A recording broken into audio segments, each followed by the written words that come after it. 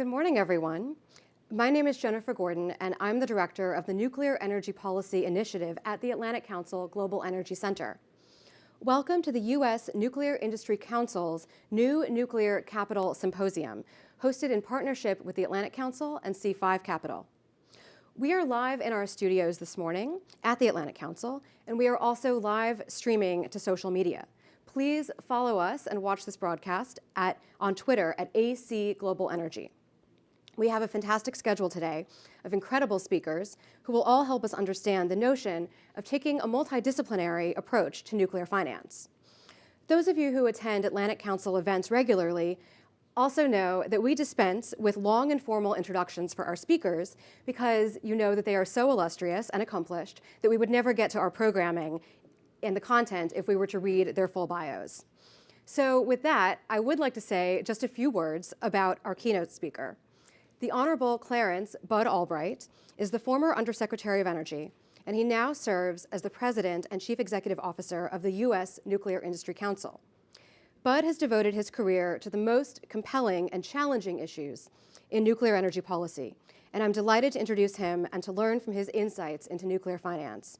So without further ado, I'm delighted to welcome Bud to the podium. Bud, the floor is yours. Thank you, Jennifer. I appreciate it very much. Excuse me. I'm billed as a keynote speaker, but in 10 minutes you really can't give much of a stem-winding keynote. But I do want to mention a few things about why we're here and why are we here.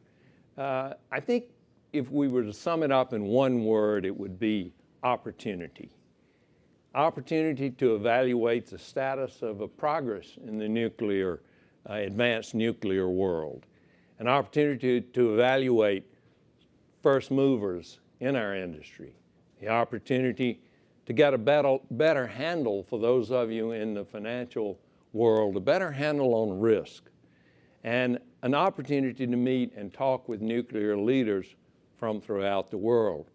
You know, we hear a lot about an energy crisis, and I suppose by a lot of definitions, we are in an energy crisis for lots and lots of reasons, and we may or may not talk about those today. But, President Kennedy gave a talk, and he referenced the Chinese symbol for crisis, and the Chinese used two strokes for the word crisis. One stroke stands for danger, and the other stroke stands for opportunity. And I think when we look at the crisis that we are in today, we see both. We see danger, and we see opportunity. I like to think that the opportunity far outweighs the danger. The short-term dangers are real, particularly if we look at Europe, and we will see what comes this winter. There's some bad actors out there we have to recognize, and those clearly are dangers. But there's opportunity as we look around our industry and throughout what we are doing to advance nuclear and to develop means of doing what no other clean energy source can do. We are zero carbon. We have reliable 24/7 power. Let me repeat that, reliable 24/7 power. We create excess heat that can be used for any number of things, creating hydrogen, district heating, and other things. We're a small footprint. If you look at any other industry with much smaller footprint, and that is no small feat in and of itself. Pun not intended.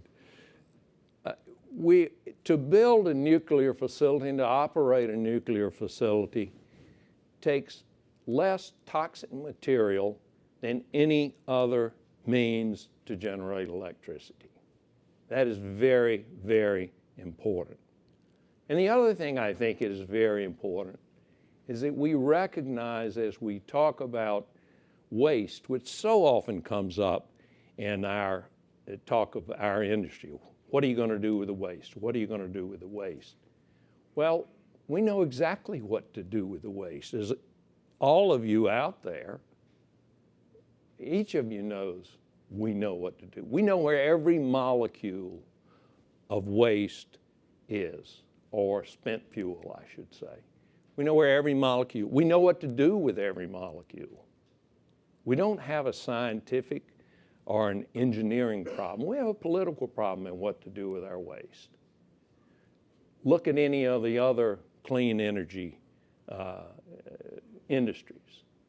Many of them don't even have a plan for what to do with the waste. So, you know, I think one of the things we shy from sometimes is talking about waste. We shouldn't. We should face it squarely, and we should recognize, again, it is a political, not an engineering or scientific problem. So, you know, what are we going to look at today? I think the underlying questions are, what is the likelihood of ultimate success for any one of the numerous technologies that are being developed? What do we know now about the economic valuation for investment purposes? What are the various technologies? Where are they in terms of development? And why and where should investment be made now? Everyone knows that there's value if you're investing or developing. There's value in being an early mover. There's value in being first. And I hope today that we're going to bring some additional clarity to where you should invest and to being the first to invest in smart, new technology. You don't want to get left behind. And I know many of you in the financial world are saying, well, but there's such huge risk. There's always risk. You know, in the business you're in, that risk is part of your business. But we can help you evaluate that risk. We can help you be comfortable and certain that a good return for investors is available and is there. I'd be remiss if I didn't do a couple of things. One, I want to thank all our sponsors, several of you. I won't name each one, but they're available on some of the boards outside, but we do thank you. We couldn't do these events without sponsors. The other thing, very briefly, one of my pet issues is all the things that we're going to talk about, whether it is financing, whatever it may be, development stages, everything depends on our acceptance and endorsement by the public. If we don't have the public with us, we will not succeed. And I would submit to each of you, whether you're in the financial or development, send people out in your community to talk about new nuclear, to explain to people what does walk away safe mean? Because if we don't have our friends, and there are many, many of them now, and more than there've ever been, particularly in young people, if we don't have our friends understanding why what we say is true, when the antis come out selling fear, which is the easiest thing in the world to sell, when they start selling fear, we will lose unless we have prepared the public and they understand the benefits of nuclear. Just very, very briefly on USNIC, we are an organization of about 92 members. We span the globe from developers, big companies, to one or two companies that have one or two people. We are focused almost exclusively on advanced nuclear, whether it is in electricity generation, space, medical. We're looking at the entire gamut of benefits to be shared in the future. I want to thank our working group put this together. It's the International and Finance Working Group, and our organization works with various working groups, and we find that's the best way to operate. But I want to thank them. If you have questions, please, don't hesitate to ask. Reach out to us, and we'd love to stay connected in the future. Jennifer, I will turn it back over to you, and thank you very much. And I want to thank Jennifer and the Atlantic Council for letting us use this wonderful space. So thank you very much. We look forward to a great day. And don't forget, bear with us because there's wine at the end of the day. Thank you. Well, Bud, thank you so much. Fantastic opening remarks and keynote remarks, of course. And now I'd like to turn to our first panel discussion, where we'll be talking about financing considerations for building new nuclear projects. So let me first begin by briefly introducing each of my panelists, and then we're going to jump into content. So first, I'd like to introduce His Excellency Mohammed Al-Hamadi, who is the Chief Executive Officer and Managing Director of the Emirates Nuclear Energy Corporation. Dr. Sama Bilbao Ilion, Director General of the World Nuclear Association. Mr. Andre Pienaar, Founder and Chief Executive Officer of C5 Capital. Mr. Rafael Kasparov, who is the Chief Executive Officer of Orlen Synthos Green Energy. And Mr. Cosmin Gita, Chief Executive Officer of Nuclear Electrica. So, Your Excellency, let's begin with you, because I'd like to start by talking about all of the different things, financial and otherwise, that you have to think about as you begin a new nuclear program. So what were some of the broad considerations, again, finances, but also, I think, looking beyond just the dollar, that went into the early thinking when you began to start the UAE's civil nuclear program? Thank you, Jennifer. Thank you for having me, first of all. And if I may start in taking you back in 2008, where we had the similar energy prices as we have today. Oil was around $130 per barrel. Energy cost was high globally. And at that time, we were thinking about what could we do to improve our energy mix, and at the same time have security of supply and also economics when it comes to the energy mix. And what's also very important is the sustainability of energy sources. So that was the kind of a genesis of what can we do to develop a portfolio of energies that will provide the UAE with a clean, reliable, and secure and sustainable source of electricity. And fast forward to today, we have installed around 70% of renewable in the region, in the Middle East. And also we are the first Arab country to have a nuclear power plants, civilian nuclear power plants operating. And that's a major achievement. So if I can look at the key pillars where we need to focus on at the beginning of a program, was, as Ambassador mentioned, was public opinion as a very important aspect of the development. And we invested a lot of time and efforts to bring the public up to speed on the nuclear development. If I can look back on the content about the civil nuclear industry in Arabic language and the internet, and there's barely a mention of civilian use of nuclear power plants to make electricity. And that's something we worked on in public engagement. Another one was the legislation policy, and the UAE issued its policy in April 2008 with the commitment to the highest standards of non-proliferation, safety, security, and that's something also transparency. And we did demonstrate that throughout the last decade of committing to our policy principles.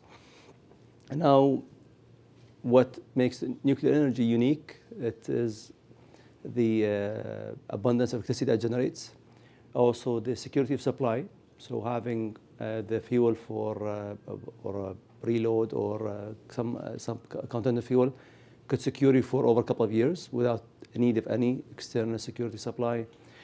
The also base load that it runs 24/7, and this is something we've been now, I would say, enjoying for the last couple of years with a clean, reliable base load electricity. And actually in winter time now, because we use half of the electricity that we need in the UAE, we're able to export gas to Europe and other countries, which is also makes it helpful for the world to have better energy security. So to balance between the peak of demand in the UAE, which is summertime, and using nuclear throughout the year as a base load, has been proven for us to be an excellent energy mix between nuclear, renewable, and also gas. Wonderful. Well, thank you so much for such insightful comments. And Sama, I would like to turn to you because I know that your organization represents a wide range of nuclear companies. And as you look at that range of programs, what are some of the key financial considerations or key points in common that you see across all of them? Well, thank you, Jennifer, and thank you to Atlantic Council for the opportunity to be here in this. I'm very well accompanied in this stage, so thank you for that. So let me just maybe, so when we look at the picture right now. So we have an incredible, massive and urgent challenge in front of us. And unfortunately, the markets and the policies that we see at a global level are not really aligned to really incentivize investment and to incentivize the massive amount of investment really that we need to ensure that all low carbon energy sources are going to be deployed at the speed and the scale needed. And of course, we focus on nuclear, but this is true for many other low carbon energy sources. So that's the thing. So first of all, we are talking about policies. Policies, in fact, there are very few countries, perhaps we have some examples here, that actually have energy policies. More countries, we are looking at climate policies, which if you think about it, climate policies are nothing more than a laundry list of wishes and desires, but not really an action plan with actual steps and deliverables and goals to get there. So we really need to translate those climate policies into energy policies that are pragmatic and actionable. So that's the first thing. And that in itself is also going to translate into markets that also are going to work right now. And I think that this is not news to any of you here. The overall energy markets that we have are very dysfunctional. They are not really well, first of all, they are very volatile, and many of us are suffering this every month when we see our energy bill. So that's the first thing. But more importantly, they really are not incentivizing long-term investment. They are not incentivizing long-term planning. So those things, they definitely need to change. And then the last thing that I would say is, there is a lot of potential money that is somewhere out there ready to invest in these low carbon infrastructure projects. But these investment decision makers, they really don't have at their fingertips the information that they need to actually make the wise choices, to actually put their money in the projects that are really going to achieve this long-term decarbonization that we all have. So, I mean, we see a lot of work that is happening, for example, with ESG, with sustainable finance, taxonomies, but all those things, or many of those approaches, they don't really they aren't technology neutral. Not often they are science-based. So it is absolutely essential that when we design those taxonomies, those ESG frameworks, they are going to actually provide the investors with factual, technology agnostic information that is going to allow them to provide their money and put their money in projects that are long-term, that are going to obviously provide them a revenue, but also going to be, successful for the economy and the different countries as a whole. Thank you so much, Sama. And that was such a great overview of the government policies that I think can make nuclear successful. And I want to turn now to some voices from the private sector. So, Andre, when you look at nuclear companies that are in their very early stages, what are some of the things that you're looking for? And what are some of the, again, financial or otherwise considerations that you see in common among them? Jennifer, thank you. It's great to be with Atlantic Council and the Nuclear Industry Council this morning, and thank you for putting together this fantastic conference. We have a renaissance in investment in the nuclear industry today, with record amounts of private capital being invested, the range of about $4 billion last year, and across the whole spectrum of innovation, from small modular nuclear companies all the way through to the promise of nuclear fusion. And investment activity that we see in the sector is not limited to private capital. We also see it in the capital markets. NuScale has gone public very successfully with a SPAC transaction and has been one of the most successful SPAC transactions on the New York Stock Exchange. We've also seen significant cross-border investment. Constellation Energy invested in the Rolls-Royce SMR consortium in the UK, and Cameco recently announced the acquisition of Westinghouse. So we're seeing record amounts of capital being invested in the sector, and I think this is really driven by the need for energy independence. The geopolitical events, Russia's invasion of the Ukraine, the extent to which Russia has been weaponizing energy, has really brought home to all of us the importance of energy independence, which have added to the urgency around investment in this sector over and above the key challenge of energy transition. And so there's a very broad range of investment opportunities to investors in the sector today, and we think this will only grow, particularly as the 2 points which Mohammed and other speakers have outlined. More information becomes available about the sector. There becomes more clarity about regulation, and I think that will really help to drive investment for the future. Andre, thank you so much. And I want to stay for just one more moment with the private sector and turn to you, Rafael, because you are working with a number of private sector companies, I believe GE Hitachi Nuclear Energy and BWXT Canada, to build an SMR in Poland. So what is your experience, if you can give us briefly, in raising private capital for this project? Thank you for the invitation. I think we are a good example of this private capital role in new renaissance of nuclear. So since the beginning we established, we are a part of the largest private industrial group in Poland.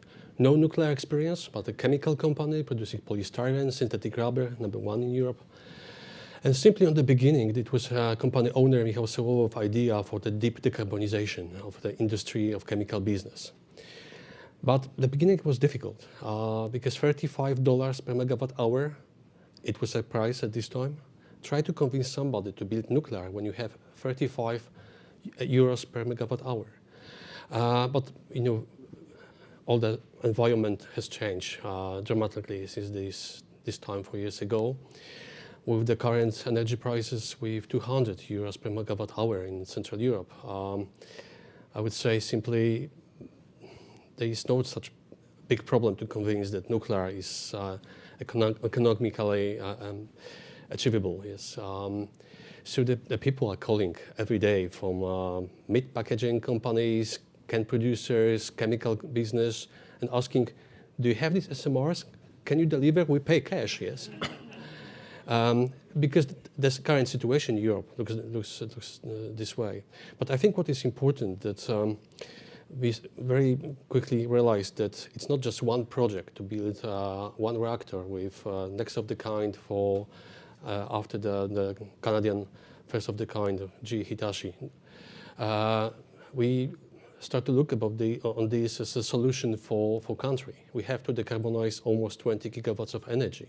We're going to decommission 200 coal-fired boilers during the next decade. And we have to replace this with something. So we found nuclear SMRs as a best way and merged with the PKN Orlen, which is the largest Central European utility. We've turned over about $90 billion. So I think it was our path to the situation when we are right now with our plan to build a fleet of BWR300 in Poland and do retrofitting of coal-fired plants for deep decarbonization. That's great. Thank you. Thank you so much. And Cosmin, I want to turn to you because from my perspective, at least, it seems like you're taking an all-of-the-above approach to all of the nuclear above for Romania. And you are expanding and modernizing Romania's existing program, so refurbishing Unit 1 of the Cernavodă nuclear power plant and working also to build Units 3 and 4. And you're also working now with NuScale to build a first-of-a-kind SMR. So as you look at this, kind of, again, across the board, what are some of your main financial considerations? Well, first of all, Romania is firmly and has always been firmly committed to its nuclear program. We've always had a very large popular support.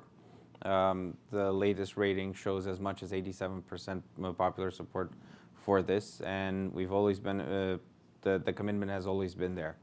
Additionally to this, even during communist times, we were the only country that in the region that deployed North American technology and worked with North American financial institutions. So this is just a continuation, and we're scaling up to tackle the decarbonization challenge that the country has assumed under the National Resiliency Plan to take all coal facilities out by 2032, which creates a gap of 4.59 gigawatts electric. We're doing as much as we can to deploy as much as possible by that time. I think in this sense, the number one issue that we are having and that we're keeping in the back of the mind is how do we offer a good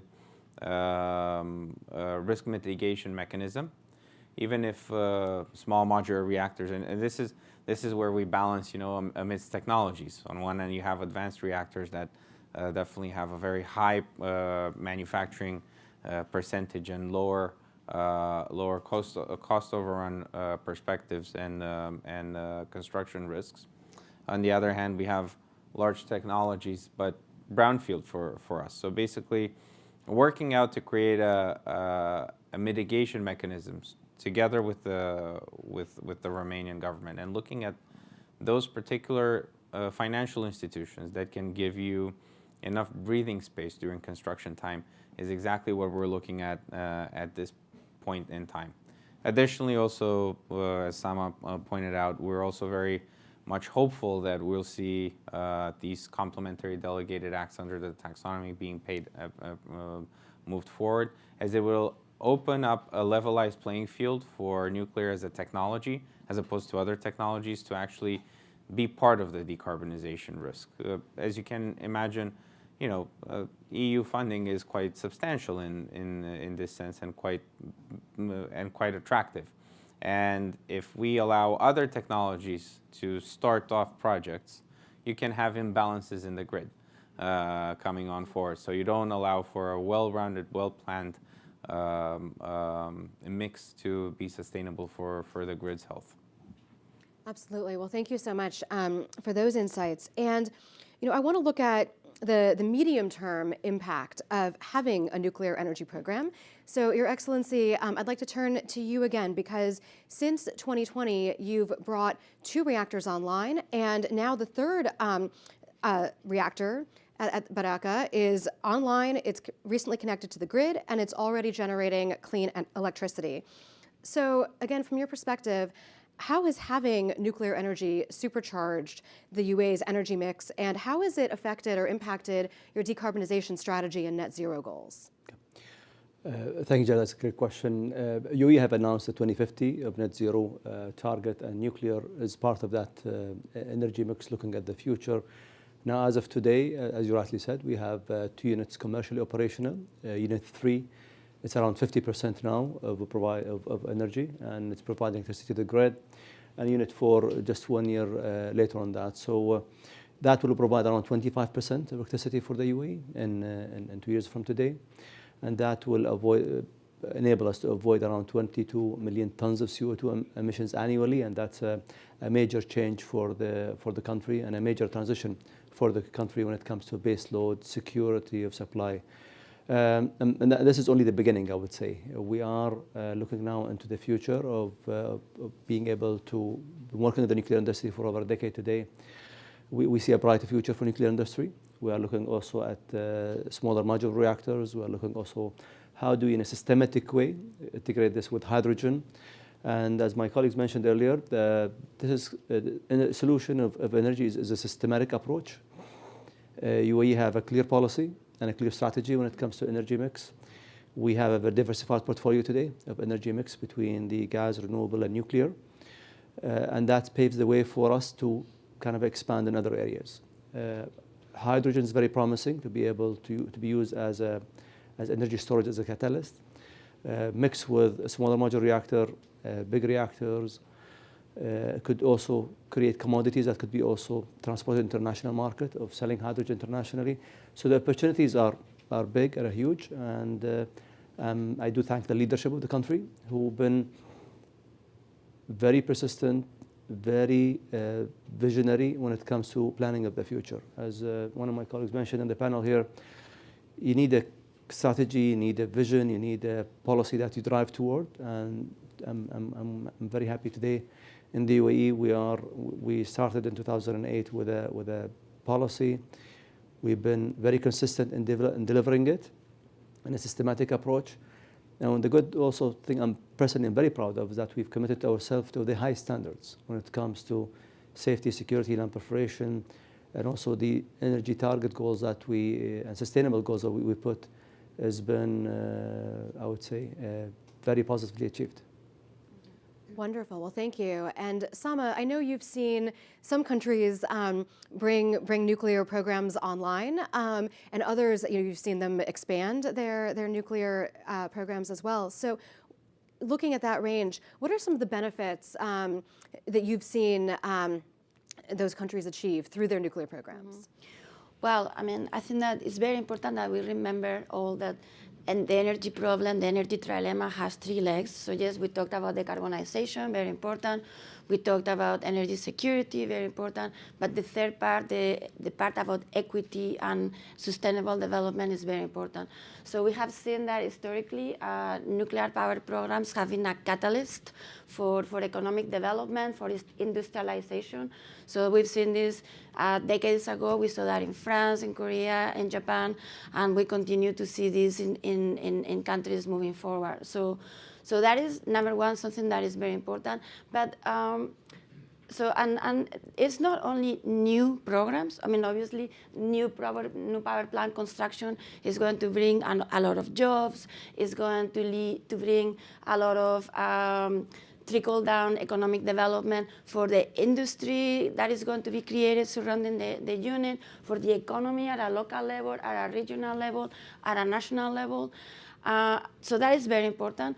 I also want to remind, I mean, and some of you know this very well, it's not just the new projects, but it is very important to extend the life of the existing nuclear power plants as long as it's feasible. And that in itself is also a very enormous source of economic development and jobs and socioeconomic benefits. But then I will go a step further. And let me just say, last week, I was in Cape Town at the 2022 Africa Energy Conference, and I thought it was very interesting that their motto, or their big theme that they had, is one that perhaps we in more North America or Europe, or basically Western countries, we don't really look at so clearly. Their motto was end energy poverty by 2030. Which is quite different than our goals, which is decarbonize by 2050. So they have different priorities. And when nuclear energy brings them abundant, affordable, 24/7 clean energy, it's much more than being able to. I mean, yes, some people will have a job, but it is people that have access to electricity all day long. Is health, is education, is fresh food, fresh water, access to jobs, whether it is working in the nuclear industry or elsewhere. So it's an amount of growth that we don't really see with small amounts of intermittent sources of energy. Sama, thank you so much. And Andre, if I may be so bold, I would venture to guess that although you, of course, work in the energy policy space, I think you are very much motivated by your keen interest in geopolitics. So when you look at nuclear energy and geopolitics, how do you see them both intersect? I want to connect with what Sama said about the potential for nuclear innovation to lift people out of poverty. I think US leadership in the nuclear sector can play a critical role in applying nuclear energy to help lift people out of poverty. We still have 1 billion people who don't have access to energy, and an even larger percentage of people who don't have access to clean energy for cooking purposes. And so there's a tremendous challenge. And so the potential of both small modular nuclear reactors and nuclear fusion to help lift people out of poverty and to really help drive development across the globe is enormous. And so initiatives like the State Department's Nuclear Future Package, which is focused on helping developing countries get ready for nuclear innovation and prepare their economies for nuclear innovation and access nuclear innovation, I can see playing a really transformative role. It's almost like we are back at the beginning when President Eisenhower announced the Atoms for Peace program. With the scale and extent of the nuclear innovation that's happening now, one can again begin to really be imaginative and think out of the box about how one can apply nuclear energy to help end poverty. And I think that has a huge geopolitical ripple effect and implications, because it's not only about energy transition and energy security, but it's really about the West taking our know-how and our knowledge and applying it for the benefit of others. And at the moment, there's a very aggressive state-sponsored sales program in places like Africa, being led by the People's Republic of China and by Russia, trying to sell Generation 3 nuclear reactor to developing countries at tremendous capital cost. In the case of South Africa, where Selma was recently, Russia tried to market a Generation 3 nuclear reactor for $80 billion to that country, with enormous corruption associated with it. And I think bringing nuclear innovation to bear on meeting development needs just puts us past those kinds of initiatives and create new opportunities. Absolutely. And I want to talk about the role, too, of nuclear energy in developing, in our own respective countries, because in the United States, we talk a lot about the role of nuclear energy in the just transition. And we look at areas of the United States that are, perhaps economically underdeveloped, and that have traditionally relied on fossil fuels. So I think there's a parallel between those regions in the United States and a region like Silesia, for example, in Poland. And so when you think about the just transition and the potential for nuclear energy in Poland, what are your immediate goals in bringing in an SMR program? So as Samar said about nuclear, that can be extended. You can't extend coal forever. Average coal-fired boiler in Poland is 48 years old. My age. I feel young, but you cannot say this about the coal. How long you can extend them? 10 years more? No. Technically, it's not feasible. So there must be replacement on massive scale. A year ago, half a year ago even, before the war in Ukraine, the answer was easy. Oh, we'll just build natural gas plants everywhere.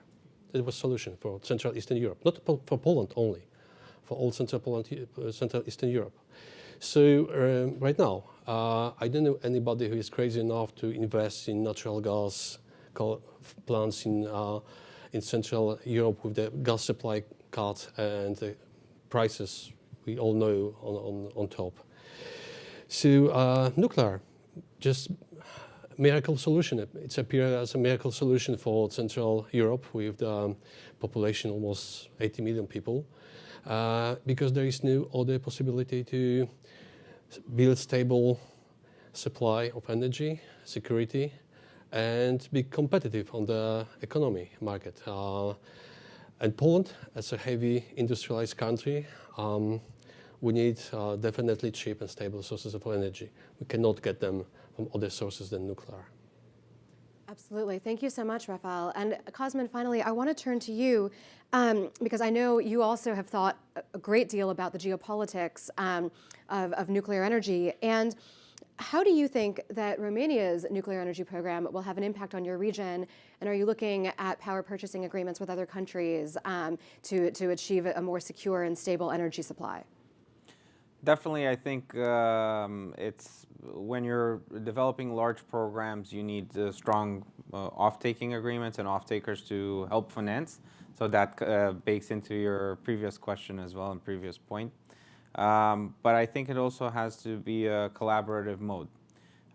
If you look at the ways in which we actually get our environmental permits in this part of the world, it actually involves a very large multi-state consultation effort. So from a geopolitical perspective, I think that the more electricity that we'll have will be better suited leveraging our 26 years of experience and high capacity factors that we've proven over time in partnership with the North American industry and with INPO and the One Atlanta Center.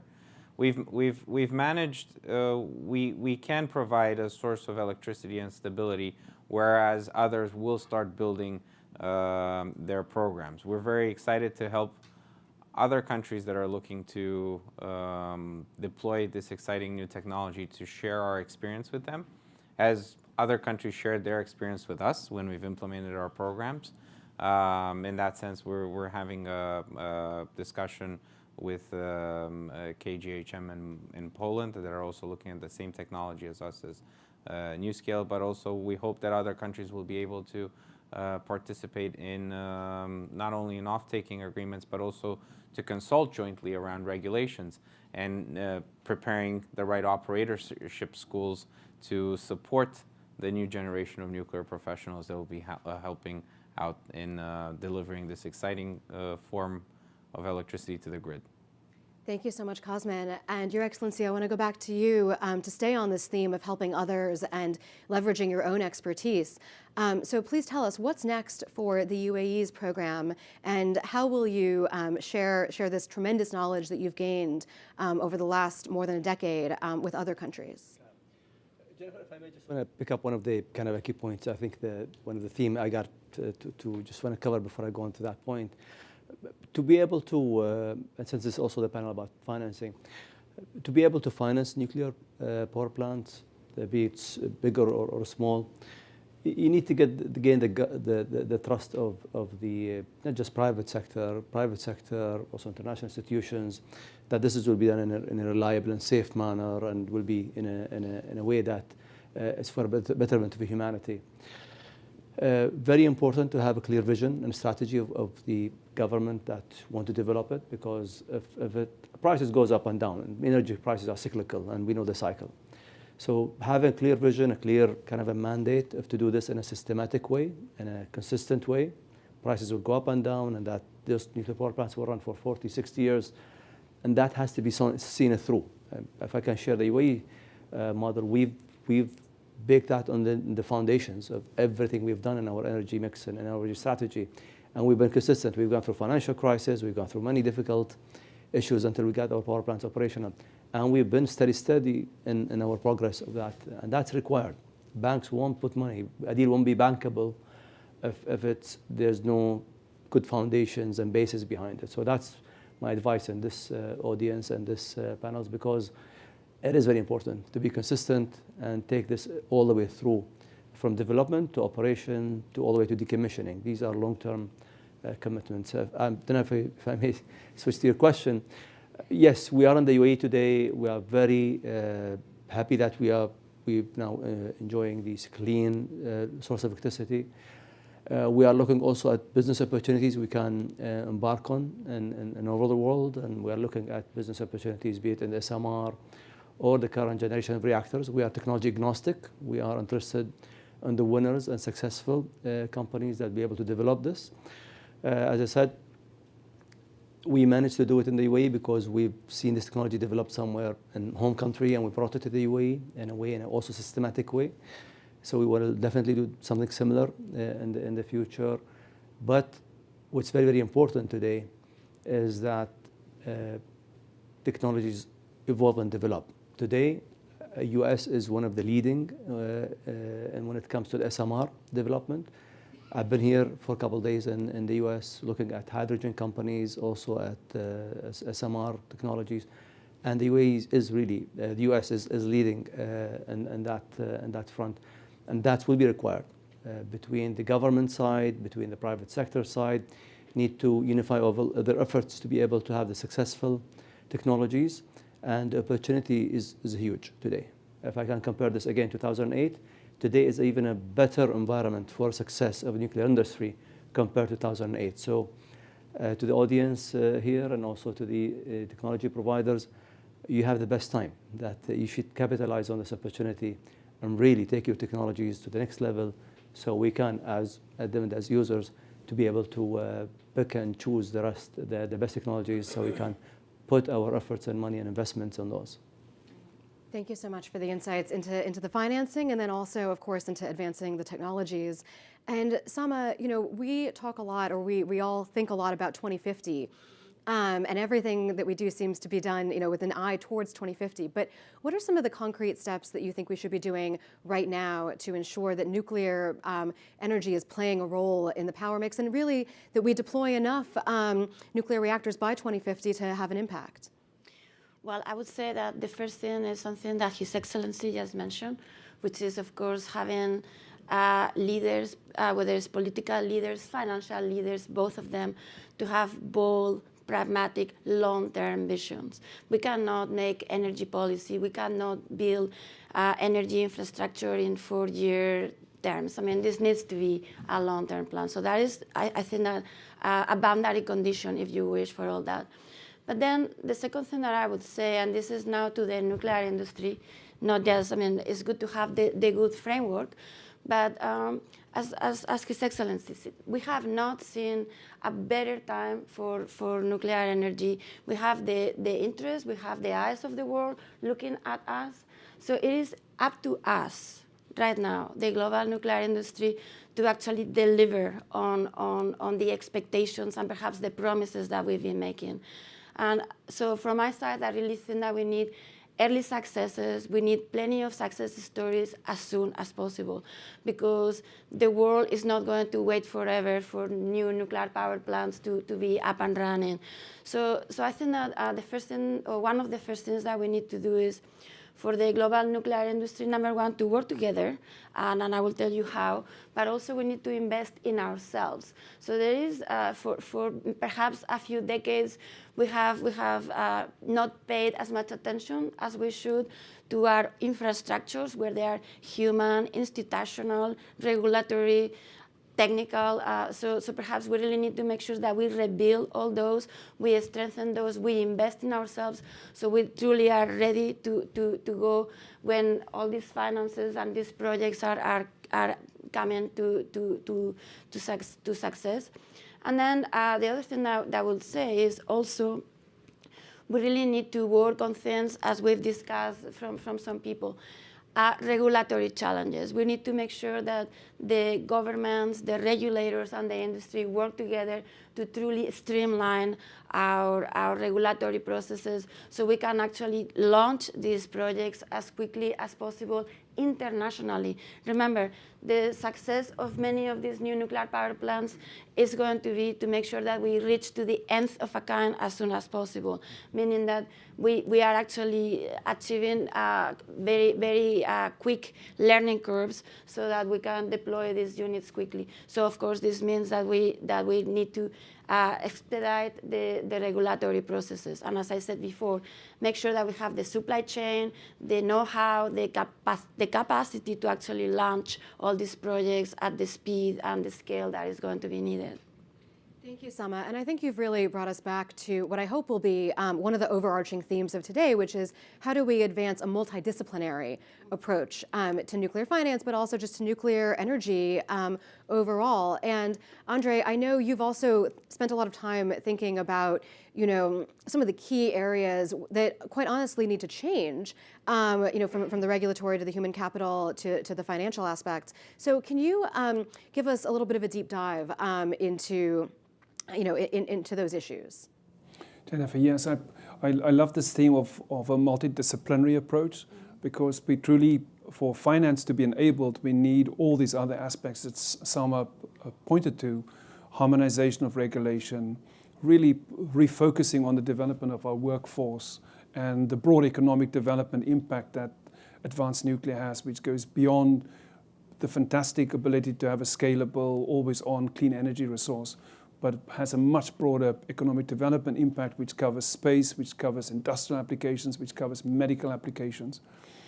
And then the supply chain. We really have to rebuild and strengthen our supply chain. If we want to get to energy independence, we have to reinvest in building our supply chain so that we have a secure, reliable, dependable supply chain, which opens up huge new investment opportunities for the future. And then communication. I think His Excellency and Sama both in their opening remarks emphasized the importance of educating people, sharing information about the scale and the extent of nuclear innovation and all the transformative changes that have happened to make nuclear energy safe and reliable and scalable.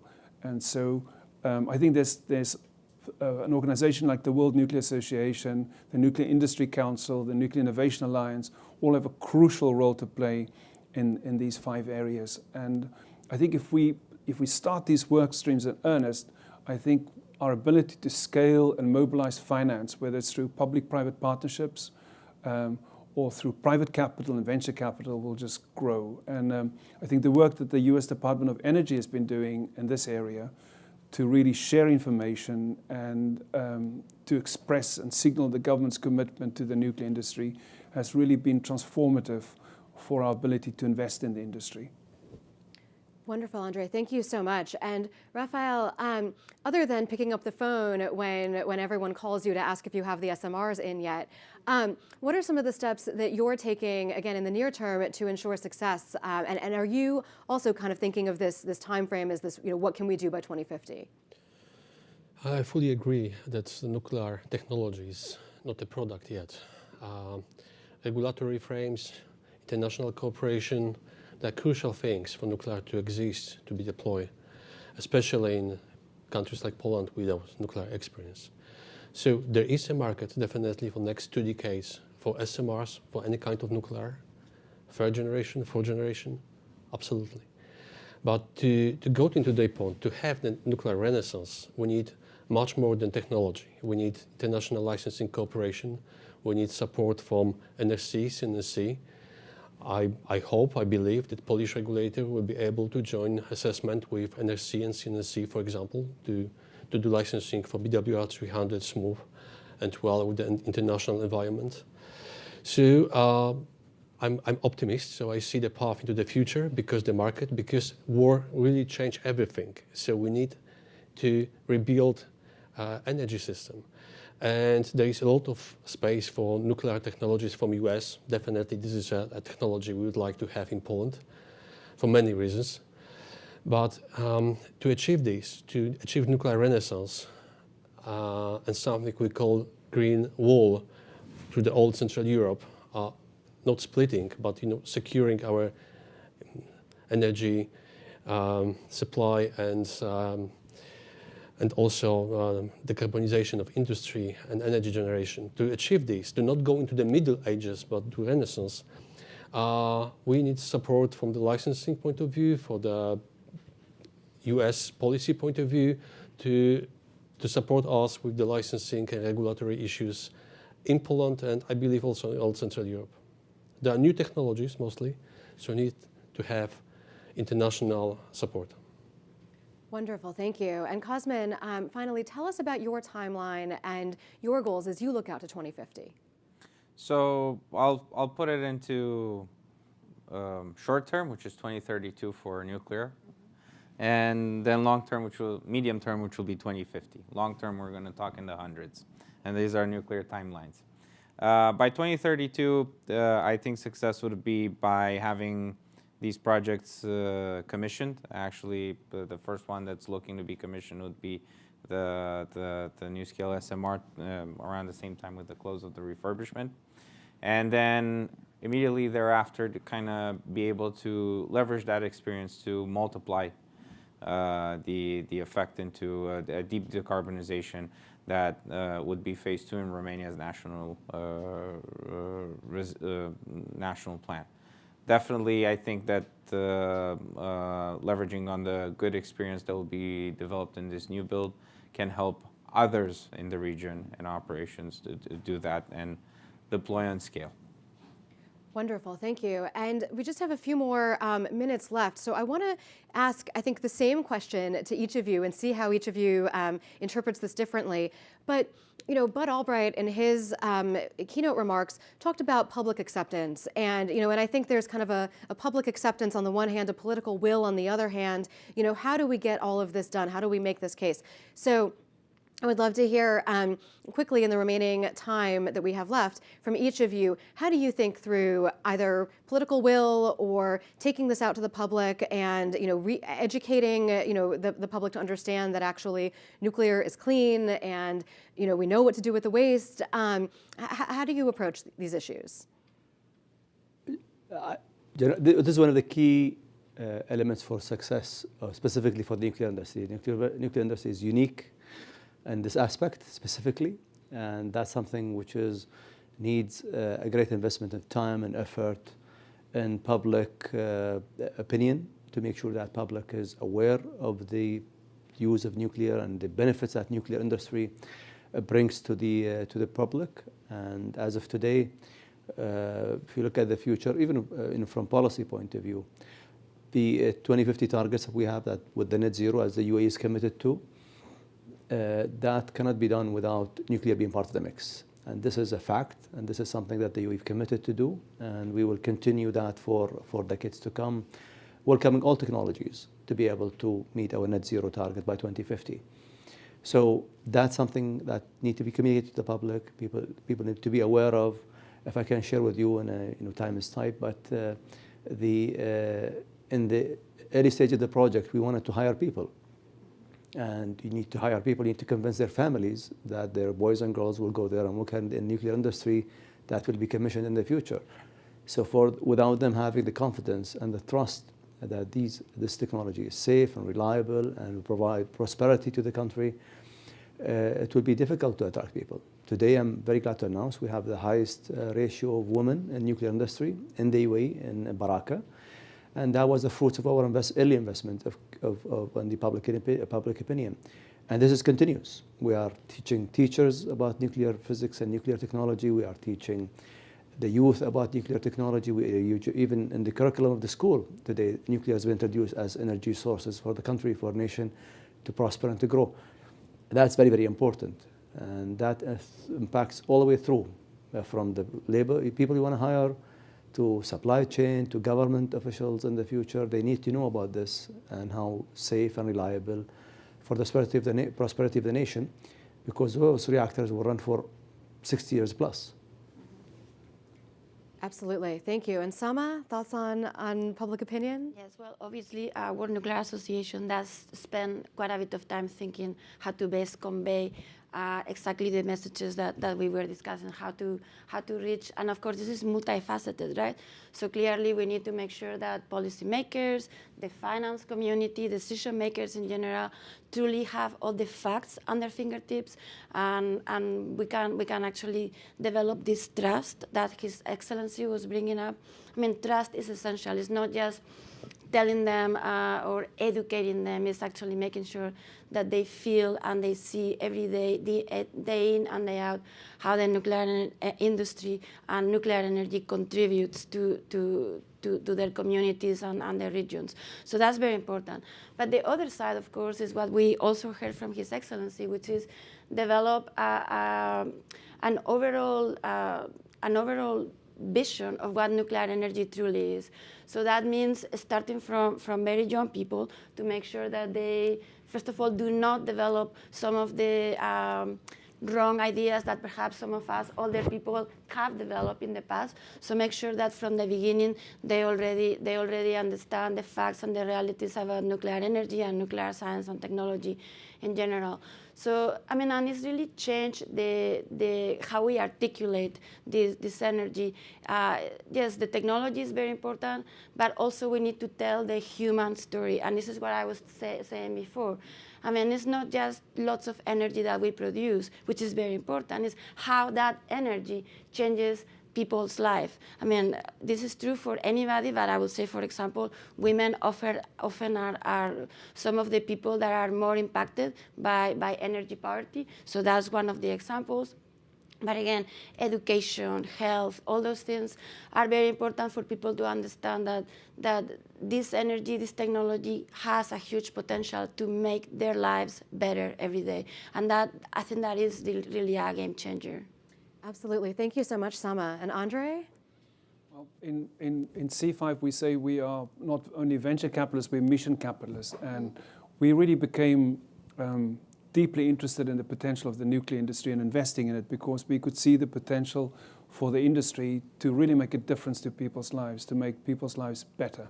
And I agree with Sama and His Excellency, the best way to communicate the potential of the industry is to demonstrate the results, to demonstrate cost-effective energy, to demonstrate safe energy, to demonstrate energy independence through the tangible results which we bring to the market.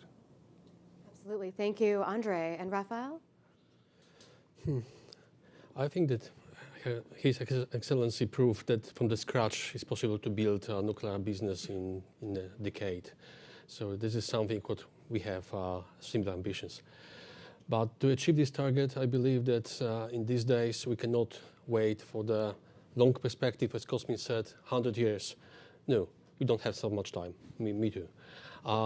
We need to achieve something in the decade, this decade, to show people that the real progress is possible, that nuclear is solution, the real solution, that they need to, that the fear can be solved with the nuclear. So I think that it's again when capital can save the world with the nuclear.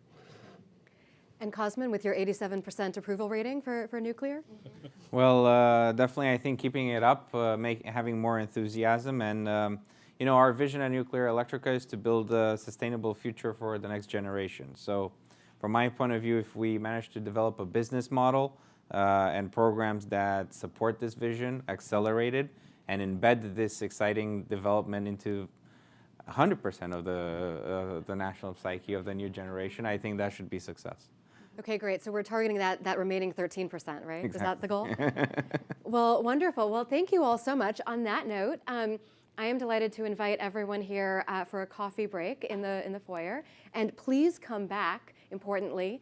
Don't forget to come back at 10:45 because we will be hearing from a number of the reactor companies and reactor designers, and I know that will also be a great discussion. So thank you all to this morning's speakers.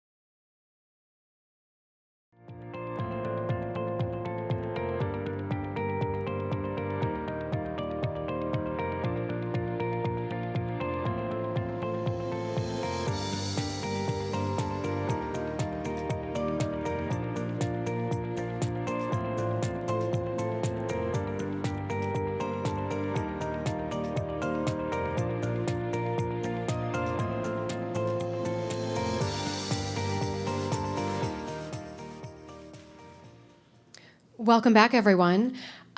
We are here live at the Atlantic Council studios for the U.S. Nuclear Industry Industry Council's new Nuclear Capital Conference, hosted in partnership with the Atlantic Council and C5 Capital. And we heard earlier this morning from some of the builders of brand new nuclear projects and nuclear programs. And I think that we have a fantastic lineup to finish out the morning here. We're going to be hearing from a number of the vendors, exporters, designers of new nuclear reactors. So without any further ado, I am delighted to turn the microphone over to Mr. William Fork, who is a partner at Pillsbury Winthrop Shaw Pittman. And Will, welcome to this fireside chat. And Will, the floor is yours. Okay, thanks very much, Jennifer. We're very pleased to be here after a great earlier round talking about some of the fundamentals related to new nuclear, and talk in this fireside chat a little bit about finance and how financing works and what the advantages of access to capital markets are. We're joined this morning by Chris Sorrells. He is the Chief Executive Officer of Spring Valley Acquisition Corporation, also a board member of NuScale. Started as a board member recently this year after the combination of the two corporations. He's been an investor, operator, and advisor and board member in the sustainability industry for 25 years. We're also joined this morning by Mr. John Hopkins, who is the president and CEO of NuScale Corporation. He's been a member of the board since 2012. He started his career as a person at Fluor, and then eventually an executive at Fluor from 1999 to 2012. Maybe we can start this morning by talking a little bit about NuScale and SMRs. John. Certainly, thank you, Will. It's as His Excellency Mohammed Al-Mahdi said this morning, it's an interesting time to be in this business right now. I came on board, as you said, 12 years ago. My previous career was predominantly engineering, construction, building plants all around the world, non-nuclear, and in fact, not power. But where NuScale is currently, things are progressing very well. We were able to get through the rigor of the Nuclear Regulatory Commission 2 years ago. It was a 42 months process. It was extremely rigorous, and there was a little bit of confusion. Our design was submitted in 2016 for a 12-pack 50 megawatt unit. Having spent a lot of time and money and effort, we quickly realized that same configuration, that same machine could actually produce 77 megawatts. So we're currently in the process of submitting our design approval application to go up to 77 megawatts. And it's opened the aperture for us significantly because we can offer customers now four modules, 6, 12. The market is here in the U.S. I was just at a very rural coal community last week. It's a town of about 2,000 people, 400 people working in an existing coal facility. Nearest town, closest to them, is over a 2-hour drive. And Bud alluded to earlier about talking about waste. And when you talk to coal communities generally that have been working in a power facility their entire life, waste and safety, you're generally over that conversation about 10 minutes. For them, it's about jobs, high-paying jobs. We had labor there, the unions were represented, we had the town there, we had kids there, 3.5 hours. So where we are, we went through the Special Purpose Acquisition Corporation process with Mr. Sorrells and his company, and we debated whether or not we wanted to do that. It's like, at that time, as the volatility within the SPAC community, we thought maybe we wanted to go down a traditional IPO path, but I'm glad we did. I mean, timing as it was, and we'll get into this, the redemptions are about 37%, which is extremely low at that time. With the market right now, Eastern Europe, no longer is it about first of a kind. Czech Republic just visited us here recently. How soon can you get them in the ground? Is really what the comment is. It was all about climate disruption, still is, but now there's so much emphasis on energy security.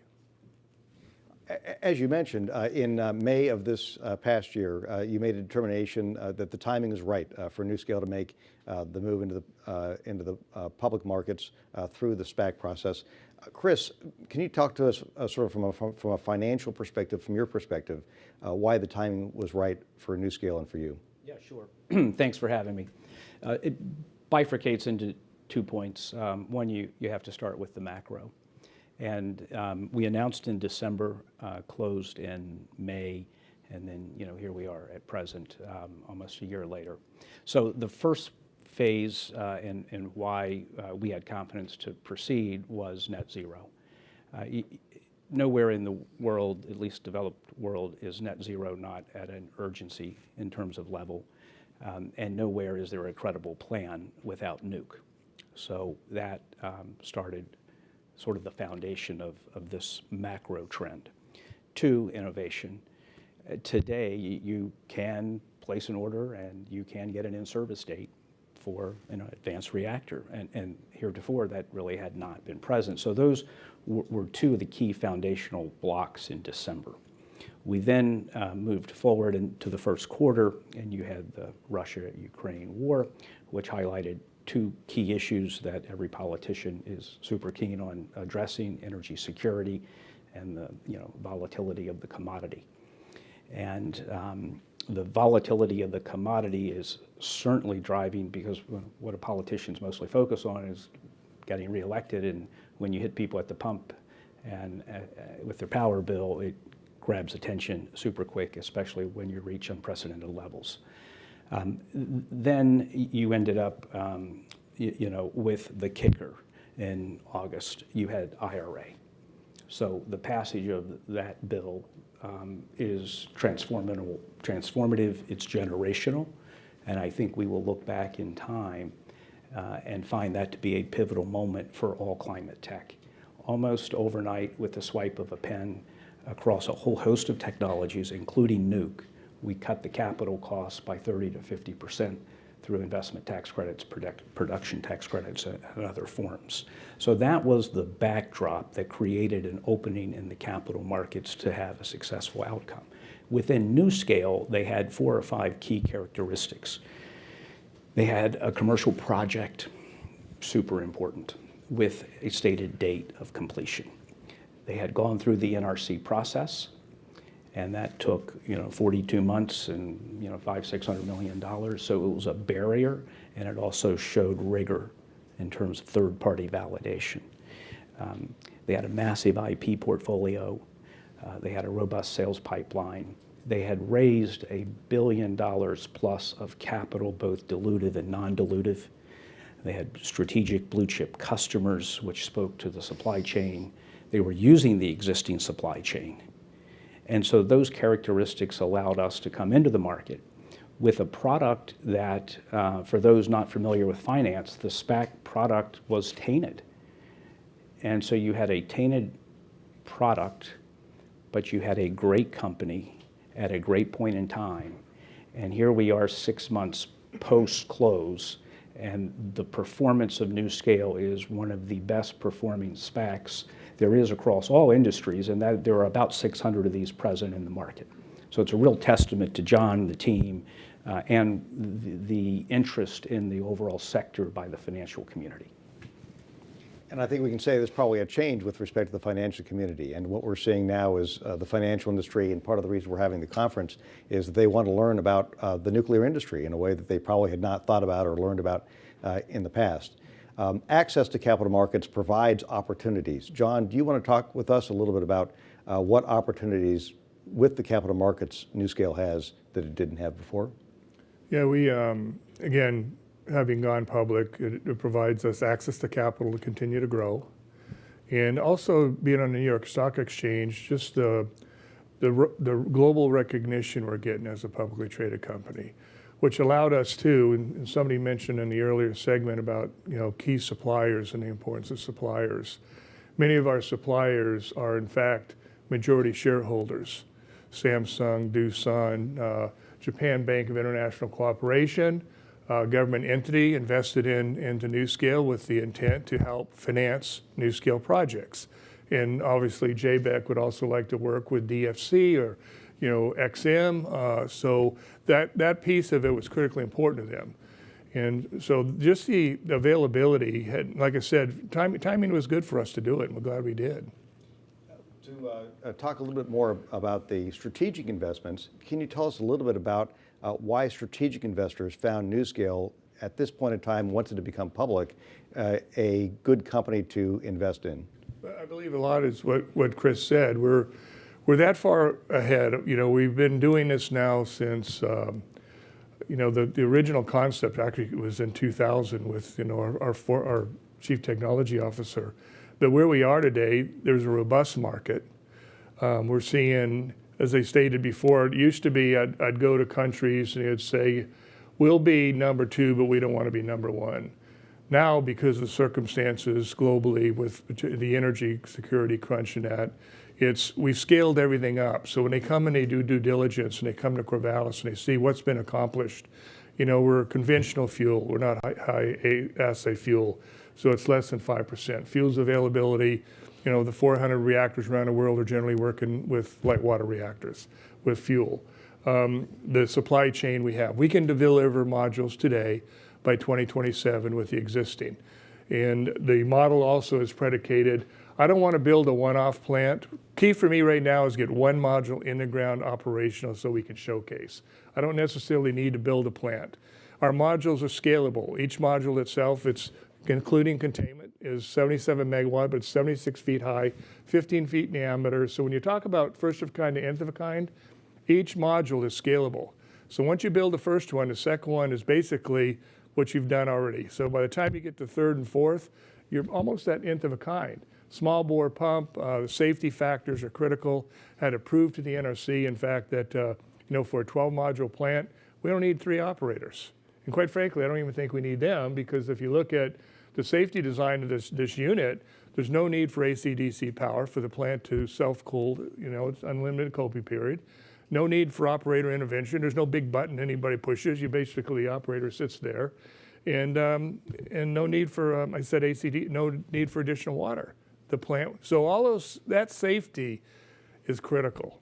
And we're working in Japan right now with the government. And the Japanese, they had like 53, 55 reactors that post-Fukushima. We've been working with the Ministry of Economic Trade and Industry now for 4 years. A lot of what we're doing is to help be able to go to the Japanese population and show, proof of concept and how safe these small modular reactors actually are. And in your conversations with the coal miners and the local communities here in the United States and internationally, what's the feedback that you get in those discussions? As I mentioned, I was at a rural community last Thursday, and the whole town was there. It's a town of about 2,000 people. We're in the high school. The coal facility that is getting ready to get powered down is over 400 high-paying jobs. It's the local unions were there represented, and the feedback, like I stated, was these people don't want to move. They love being there. Their families worked in that facility for generations. And so they're looking for jobs. And we don't apply to all coal facilities, but the ones that we can, if you can in fact use a lot of the existing infrastructure, it's critically important. We just announced last week, our emergency planning zone reduction to site boundary.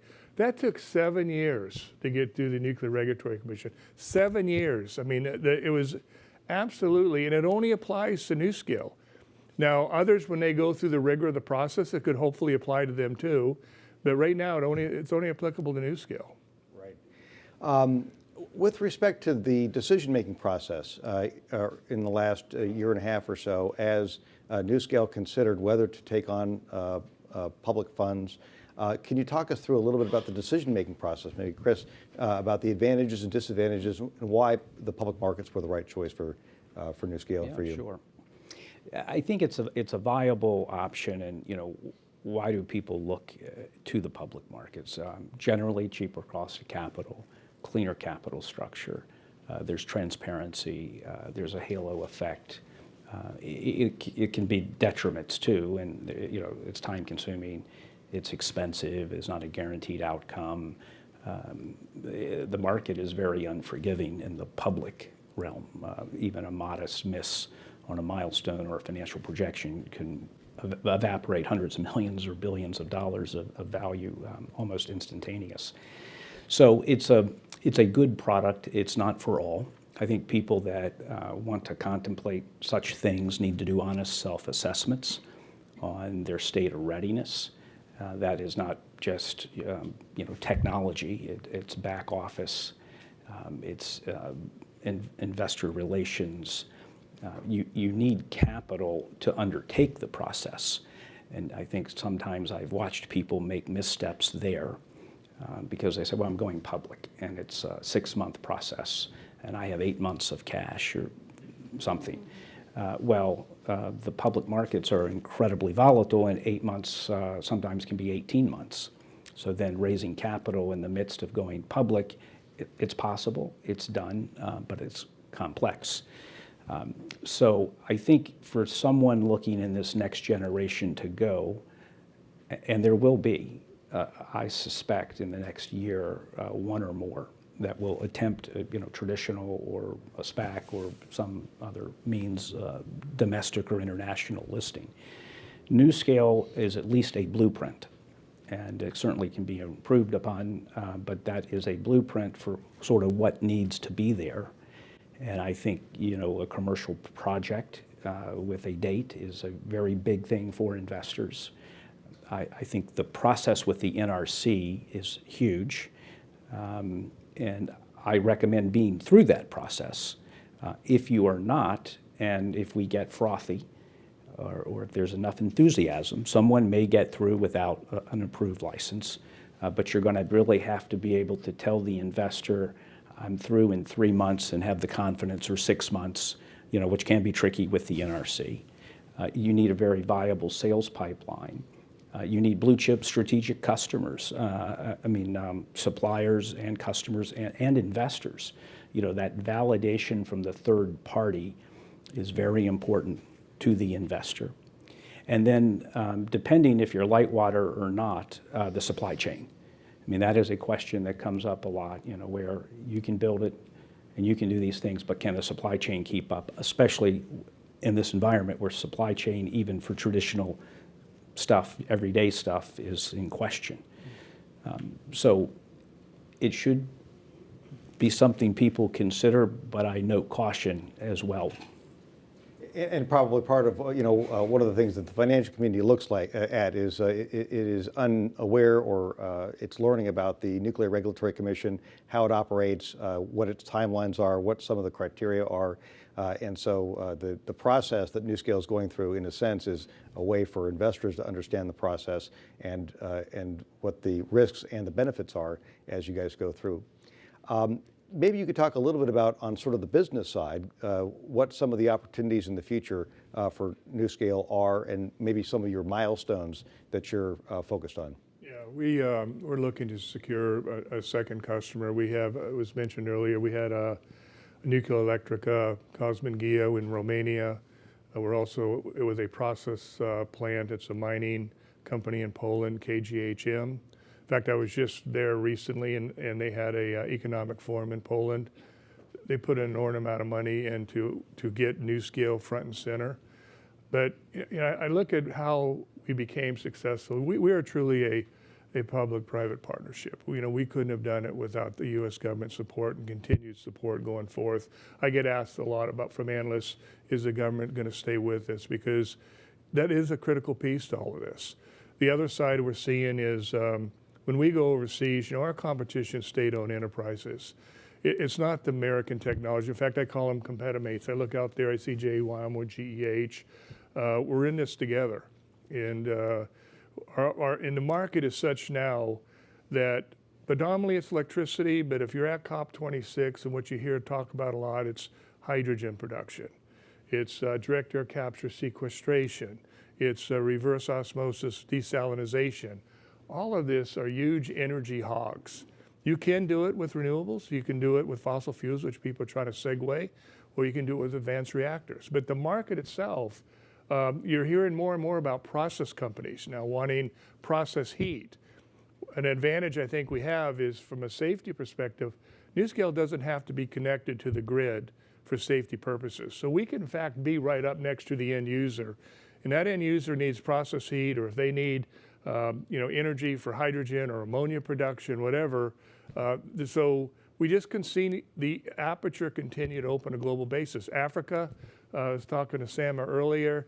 I mean, think about the lack of refrigeration where produce is spoiling in the fields. Water is a global issue everywhere. You go to Cape Town, South Africa, a city of almost 4 million people, they have no water.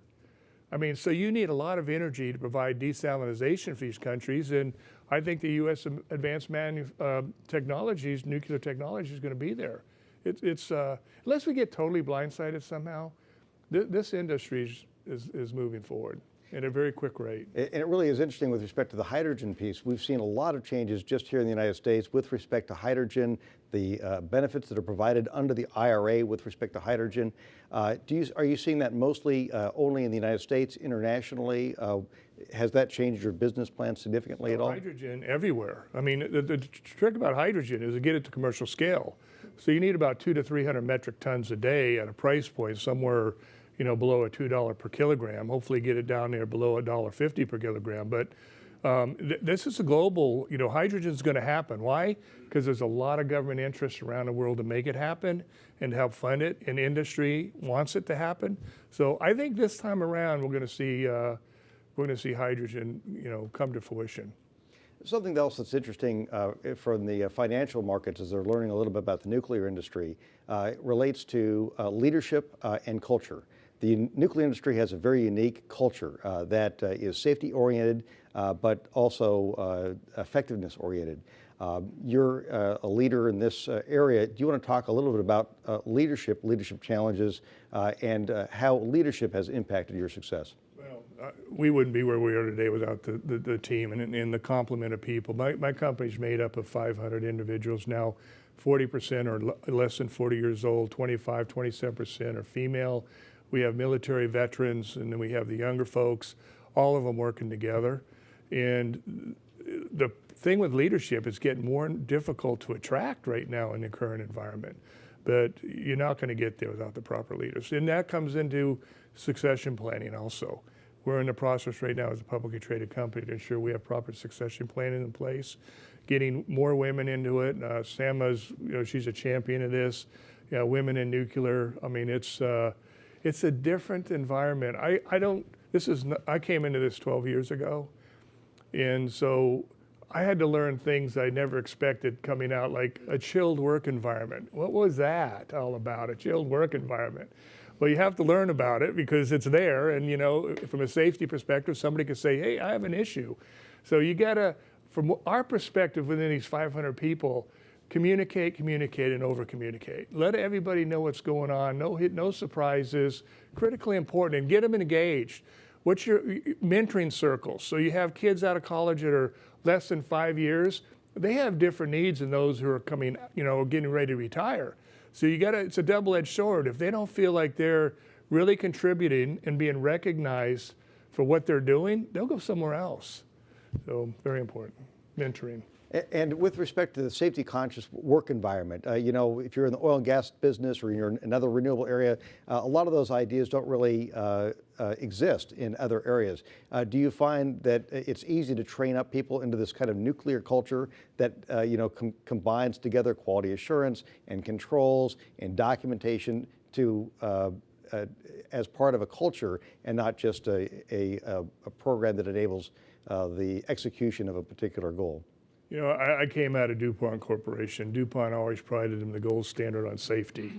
But coming into this industry, so that's when you have that mix of Navy nuclear operators, these people are driven by safety. So they help educate the kids. So there's that whole process going on. But it's, if you don't have that rigor, and it goes back to what I said about the NRC. We talked about harmonization earlier. A lot of countries now are expediting the process, and NRC is assisting in Romania and Poland and other locations by having dialogue so everybody didn't have to reinvent the wheel. It's safety. I mean, if you can't prove how safe you are, and somebody said earlier, education of the general public.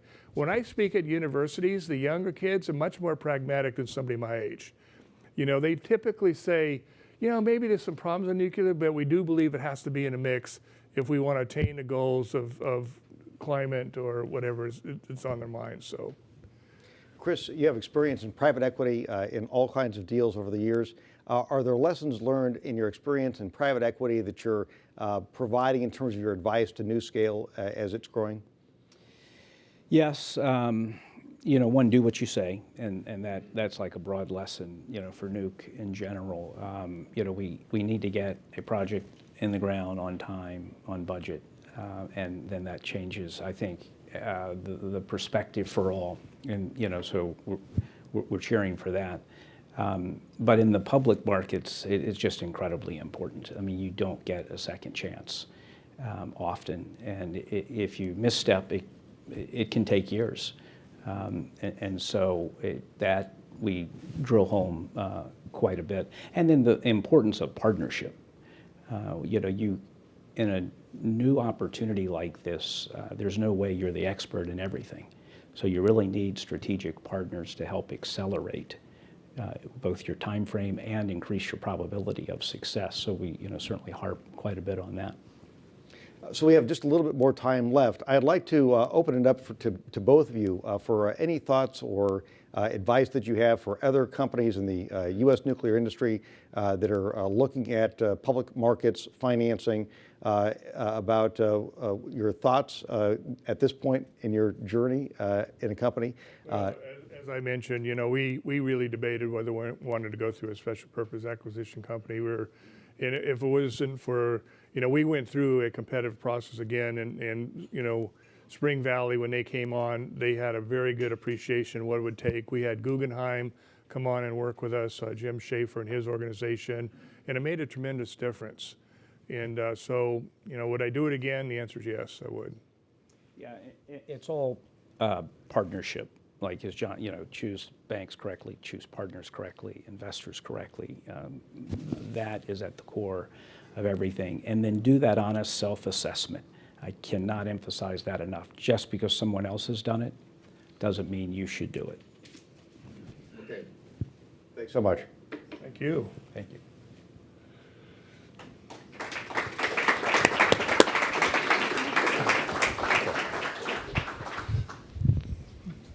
Thank you so much. That was a fantastic fireside chat.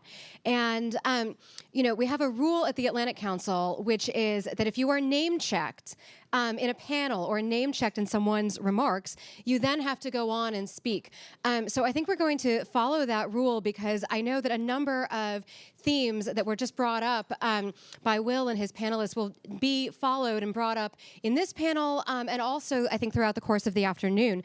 So a few of the key issues I think that we're going to keep hearing about, and some of the threads that will continue throughout the day, are one, this notion of public-private partnerships and how we compete against state-owned enterprises, especially from Russia and China. And I think, something that John Hopkins mentioned was, of course, the urgency, the need right now for nuclear energy. And then Chris Sorrells mentioned nuclear readiness. And that, of course, is another issue. And I think we have to, have kind of a meeting of the minds and know when can we pair that urgency with the readiness. So with that, I am very delighted to welcome our next panel to the stage, and which is on financing considerations for exporting new nuclear projects. And I will introduce the panel's moderator, who is Caleb Ward, the Chief Operating Officer of the U.S. Nuclear Industry Council. And Caleb, I'm going to turn it over to you. So thank you. Well, I thank you very much, Jennifer. And thank you, everyone, for joining us today. We have an excellent panel, so I'm very excited about this. First, we have Marcia Berkey, who is the Executive Vice President and Chief Financial Officer for TerraPower, followed by Carl Kress, who is the Regional Director for the Middle East, North Africa, Europe, Eurasia, and East Asia for the U.S. TDA. I'm not sure there's many other markets out there that aren't covered by you. Of course, we have the Honorable Dan Poneman. He is the President and Chief Executive Officer for Centrus Energy. And then also Rick Springman, who is the Senior Vice President of International Projects for Holtec SMR. So very glad that you guys are all here. Thank you very much. If I could start off with you, Carl, just to kind of give us an overview of the hot markets that you're hearing out there right now for potential nuclear, advanced nuclear reactors in the world? Sure.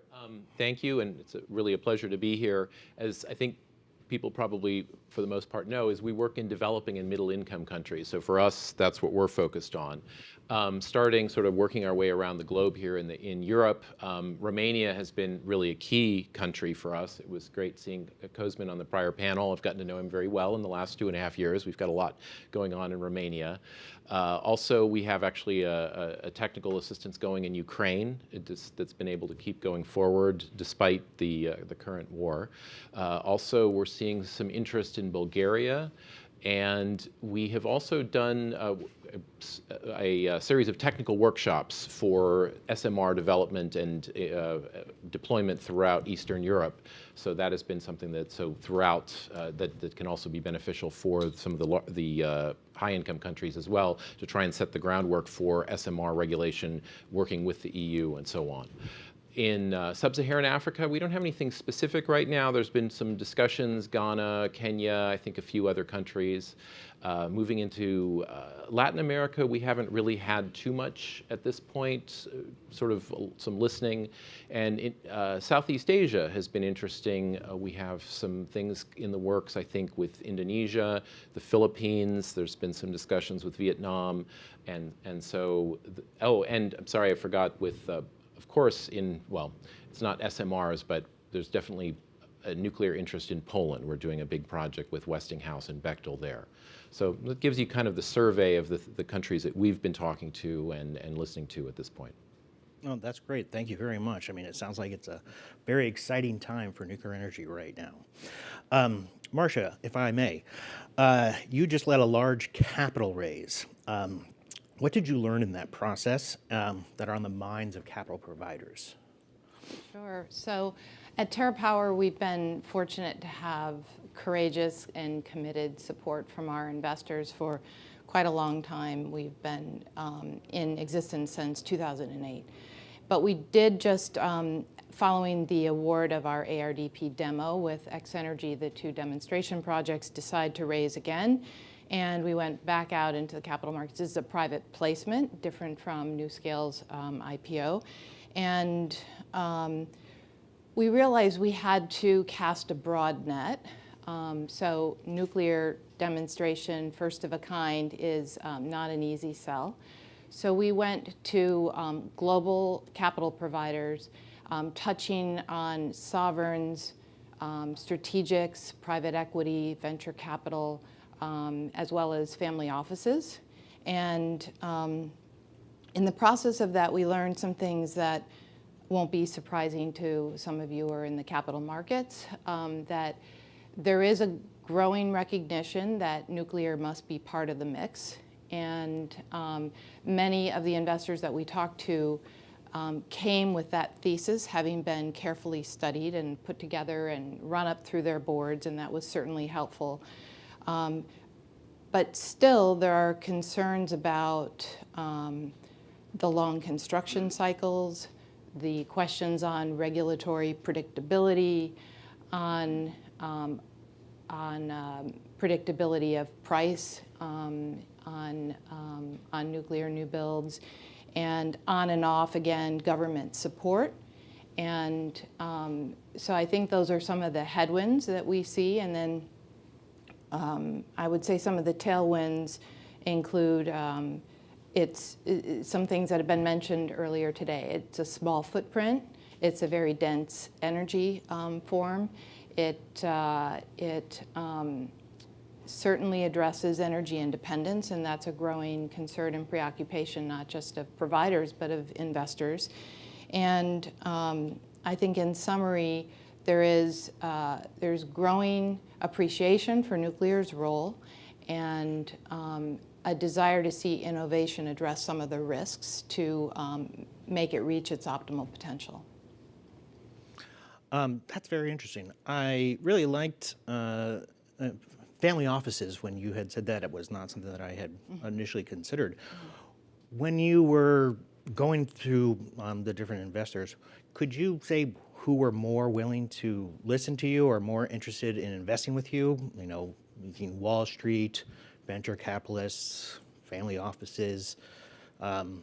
Would you be able to kind of rank that or tell the audience what you learned from that? Sure, sure. Who's more willing to listen? Yeah, so I would say we were doing a very large raise. So we raised over $750 million. We're just closing our final tranche of it, and we'll be announcing the total amount in about a week. And I would say that strategics were very interested because they could see the potential to bring into their operations a carbon-free source that helps them meet their own goals, and also participate in the supply chain and help us to accomplish our goals. I would say private equity was very interested, and family offices. So those were the top three for us. Gotcha. You also mentioned first-of-the-kind projects are difficult. Rick, I'd like to talk to you about this, since Holtec has actually done projects all over the world. I know that first-of-the-kind projects are oftentimes risky and very difficult to do. Could you shed some light to us on that and the challenges and things that you've learned so far about doing that? Yeah, thank you. So, Holtec has existing business in the nuclear sector in different areas, heat exchangers, spent fuel storage, at over 140 plants worldwide in over 15 countries. So, the first-of-kind projects, the typical approach is we have, reference technology that we developed in the U.S., and we have interested clients who have a need for those technologies abroad. And we have to, start from the U.S. basis and then take them through the regulatory regimes of the foreign countries to deliver the projects. Which, there's first of kind of a specific technology class, and then there's first of kind in a specific country, subject to those regulatory requirements, which are often different than the U.S. requirements, and also the codes and standards. Because the regulatory requirements are typically at a higher level, in our experience, we found that they're actually easier to address the higher level regulatory requirements than it is the design codes and standards, which requires a lot of work. It may not seem that hard, but down to requalifying your welders, having a different welding program set up in your factory, it's really a big push to do that. And I think there's a lot of talk in the industry about the harmonization of the regulations and also codes and standards task force. I think there's one at WNA and a lot of other different organizations looking at this. And I think when we talk about project financing for SMRs, fortunately for our traditional business, we haven't required a lot of financing because it's financed off the operating budgets of the operating plants. They're generally smaller projects. We have a couple projects in Ukraine that we had some outside political risk insurance from the former OPEC, but largely it's been off the balance sheets of the utilities. So when we're looking at SMRs, one of the challenges is the technology risk that the banks are all looking at. They don't want to be the first of kind. And this is why I think the harmonization is a key. It needs to be connected to the financing.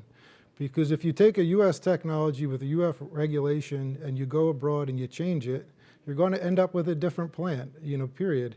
If you apply different codes and standards, you're going to end up with a different plant. And I think when we're looking at, financing and the risk appetite of the different, even our own export credit agencies or USTDA, I think Carl could talk more about how they view first of kind, but it's definitely a key barrier to getting U.S. government support or even the support from foreign partners who have their own export credit agencies. It's a barrier, and the more we can do to keep the same reference plant as we move abroad, harmonize the regulations, accept the codes from the home site, I think the more easy it'll be to accelerate the financing of those projects. That's a very good point. I mean, it is a very challenging thing to be able to get all the regulators around the world to cooperate on this, which is something we haven't been able to do quite yet. Is that something you think is possible? I mean, is there a path forward to bring a one standard of regulations and codes for all reactors? This is just kind of a broad question to the group. I know this has been a big issue for many people, so. I'll just take a stab. I think it's challenging.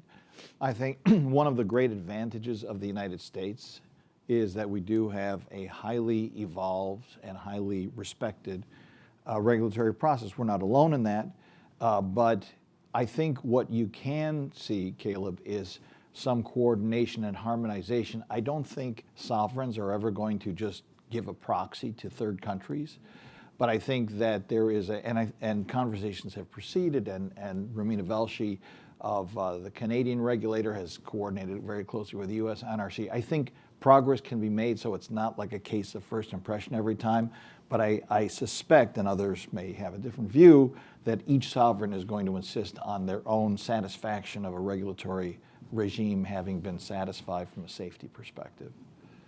Yeah, Go ahead. I tend to agree with Dan. I mean, I think it'll be done more on a bilateral basis through engagement between two regulators to share their experience. And there are some track records being done on that, with AP1000 and other plants that are out there now. And even in the spent fuel transport business, even though there is a harmonized regulation, SSR 6 for international transportation, each government, each regulator has their own sovereignty on approving that, and they rely to some degree on the NRC's approval, but they have their own mandate to do it through the review to the extent that they feel necessary to assure safety for their public.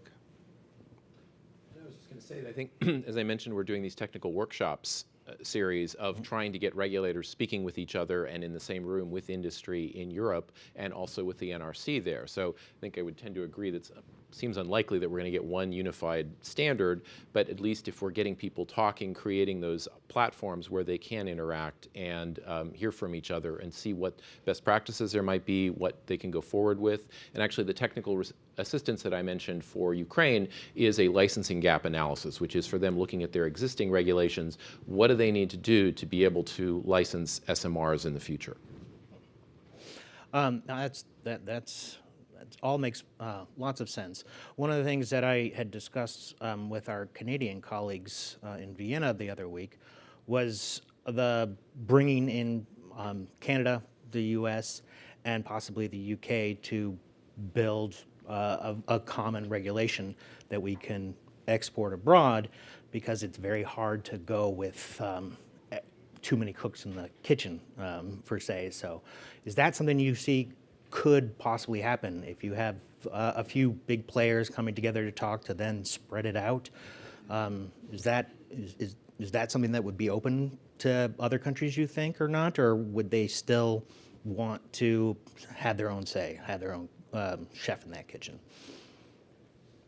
I think they're going to want to have their own, in my experience. I mean, it's not only that people talk about regulations, but there's also different regulatory philosophies. If you look at the UK regulatory philosophy, it's much different than the US regulatory philosophy, which is much more prescriptive. They have clear guidance documents under 10 CFR 50, the different appendices for the design codes and standards, and your objective as a licensee is to meet those codes and standards. And if you can demonstrate to the NRC there's a high degree of certainty, then you'll get a license. The UK is a completely different. The philosophy is more principled based. There are several principles like a LARUP, best available technology, BAT. There's all these different philosophies with the objective of maintaining safety, and the onus is more on the applicant to propose the design, demonstrate that design is adequate to meet the general principles, but they don't have as detailed guidance in how you meet those principles. Which is in some ways more flexible, but also more challenging because there's not a script to go with it. So, I think it's going to be very difficult to get those different philosophies harmonized, even though I think one design, with common codes and standards could meet effectively the expectations of both regulators. And I think that's where we really have to focus, is having the dialogue as Dan pointed out, and I know Carl's trying to do that with USTDA, to have the dialogue to facilitate the shared experience on the specific designs. And there are organizations such as the World Association of Nuclear Operators that will facilitate that kind of dialogue. Excellent. Now, it costs a lot of money to get a reactor licensed in this country.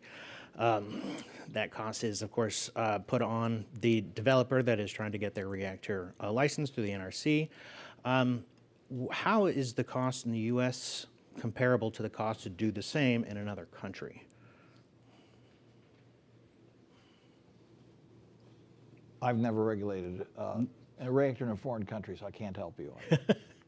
Is it usually more costly to do things here in the U.S. or to get any type of project done abroad? Do you find hurdles that exist there that don't exist here, or vice versa? I could speak to this one as well. I mean, it really depends on the country. Different regulators have different ways of recovering their fees for the license application. The U.S. process is a fee-based process, so you pay basically an hourly rate. You can find them publicly available. They're not low rates, I have to say, for NRC review time, but I think that also speaks to the maturity and experience of the regulator. Overseas, sometimes they have different ways to recover regulatory fees. It may not be through the application, but through taxes that then get allocated part of the government budget to the regulator. So you may not actually pay for the direct fees. So I think it really depends on the specific country that you're looking at. Is that something that you would consider when approaching a country? Or is it kind of just a set cost that is easy enough to swallow that you're already expecting? Yeah, I think it's, for us, it's country specific as well.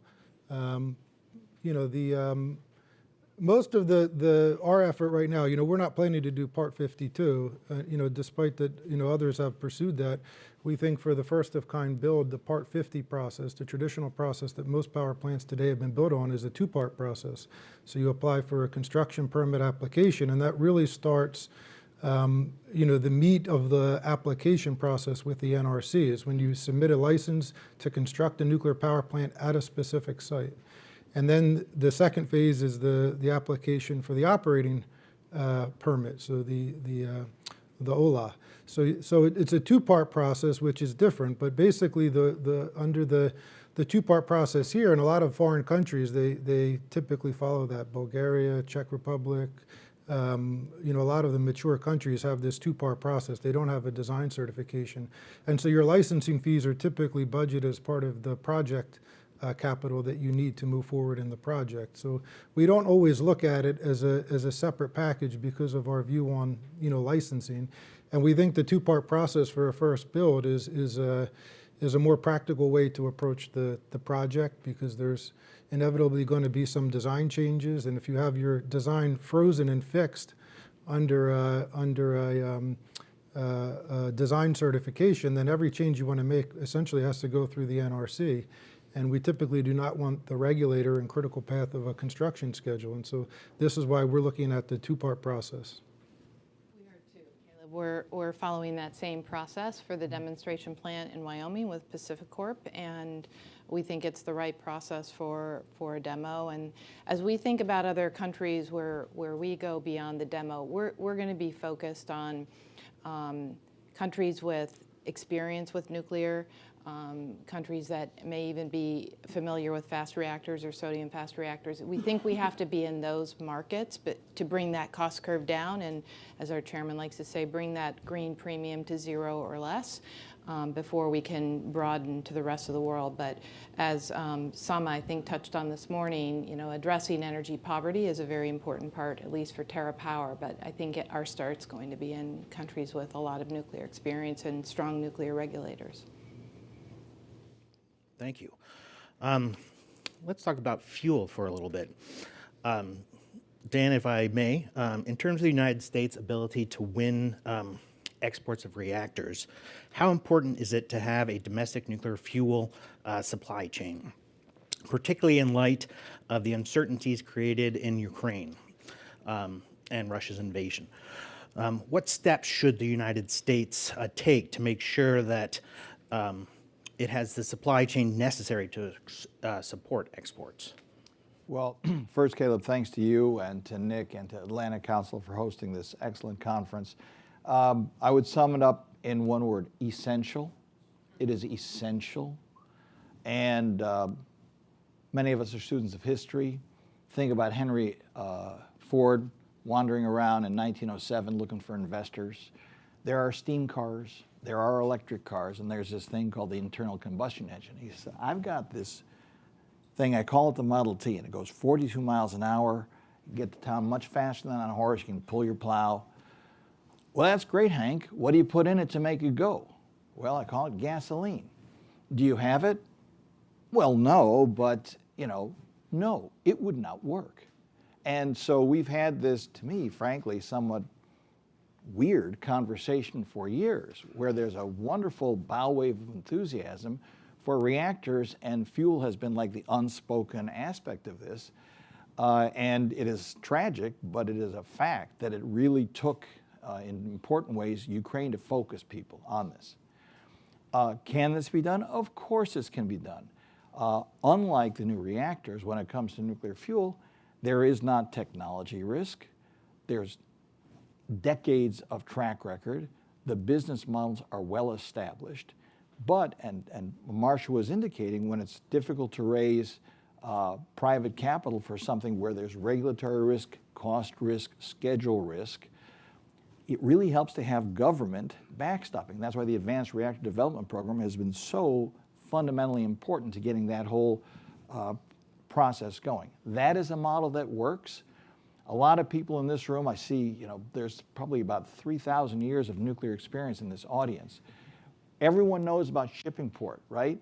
Where the Navy makes the light water reactor design available, becomes the beachhead for all commercial deployment in the United States.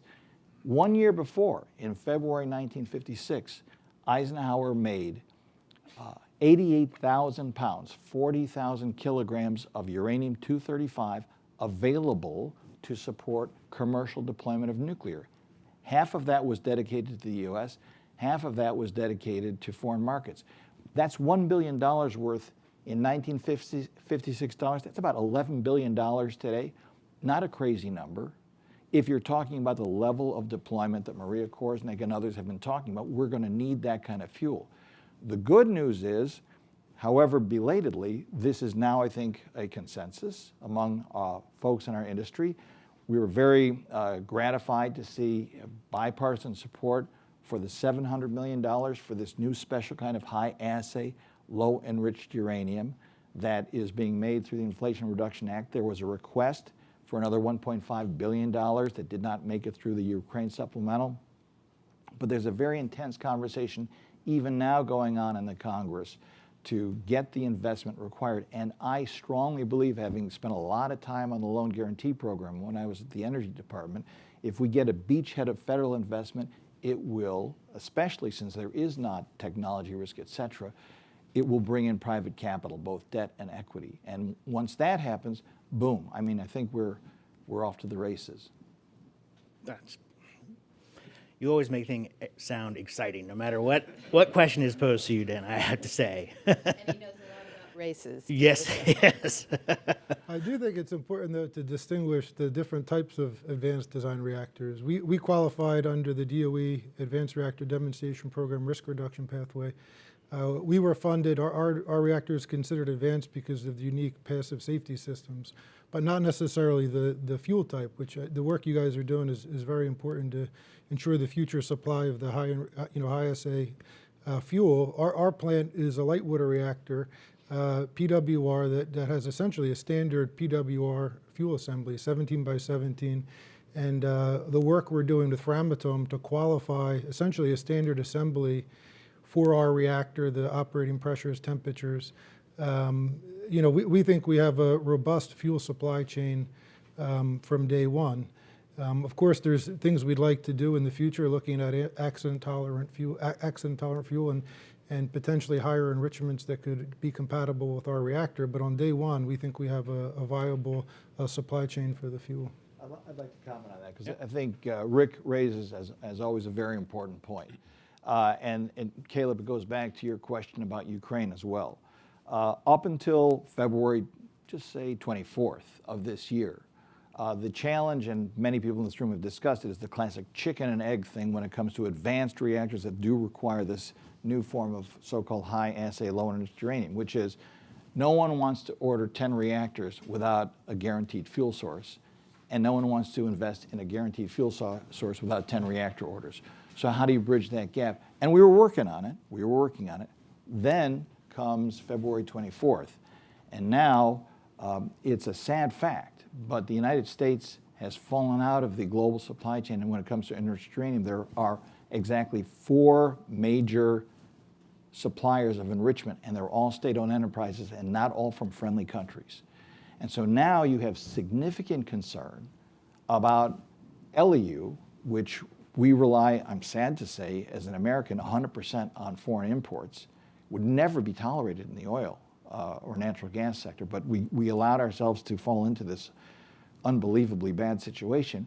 So now people realize, wait a second, we do need to have not just more supply, but more suppliers to give the resilience. If you've got a multi-billion-dollar reactor, be it LWR or HALEU-fueled, you can't be reliant on too few sources of supply. You need resilience and multiplicity of supply. So now if you're an enrichment developer, you can take that very exciting but distant prospect of HALEU fuel, match it to the urgent, exigent need for enriched uranium, and then you can get the scale economies that will bring the cost down for not only the HALEU users, not only LEU users, but ultimately the US government also has requirements.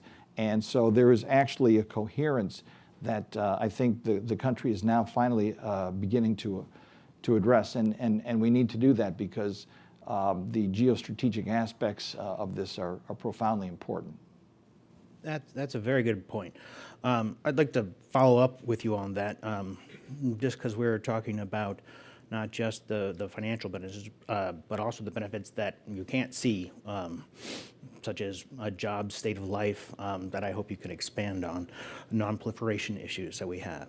Now, when we talk about financing exports for U.S. reactors and fuel, there's obviously an economic aspect to that in terms of American jobs and business. As a former Deputy Secretary of Energy, can you comment on the other attributes of that aren't measured in dollars and cents, like U.S. non-proliferation interests and geopolitical considerations? Well, I can mention both, Caleb. So, traveling around the world as Deputy Secretary, there was a great enthusiasm to work with us. As Maria Korsnick of the Nuclear Energy Institute likes to say, it's a 100-year relationship you're talking about. And there was attraction to the U.S. From a political standpoint in terms of friends and allies, frankly, from a technological standpoint, actually from a safety standpoint. All of these things were very important. But now, again, it took this unfortunate tragedy in Ukraine to underline that energy security is a real thing. When I was a student, there was a big debate at the time of the oil crisis. Is energy a commodity just to be dressed economically, or is it really a strategic asset? And there was a lot of chin stroking and thinking about it. And OPEC showed us that it was a geostrategic asset.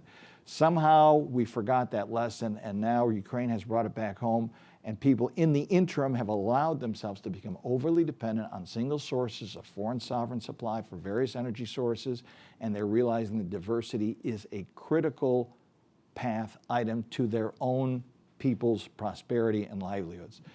The second thing is on the nonproliferation side. This is something that has to be done on a multilateral basis. And I remember visiting Marcia in Seattle at the time. We were having the Nuclear Suppliers Group meetings there, and Bill Gates was good enough to come speak. At that time, we were trying to get global consensus around energy export controls over enrichment technology and reprocessing technology, both of which can make bombs, right? And we would never have gotten there had we not been players ourselves. Since we were players in those markets, we were able to get global consensus on export controls that reduce the risk of proliferation everywhere.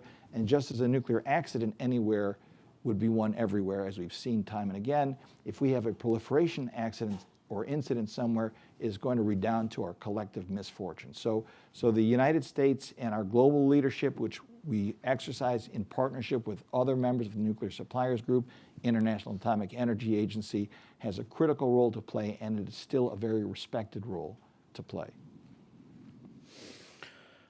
It's a big task, isn't it? Right? this is for Marcia and Rick. I'd love to get your guys' opinion or lessons learned on, financing here and the lessons learned that can be for abroad. Is there any comments that you can make of how that would go? Sure. Well, I think one thing that's really important is that the U.S. demonstrate a commitment to the reactors that are being developed here. We're often asked about the U.S. support, and I think you could carry that over to the U.S. regulator as well. And with ARDP, they took a giant step forward, in addition to the strategy of 2035 and 2015. So kind of leading by example, I think, is really important. So I would say that's something that is going well, and the bipartisan support, that's not lost on investors and other countries to see that ARDP was born out of the Trump administration and then reauthorized and appropriated under the Biden administration. So that, I think someone this morning made reference to 4-year cycles, and that tells the world that this could be, have staying power that's beyond a 4-year cycle. So that's important. Reauthorizing long-term for EXIM is going to be important, maintaining a board for quorum. The Inflation Reduction Act is another really positive thing, I think, to show the world, like EU taxonomy decision in mid-year showed it. IRA shows that the U.S. is treating nuclear on the same level as renewables, and it is carbon-free just the same. So I think those are some of the things that help in carrying our technologies overseas. Yeah, I mean, there has to be a clear driver, right, to do these projects. So I think the challenge we've seen in the U.S., which is, I think, really changed in the last 6 months and even more recently with the passing of the Inflation Reduction Act, is first-of-kind projects. There's going to be more expensive, and being competitive on the market. I mean, the U.S. market, there's a lot of discussions on, private players, industrials, but I think that the next steps will still be led in the traditional model by large utilities with strong balance sheets, and they have, specific requirements they're looking at for bankability of projects to move forward. There's been heavy subsidies for wind and solar. The project we're developing at Oyster Creek, which is a site we own in New Jersey for decommissioning. The challenge is we are competing against wind, which, offshore wind is getting a $50 megawatt hour subsidy. It's very difficult to compete against that. And frankly, nuclear has not, especially new nuclear, has really not had any subsidies that, to that effect that could make us competitive. And, what we're seeing now is kind of 3 drivers that are now, I think, getting utilities in the U.S. interested, and that's either pressure from shareholders, their own shareholders, to decarbonize their fleet, pressure from governments. There's some states that have enacted carbon neutrality objectives with 2050, 2040. Each state is a little bit different, but putting clear pressure on utilities to move forward with a plan. And I think once the utilities look at what their options are, nuclear always is one of them, because the reality is, based on today's technology, you can't get to carbon neutral without 24/7 clean nuclear power. It's a unique product on the market. It always puts power on the grid, 24/7. And utilities are coming to that realization when they're being forced by their states or local governments to come up with a plan. And when you try to come up with a plan, nuclear always ends up in there because it's practical. And the last is the pressure from buyers of the products that we produce. I mean, there's more support among the population to buy clean energy. If you're in a heavy industrial, electricity-intensive industry where you're providing steel to automakers, they have mandates to decarbonize your entire supply chain. So that includes going down to the steel producers and the chemical producers in other areas. And if you look at a heavy electricity-intensive industry, 30% of your cost could be electricity. And you can't afford to go to a product that's clean, but not 24/7, because if your operations shut down, you're losing millions of dollars a day. And I think this is really the driver that we're seeing from these 3 different pressures. But I think the challenge has been price. And particularly to get us in. The Inflation Reduction Act to me is it's a huge support to nuclear, and I think it's 30% potential investment tax credit. Get paid when you complete the construction. You can get 10% if you're at an existing industrial facility, and then another 10% if it's a US-based technology. So up to 50% of the cost of a project you can get back through the investment tax credit, and there's other incentives. So I think we're going to see a boom in utility-led new nuclear projects in the US, and we're talking to many utilities to move those forward. At the same time, we're working on the bankability of our Oyster Creek project. Please. Rick's right, obviously, to focus on price. Capital costs are so important for nuclear. Getting cheap money is critical to price. And there has been sort of a hole in the international regime to finance nuclear because of resistance in the classic development banks, World Bank, et cetera, has been for many years. There is an effort, full disclosure, I've talked to these people and I like what they're trying to do, to set up something they call the International Bank for Nuclear Infrastructure.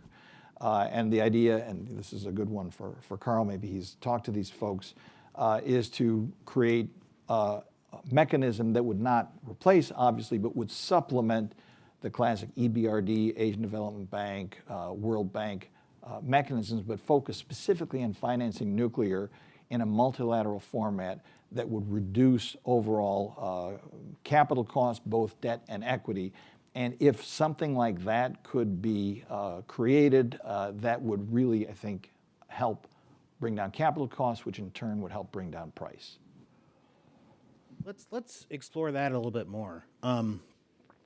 In seeing what others are doing, like Russia and China, what tools do we have to compete with, and where do we need to improve? Yeah, I'll just pick up on something Dan just said. I served on the last SynTac charter, and we had a lot of good discussions about, and this would answer the second part of your question about what's missing. And I think when we show up overseas, we show up with our merry band of parties who come together to make one of these happen. And we know that China and Russia show up with one lead development party who will really underwrite everything from cradle to grave on one of these deployments. And so if something in addition to capital could serve in a developer role or could serve in an equity role to bring all of the parties together to particularly help those countries that don't have that infrastructure and don't have deep capital markets would be huge to export financing and having us compete on a level playing field. So I would say that is the primary thing missing when we show up overseas.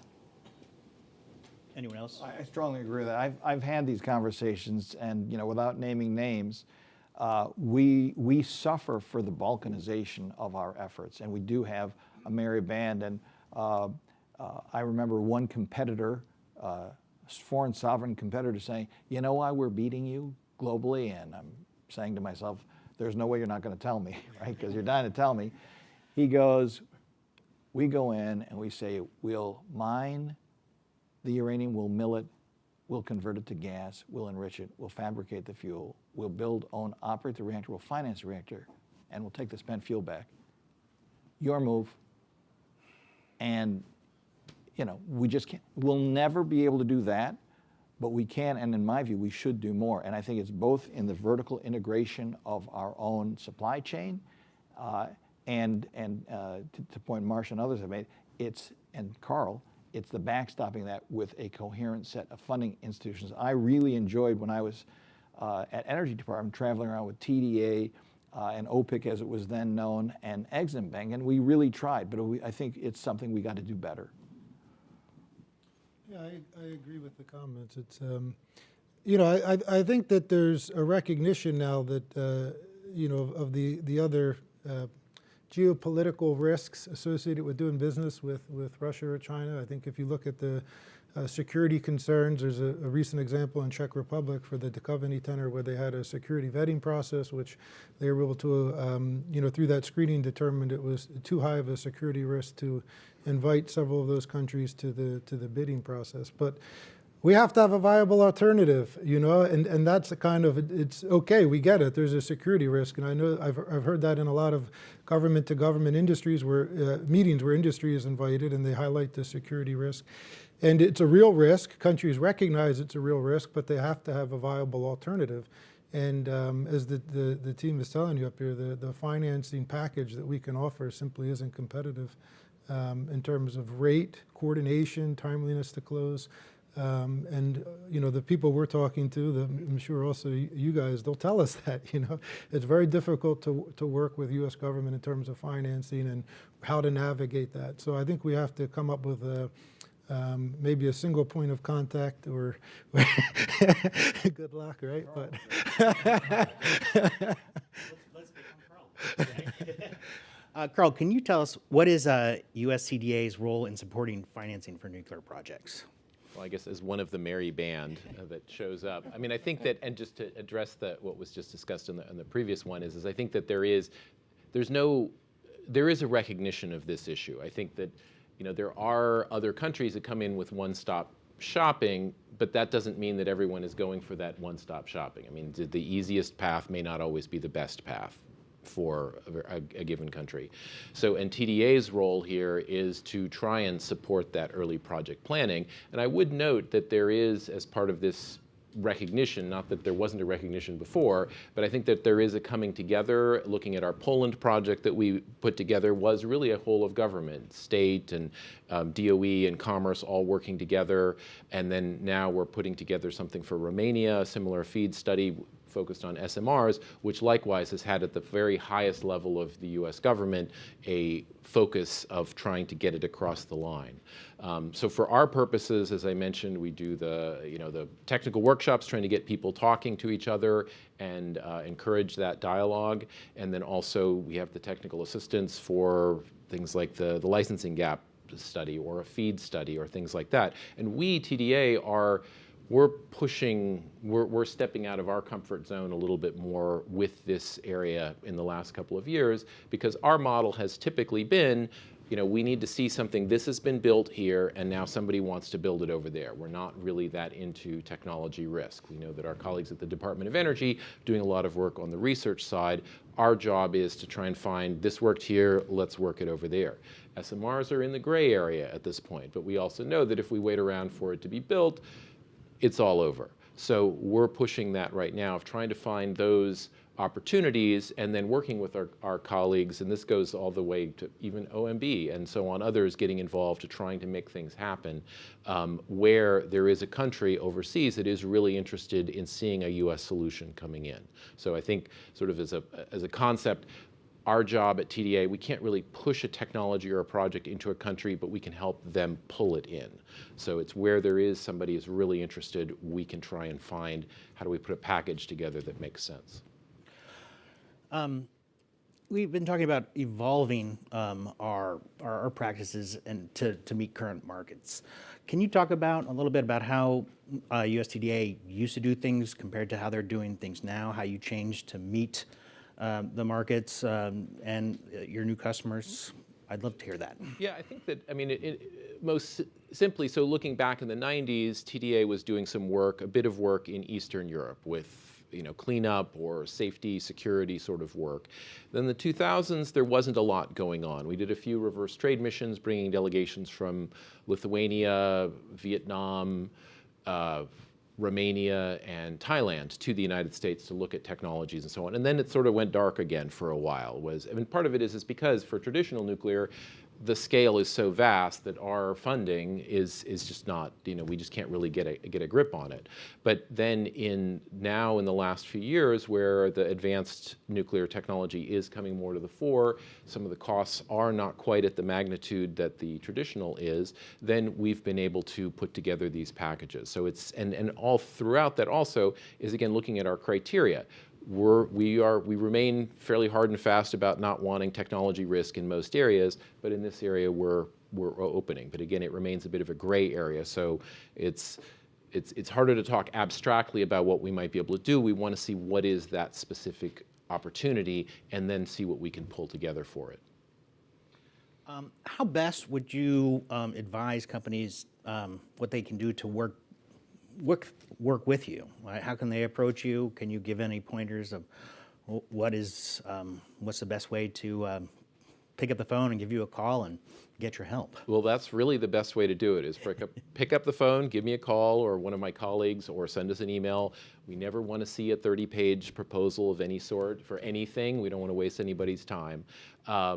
And so that's really it. It's always an iterative process, and there's never a process of you have to get the application in, and if you get it wrong, you're out. It's always, if it looks promising, we'll ask for more information. If we can't do it for one reason or another, we'll just say we can't do it, just to keep it clean.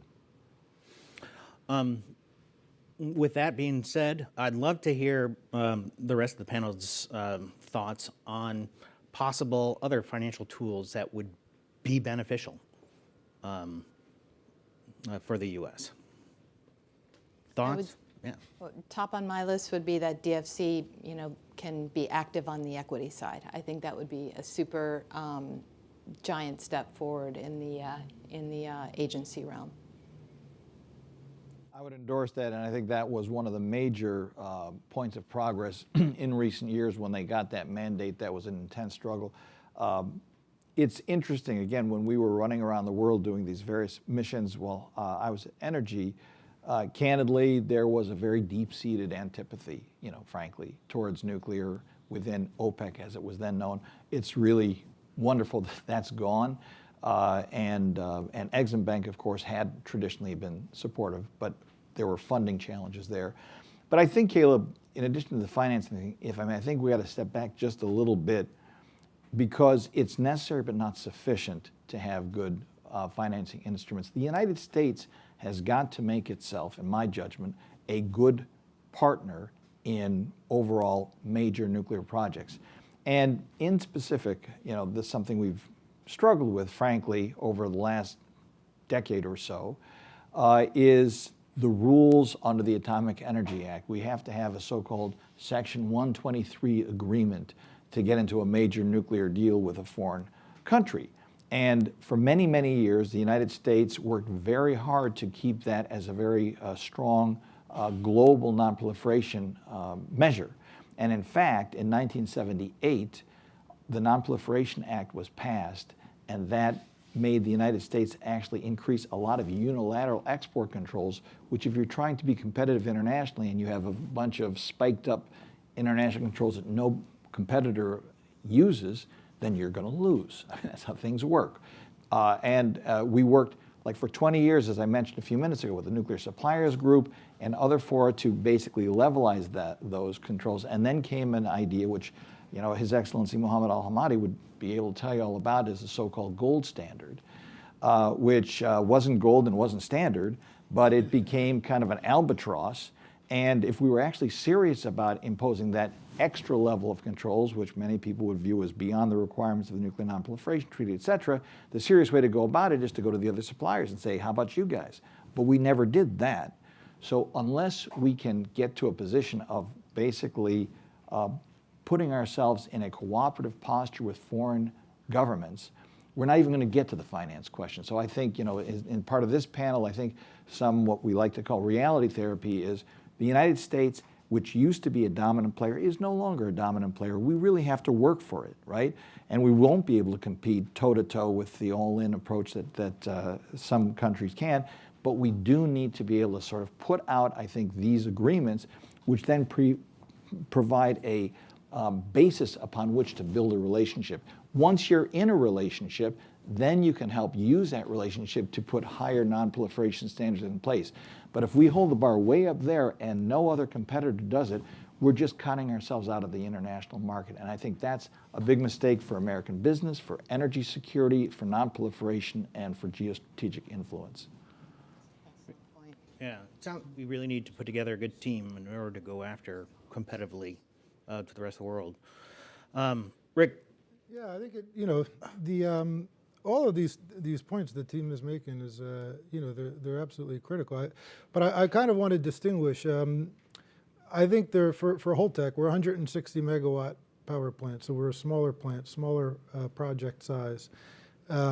We want to have all of these options, particularly early on. I think they're going to be key to move projects. But we believe that if we deliver the product that we've developed on schedule, on time, on price, the private market will come through.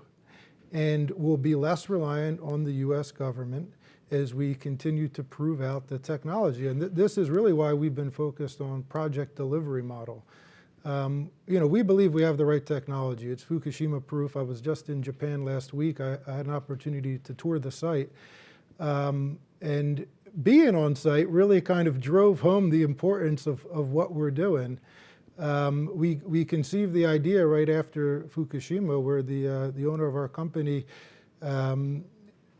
decided that he's been in this industry for his entire career, and it goes like this. There's an accident, and it kind of kills all the momentum we're building, right? Fukushima happened during the old nuclear renaissance, and it put us on a downward spin. So the way to solve it is to come up with a design that is absolutely safe, that you don't need off-site power, or really any power, other than the short burst from the batteries to initiate the response.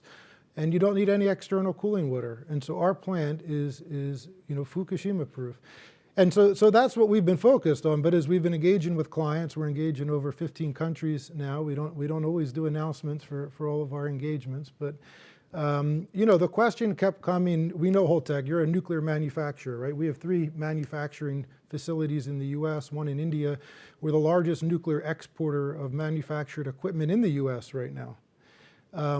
But they kept asking, who's going to do the construction? These are bigger projects. We do construction, but not on this scale. And so about 2 years ago, I went on search looking for an international partner, and we brought on Hyundai Engineering and Construction, who's built plants for the last 50 years continuously, a total of 22 plants, the last being in the UAE under a joint venture for delivery. We're working right now to update our manufacturing facility in Camden to be able to produce at a larger rate the SMR components, which are larger components than what we're currently producing. And we put in a loan to the Loan Program Office to build 4 units at Oyster Creek, 4 SMR units, but also to expand our existing manufacturing capability, to retrofit our existing facility in New Jersey to be able to produce 2 SMRs a year, and to build a new Holtec Heavy Industries, which would be able to produce 4 SMRs a year. If you build it, they will come, right? And so when I look at our project delivery capabilities, and the other unspoken thing when you're talking to potential financiers of your projects is balance sheet, right? You need to have a strong balance sheet to deliver a major project and provide the performance guarantees to deliver these projects. And I think this is going to be a key point as we try to scale up the industry, because you can very quickly run out of balance sheet.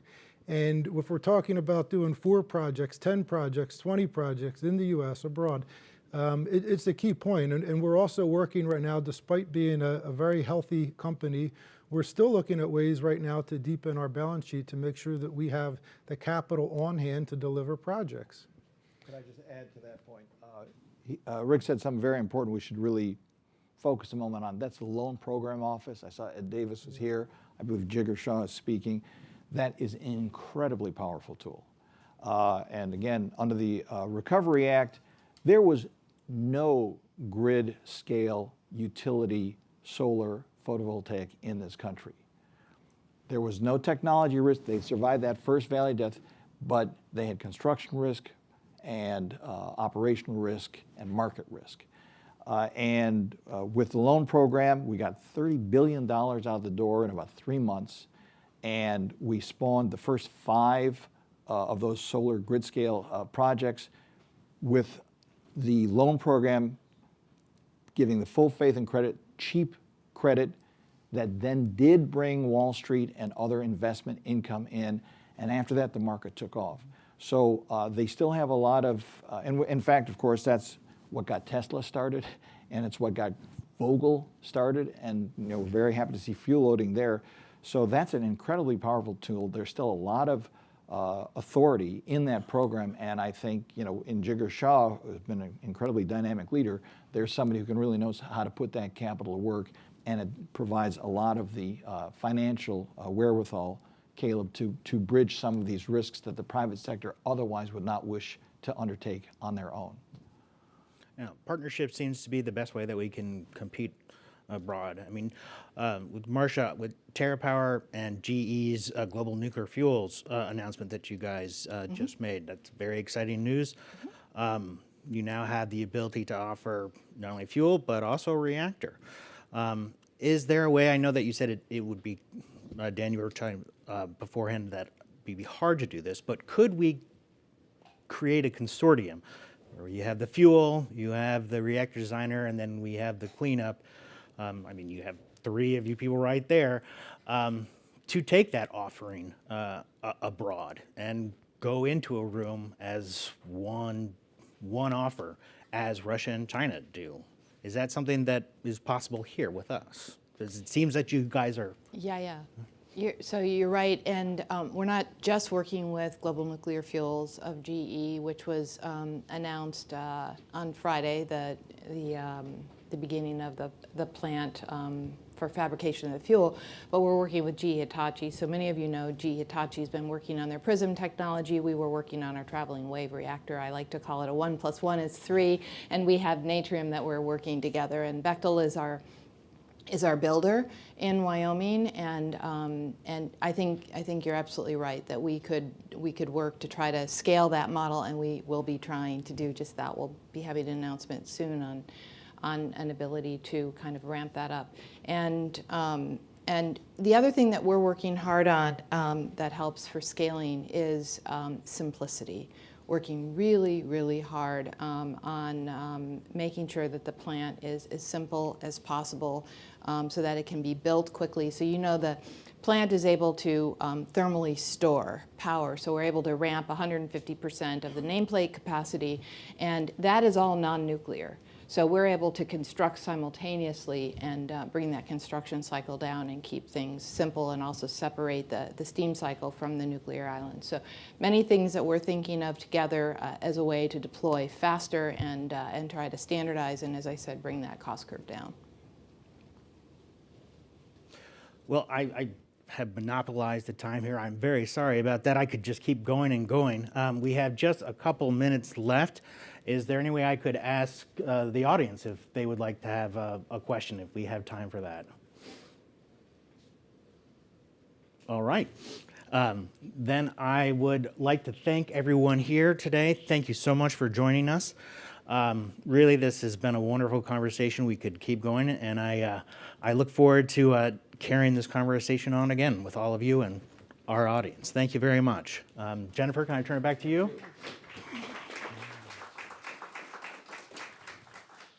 Well, thank you, everyone. And again, please join me in thanking Caleb and our wonderful panelists, and all of the panelists who spoke this morning. Thank you all. And I think that, again, a number of the threads that were mentioned here, especially the Loan Programs Office, this idea that we have this sort of happy family of different government entities in the United States that all make up our civil nuclear export program, and a number of other issues will be brought up in the afternoon portion of today. But first, I am delighted to invite you all to join me for lunch. Lunch will be served outside in the foyer where you all came into this room. And please join me back here promptly at 1:30 because we do have a fantastic afternoon program. So please remember to come back. Thank you.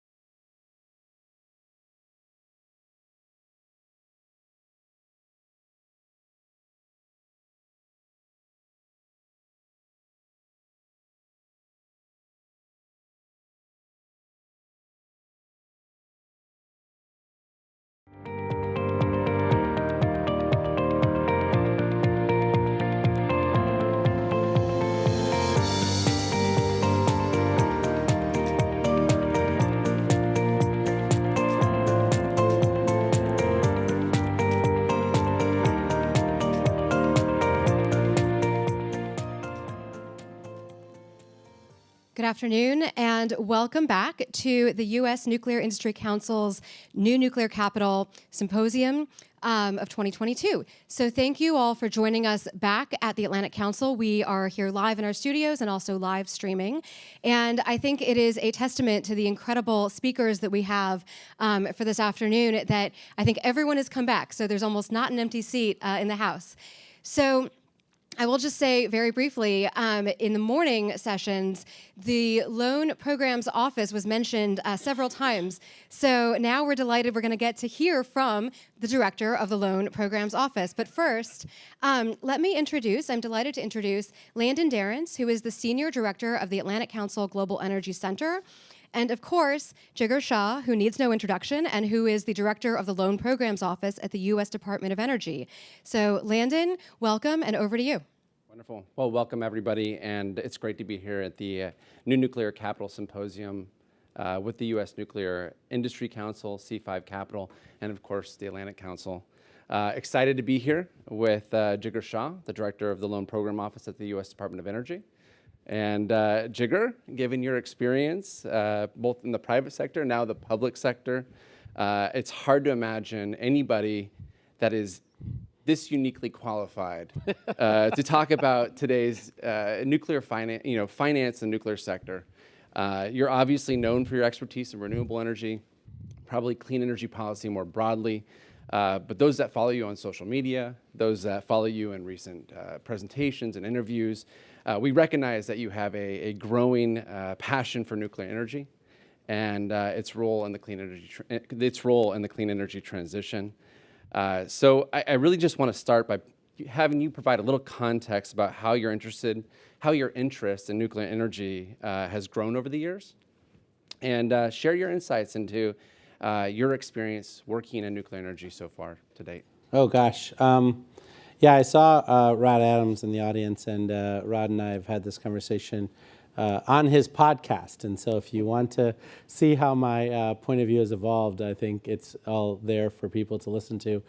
Look, I think that in general, I've been a big nuclear fan since I was 16 years old, so I don't think anything has changed in many years. I think the big difference is that I'm now in a position of responsibility to help bring the nuclear industry into a renaissance period where the United States is leading again around the world around deploying our technology, not only here in the domestic United States, but also overseas to help a lot of our allies through the energy transition.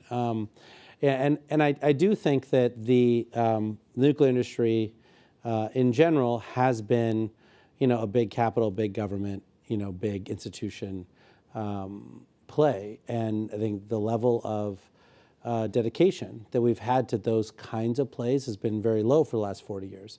And so now we're trying to figure out what that looks like again as we build it back up, right? And so figuring out all those different pieces has been something that, frankly, has been great the last 18 months, learning who's in the landscape, who's doing what, like all the great technologies we have, all the great expertise we have, has been a real joy.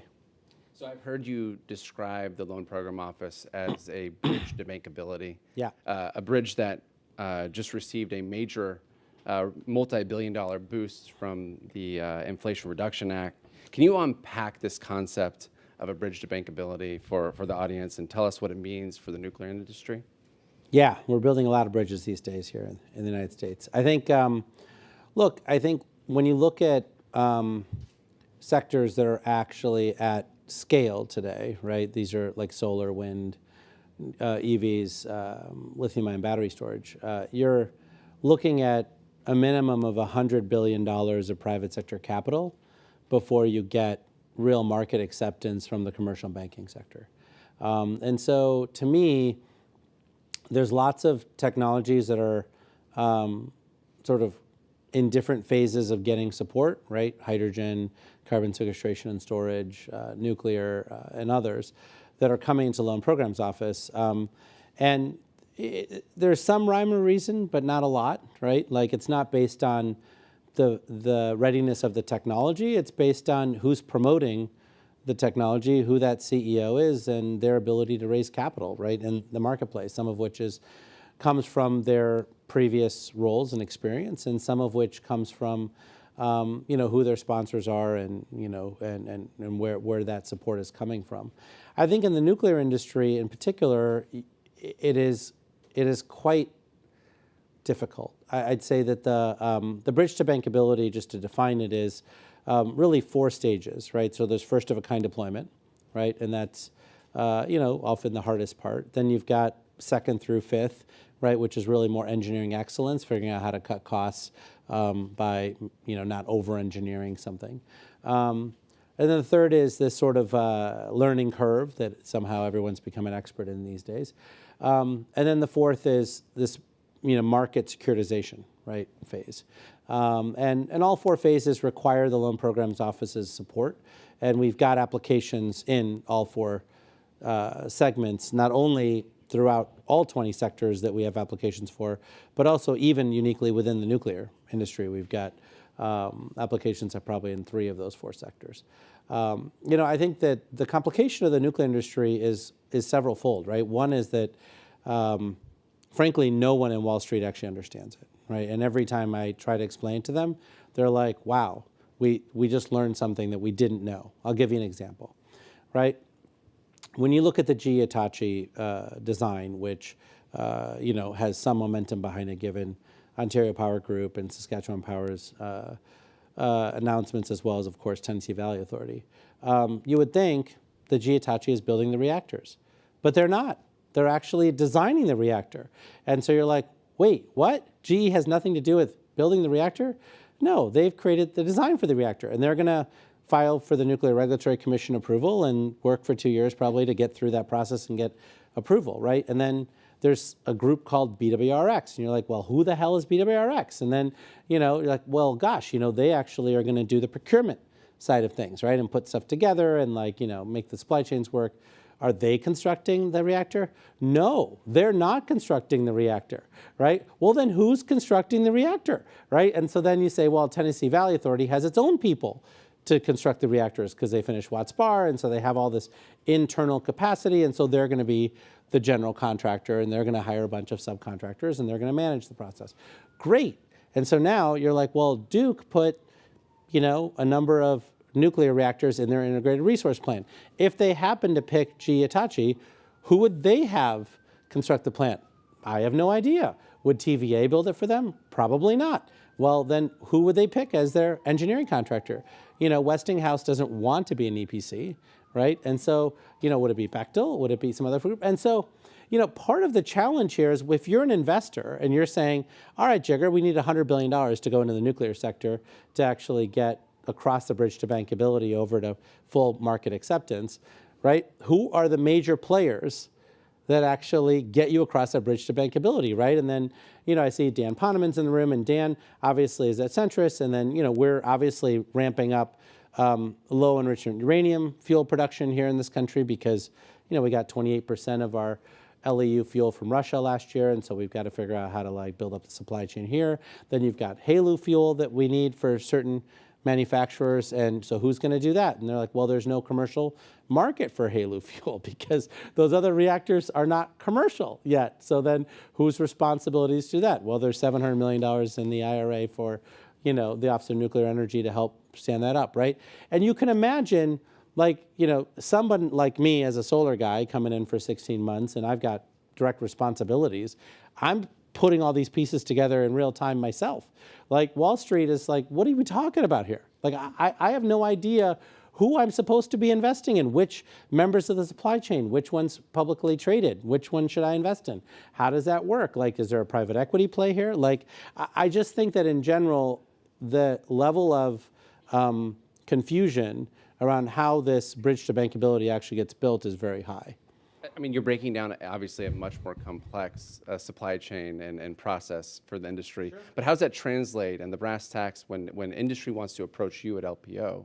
What's that look like? What do you need from them to articulate that? Because each company is bringing its particular interest. Do you need a comprehensive view? Do you need a consortium viewpoint? What is the most helpful for approaching LPO?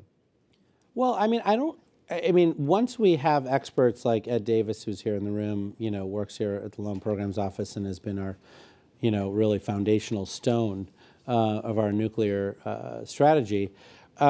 everybody who comes in, right, Ed can slot in pretty quickly into exactly where they fit in. But, a supply chain investment doesn't work unless they're supplying something to somebody, right? And so if they have one order for something, and then they come in for the loan programs office for a loan, I'm saying, well, if you were to guess, who would you supply next, right? Who would be 2, 3, and 4? And then you might see an announcement in Romania or Poland or other places. And you're like, well, is that going to be number 2? How does that even work? Wait, those are MOUs, not like signed contracts, right? Well, when do they turn in from MOUs to signed contracts? Well, they want to see us deploy it first here in the United States before they deploy it at scale, right? And so we're unpacking all these pieces. And again, it's not to suggest that the people that are in the nuclear industry are bad people or they don't understand basics or whatever else. We are surrounded by extraordinarily talented people, but we're a bank, right? By definition, we're supposed to be the dummies in the corner who would just ask dumb questions all day, going like, who's your customer? When are you going to be open? Like, how are you going to restock your supplies? Like, how do you set pricing, right? We ask these basic questions, not just of the nuclear industry, but the clean hydrogen industry and the carbon sequestration and storage industry. And a lot of folks don't have answers to these questions. And I don't blame them for that. I get it, right? Like they would also like an order book that was full, but it's not there. So, but they still need capital to do the first manufacturing facility for the first unit, right? And so in some ways, all of us have to, crowd together and inch forward slowly, to try to create a little trust circle to put things together. And then on the other hand, you've got DoD obviously doing Project Pele and other things. And so where does DoD fit into this? And, the nuclear Navy and the supply chain that already supports them. So when we look at the stepping back just from the direct capital inflows and seeking LPO's bridge to bankability, there's also an element of timeliness, especially in the context of the Inflation Reduction Act, when industry can approach you about timelines and prioritization of different issue sets. I'm thinking about existing reactors as well in the fleet or brownfield development. Can you expand a little bit on those opportunities as well in terms of how LPO can play a role? Yeah, and so, with the new 1706 authority that we have, we clearly have a mandate to restart old nuclear plants, and so that, I think we had a kind of a mandate under 1703. It wasn't clear, but we were making it work. Under 1706, we definitely have a new mandate, and that's $5 billion of credit subsidy for as long as it lasts, right? So that money we use to pay points on the loan, basically, until it goes away, right? So if we only do low-risk deals like utility-sponsored deals, then that might stretch to $250 billion, which is a number of people are widely reporting. And if it's all independent power producer type folks that are using that money, then the loans might be riskier, and then they may stretch to $50 billion, right? So it depends on how far the $5 billion stretches. But we can definitely restart old plants. We can also uprate existing plants, right? So if you have an existing plant that you think could be made more efficient with better technology, we can definitely do that under 1706 as well. But I think part of our challenge here is, again, is figuring out who goes first and how does this piece get started, right? So if you take, for instance, the Palisades plant, which has been in the news a lot recently, you've got, the governor of Michigan who has said that she wants to turn that plant on. You have Holtec, which is currently the owner of that plant, but does not have an operating license to operate a nuclear power plant, right? And so then I'm assuming they would have to go to the Michigan Public Service Commission and get some sort of approval from them. And then they would have to, with that approval, probably get support from the CNC program, right, for existing, reactors to stay open. And then, they'd have to pick an operator, right? So they'd have to find an operator and get the operator to come in to operate the plant, right? And the NRC has to approve that operator operating the plant. And then they would come to me for a loan.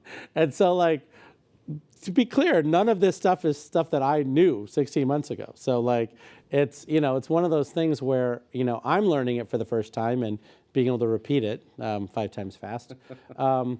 And there's a lot of folks on the financing side who also, I think, don't really understand all these steps, like who has to go first, who has to go second, which milestone should I be looking for to make sure that we're actually on track to doing things. These are all very important for capital markets. So when we talk about companies approaching you for a loan, I think a lot of times there's big names thrown out there. You think of the Teslas of the world.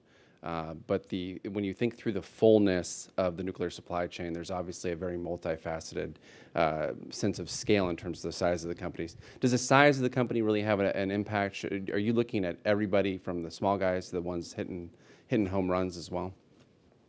Well, I mean, if you're going to use a baseball analogy, right, on base percentage is very important. So, look, I think that,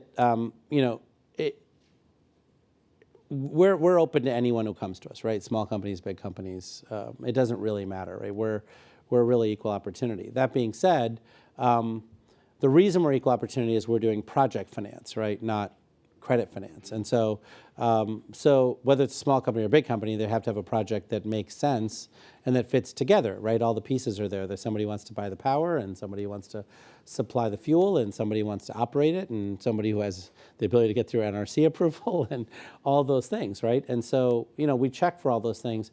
But I do think, I mean, not, trying not to go too far off script, I do think that we do have a big challenge in this country, which is that because we're private sector led and government enabled, nuclear doesn't quite fit that window, right? I mean, it's usually a little bit more government led. And, you see that with, the Canadian government and the work that they're doing, and the South Korean government and the French government now. And so I do think the US has to figure out what it is that it wants to do to start these, right? And so if, SMRs are very exciting, right? Making airplanes, not airports, is great. But at the end of the day, if we can't get 10 of these things assembled because utilities are saying we want to be number 27 in line, right? Well, then what will likely occur is that we will all move to nuclear batteries, right? You'll literally just get Project Pele, and then you'll have the other folks that weren't selected by the Department of Defense all go through, and these are going to be $200 million units. Well, there's a lot of people who can throw money around at $200 million, whether it's Dow Chemicals or whether it's this group or that group. There are folks who can afford to pay 34 cents a kilowatt hour for $200 million, right? And so it may be the case that we're actually just going to start at 34 cents a kilowatt hour and move down the spectrum, right, through the learning curve on these 20 megawatt nuclear batteries down to, a factory that makes hundreds of them, right? But, I understand why an SMR might be better, but it requires a bunch of people to join TVA and say, we're going to build an SMR, right? And we're going to do it at 10 cents. I mean, one last thing I would say is, if you look at the average cost per kilowatt hour that we're paying for offshore wind, it's roughly 10 cents a kilowatt hour, right? I mean, the PPA prices might be below that. Let's call it 8 cents or something like that. But then you're building dedicated T&D infrastructure to integrate that into the grid, right? So when it's all said and done, it's 10 cents, right? And so then if you look at the work that we've done around coal to nuclear and how you can convert coal plants to nuclear plants, I would say the price to beat is 10 cents. But I don't think that most of the public service commissions are viewing the price to beat as 10 cents. I'm not even sure that most of the governors or utility CEOs are viewing it as the price to beat being 10 cents, right? And so we're in this weird place where, I mean, it all looks right to me on paper when you look at what we're paying for offshore wind or advanced geothermal or low impact hydro, right? I mean, kind of paying that 10 cent, maybe it's 8 cents. But when I hear nuclear, I hear, well, it's got to be 5.5 cents. And I was like, well, I don't know why that's the case when these other ones are at 10 cents. Yeah. Well, you've referenced 18 months now at the Department of Energy with the Loan Program Office. I mean, just taking this a step back and looking at ways for private capital and public finance to work more efficiently together. Do you have any just broader insights from the overall experience? Yeah, look, I think that, nuclear is one of the hardest conversations because of this private sector-led, government-enabled approach that we have here in the U.S. But it's no picnic for lots of other sectors too, right? I do think that we in the U.S. have a challenge around figuring out who goes first. And I do think that the Department of Energy can play and is playing today a critical role in facilitating those conversations. I'd say when we, before I came into office, I mean, I myself was an entrepreneur in the space. I don't know that I've ever really coordinated closely with the Department of Energy. So the fact that I have some great desire to make everyone coordinate with us is probably unreasonable. But we have gotten over 1,100 companies to work with us in very collaborative manners. And it's not just the government relations folks. We've been able to get the CEOs and CFOs directly who are making these capital allocation decisions to tell us what their challenges are. I mean, one of the challenges that I think we face is DOE clearly has a bias towards technology, right? I mean, we've been given that bias by the Congress, and it's only recently that that bias has been shifted to include commercialization, right? So in general, like most of us would probably visit a national laboratory and see what they're doing there, 3 times before we meet with a private sector company and figure out what their needs are to unlock, their commercialization effort, right? It's just a natural learning thing that we do. But we have been able to uniquely get over 1,100 companies to engage with us directly. And that is working. I'd say that we've been less successful with infrastructure investors. Most of them are just like, I've never evaluated a deal in the nuclear space or the hydrogen space or the CCS space, so I'm not going to give you any advice on what, under what conditions I would potentially write a check for this technology, this thing. So we've started packaging up some of our projects in, obviously no names basis into some sort of case study with their permission, of course, to try to take to infrastructure investors, to try to get them to think more expansively about how they might engage in these other sort of 20 plus sectors that need to get to scale to decarbonize the world. And that's working. The last thing I'd say is that I don't think there's a single person in my entire experience here at DOE, but also across the US government, who is against the approach that we're taking, which is this sort of working with growth companies who are funded to disrupt things, and working with infrastructure investors, right, to try to plan carefully with them. But it is not a skill set that the government generally hires for, right? And so we need more people who have that expertise here in the government, not just to be supportive of what we're doing, but also to multiply the efforts that we're making. You've mentioned international affairs a few times, Romania, Poland, for example. Having spent time at the U.S. Department of Energy myself, you've often hear a mantra of this is a domestic mandate, a little bit of a domestic focus. But I know LPO has been able to bridge the gap, including with a project between Mozambique and Louisiana, other opportunities.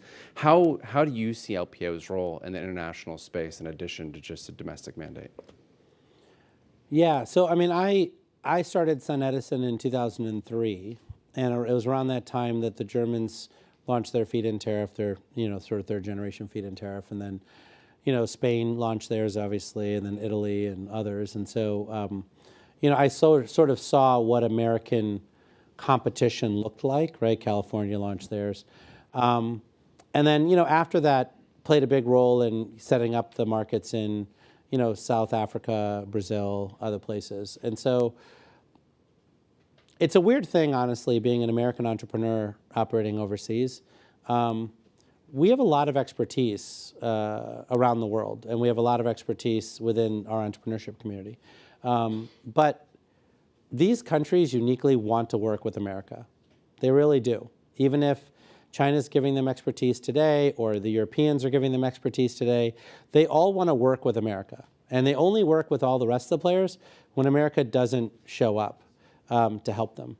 And so having strong entrepreneurial companies here in the United States with strong domestic markets, really gives them the resources necessary to then project American, sort of expertise around the world. And people really do want that, right? They want us to help them decarbonize their electricity grids with nuclear power plants from, designs, sort of perfected here in the United States. They want all of that expertise. And if we are lucky enough, for instance, to win the competition that's going on, I think everyone knows in Poland, my sense is we're probably going to send hundreds of people from Vogtle over to Poland to help them, train folks up and launch that stuff, right? So I do think the Loan Programs Office has a unique role to play to strengthen American companies, but also to project that leadership overseas. So just as we wrap up time here, I just want to see if there's any other takeaways for the Nuclear Capital Symposium that you want to leave with industry, final thoughts as we spend this week with the overall ministerial summit, the IAEA, other opportunities. I mean, I would say that it is very obvious, right, with the Germans obviously keeping their nuclear plants open. Even Greta Thunberg, I think, tweeted something out. I think Jane Fonda, tweeted something out. I mean, Lord Almighty. So it's very obvious that everybody wants nuclear to succeed in this moment, which I think is wonderful. But I think from my perspective, having gone through it for the last 18 months, the message I want to leave you with is that no one really understands your plans, right? No one really understands how you commercialize nuclear power. No one really understands, that frankly, the NRC is not the problem. For as much as everybody wants to blame the NRC, they will be a problem. They clearly are a long pole in the tent, but they're not the problem right now, right? There's lots of other long poles in the tent. And we all need to work together to figure out how to explain to the broader American electorate, but also to Wall Street, what exactly nuclear is going to do and how it's going to seize this moment that, where everyone now recognizes that nuclear is an essential part of decarbonization. Otherwise, they'll lose interest to move on to the next thing. Jigar, thanks for joining us. Turning it back over to Jennifer. Thank you so much. Thank you to Landon and to Jigar Shah for joining us. And I know that this concept of the bridge to bankability is something that we will be discussing throughout the rest of the afternoon. I also want to pick up on Jigar's point that everybody wants us to succeed, but nobody understands the plans. So I think over the next few hours, we're going to all learn information that will help elucidate what those plans are, and hopefully we'll all come away, for those of us in the room, for those of us watching online, with a much better understanding of what those plans are. And I can think of no better panel to kick us off on that note than the one that we're about to hear. So I'm delighted to introduce the panel's moderator, Kurt Scherer, who is the managing partner at C5 Capital. And Kurt, the floor is yours to introduce your fireside chat. Thank you. All right, Jennifer, thanks. We are in the sprint section, everybody, so we're going faster panels. Hope the lunch is not settling in too much. Everybody online, make sure you stand up, move around. The other interesting thing is we're through the morning here. So what's exciting is every time we have another nuclear conference, we're one step closer to making this real. And it's been great, I think, so far to hear some of the patterns that have come out and some of the different ideas and seeing a lot of friends in the room and getting to the point where this is becoming more real. And we're going to talk about a perfect application of that. I do want to say it's great to be in partner with US NIC and with the Atlantic Council. At C5, we really think about pushing the intersection of business science and government. And I think those patterns sit today, right? The collaboration among those groups and all of us that are represented here really are going to be important to making that happen. So I am honored to be joined by two leaders on the stage who have taken the first step into making this real. First, Kreshka Young, who is the North American Business Director of Energy and Climate from Dow Chemical. And Kreshka has spent 15 years leading commercial negotiations for Dow across North America. And then also joined by Marcy Sanderson, who's Vice President of Industrial Applications at X Energy. Marcy's a nuclear engineer, almost 20 years in the industry focused on that. And I think also it's exciting to hear I learned today that they're both great sports fans, so a Houston Astros fan and a Miami Dolphins fan respectively, and so it's been a good weekend for them. But let's jump in. So this obviously centers around a recent exciting announcement between X-Energy and Dow. And so we're going to start off with just some context around that. So Marcy, I'm going to start off with you. So really with just, people think a lot about electricity when you're talking about energy. Tell us a little bit about industrial applications.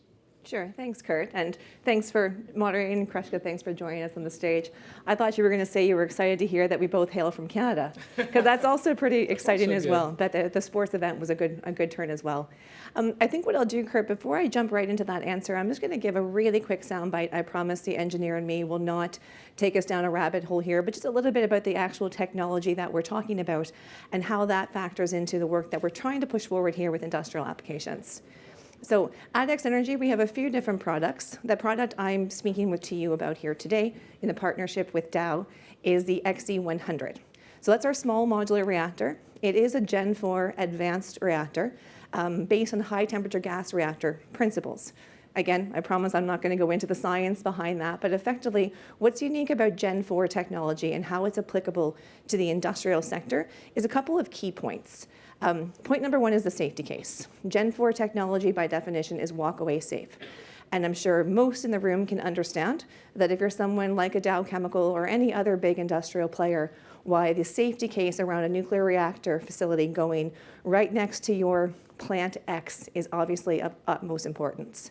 We have our walk-away safe technology due to our fuel. That's another X-Energy product. It's called the TRISO X fuel. I'll use DOE's words. I promise this quote's not mine. TRISO has been hailed as the safest fuel on Earth. And it's because of the inherent safety of that fuel that we can talk about doing something like slating a nuclear power station next to a chemical facility. Another important aspect about the technology itself is the actual temperatures at what we run. So we are again, high temperature gas reactor. You can guess where this goes. The temperatures that we produce out of our reactor is around 565 degrees C, which allows us to supply a high quality, high temperature steam for applications such as the industrial sector requires. 80 megawatts electric, 200 megawatts thermal, and again, that's a single plant. We tend to market ourselves as a 4-pack, but don't need to. It's very flexible, very scalable, and because of that adaptability, well suited to the industrial sector. So pivoting back to the first part of your question there, Kurt, effectively why we are focused on this within X-Energy is really because of the inherent characteristics of our design is exceptionally well suited to what we consider a monstrous opportunity right now with respect to trying to take meaningful, tangible steps to decarbonize heavy industry, support the carbon challenge, support the climate crisis that we all know is in front of us. And while we don't imply that nuclear is the only solution, we believe nuclear is an essential part of heavy industry decarbonization, which is why we're just thrilled to be into this agreement with Dow and to be speaking to you all here today. Thanks. Makes sense. Thanks, Marcy. So Kreshka, give us some context. We all know about Dow, but give us some context about how big Dow is and why this agreement matters so much. Sure. So, you know, you're 100% correct. Dow is large. You guys probably know a little bit about Dow. But I guess maybe, you know, just to start off, Dow, you know, we're a company of 33,000 people. We understand and really I think we embrace our role in helping to decarbonize industry, but also the globe. None of this is new to us. So Dow's had decarbonization goals since 2005, and they've continued to evolve over that time. We've already reduced our carbon emissions since 2005 by 15%. We have a goal to reduce them another 15% by the end of this decade and to be net zero by 2050. And so what does that really mean for Dow? Well, globally, we produce currently about 7 gigawatts equivalent of power and steam for use on our manufacturing sites, and the excess is sold to the market. And that's produced through over 50 gas turbines, steam turbines, and fired boilers. And so that energy production forms about 50 to 55% of Dow's total carbon emissions. And so that's really what we're working with. And when we bring that back even just to the U.S. Gulf Coast, that number, it decreases, but only slightly. So we're about 5 gigawatts here in the U.S. that we're looking to decarbonize. And so I think, overall, we see this as a problem that we're going to need a number of tools to solve. The technology is going to change over time between now and 2050, but we definitely see nuclear and our partnership with X-Energy as being a part of that solution. Yeah, so Kreshka, I'm going to stay with you. So you were in Texas when this came up, right? So just help us understand the decision and what it was like to be there, and you're talking about a plant, and here comes this new startup called X-Energy, and like, hey, we can produce fuel for you. Tell us about what that was like. Sure. So before I came to my role, I've been in my role for just about 2 years, or about a year and a half. And before I came to my role, we had nuclear developers reaching out to us sort of at multiple places throughout the company.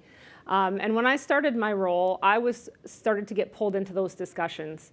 You need to understand, Dow is a company of engineers and accountants. And so we did what engineers and accountants do best. We made a spreadsheet to start keeping track of all of these things. And so, from a manufacturing standpoint, what we're really looking for, and Marcy alluded to it a little bit before, we're looking for 2 things. We're looking for high temperature, high pressure steam to support our heat needs on our sites. And by high temperature, I mean, in pretty much all cases greater than 500 Celsius, and then it goes up from there. So that's one thing. And then the other thing that we're really looking for is reliability. And, in most cases, barring a few unforeseen events such as Uri and things like that, we can get the reliability that we need for electricity, mostly from the grid if we have to. But for steam, we're really relying on our on-site generation, whether that's from a gas turbine, from a boiler, or in this case, from a reactor. And so those were really the things that we were looking at when we were reviewing those technologies. And so what we really started doing was ranking them all, stacking them up in those spreadsheets to say, okay, well, what can give us the temperatures that we need? And there's a number of Gen 4 reactors that can do that. Okay, that's great. Which of those can give us the reliability that we need? And when I mean reliability, I don't mean the 95% reliability that people are touting, which is great, but we can't handle refueling outages, massive months-long maintenance outages every few years. When we say reliability for steam, we need 99.995% reliability. And so for us, that is looking at, okay, we need a backup, and then maybe even a backup to a backup. And so the modularity of X-Energy's design, and again, there are others out there, but the modularity of X-Energy's design sort of combined with the steam temperatures that they can reach made it one of the technologies we thought would be a really good fit for us. And then I think the other thing is, and Marcy is lovely, but she's also very persistent. And so what we found was, every time we talked with X-Energy and engaged with them, they were sort of coming back and saying, okay, how do we move to the next step? What's the next step? And so we eventually got them onto one of our sites to have an on-site meeting, and go through all their stuff and talk about one of our sites.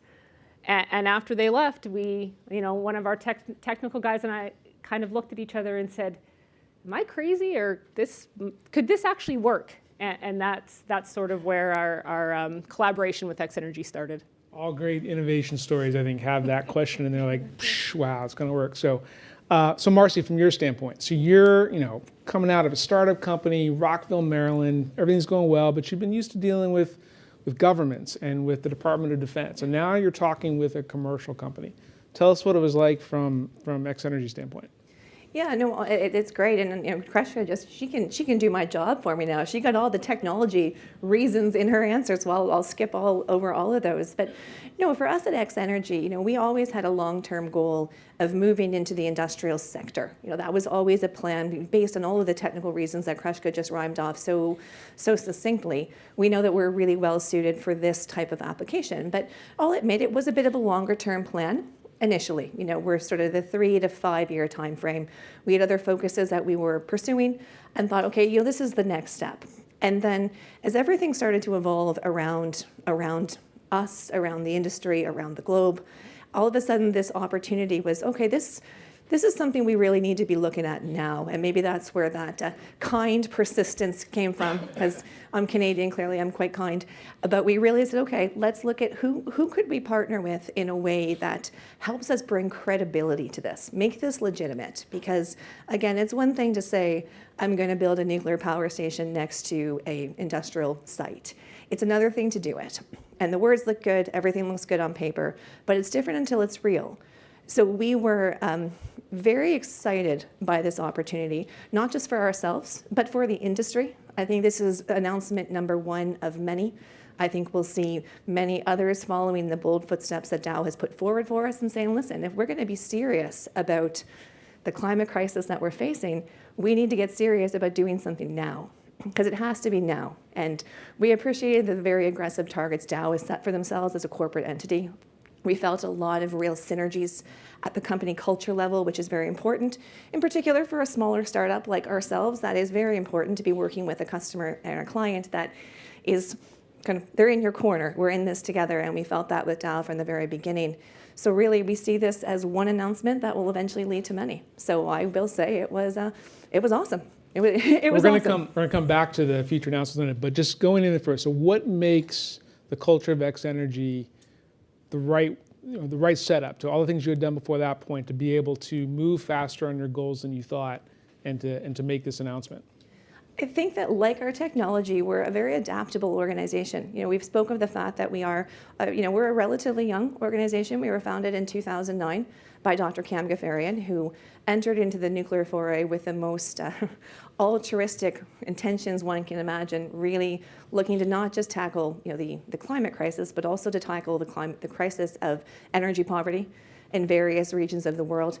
Dr. Ghaffarian is a true philanthropist who does a lot of trade work in various African countries. He'd come back from these missions and see just the pure poverty people were living in because they did not have access to clean electricity. So this is back on the electricity front for the moment, but he came back with a vision of looking for a technology that would be a game changer. And that sense of entrepreneurialism, that spirit of no challenge is too big, really resonates throughout the organization. And I think that helped us kind of take that step, helped us keep making the phone calls and requesting the FaceTime to get to where we are at this point in time. Got it.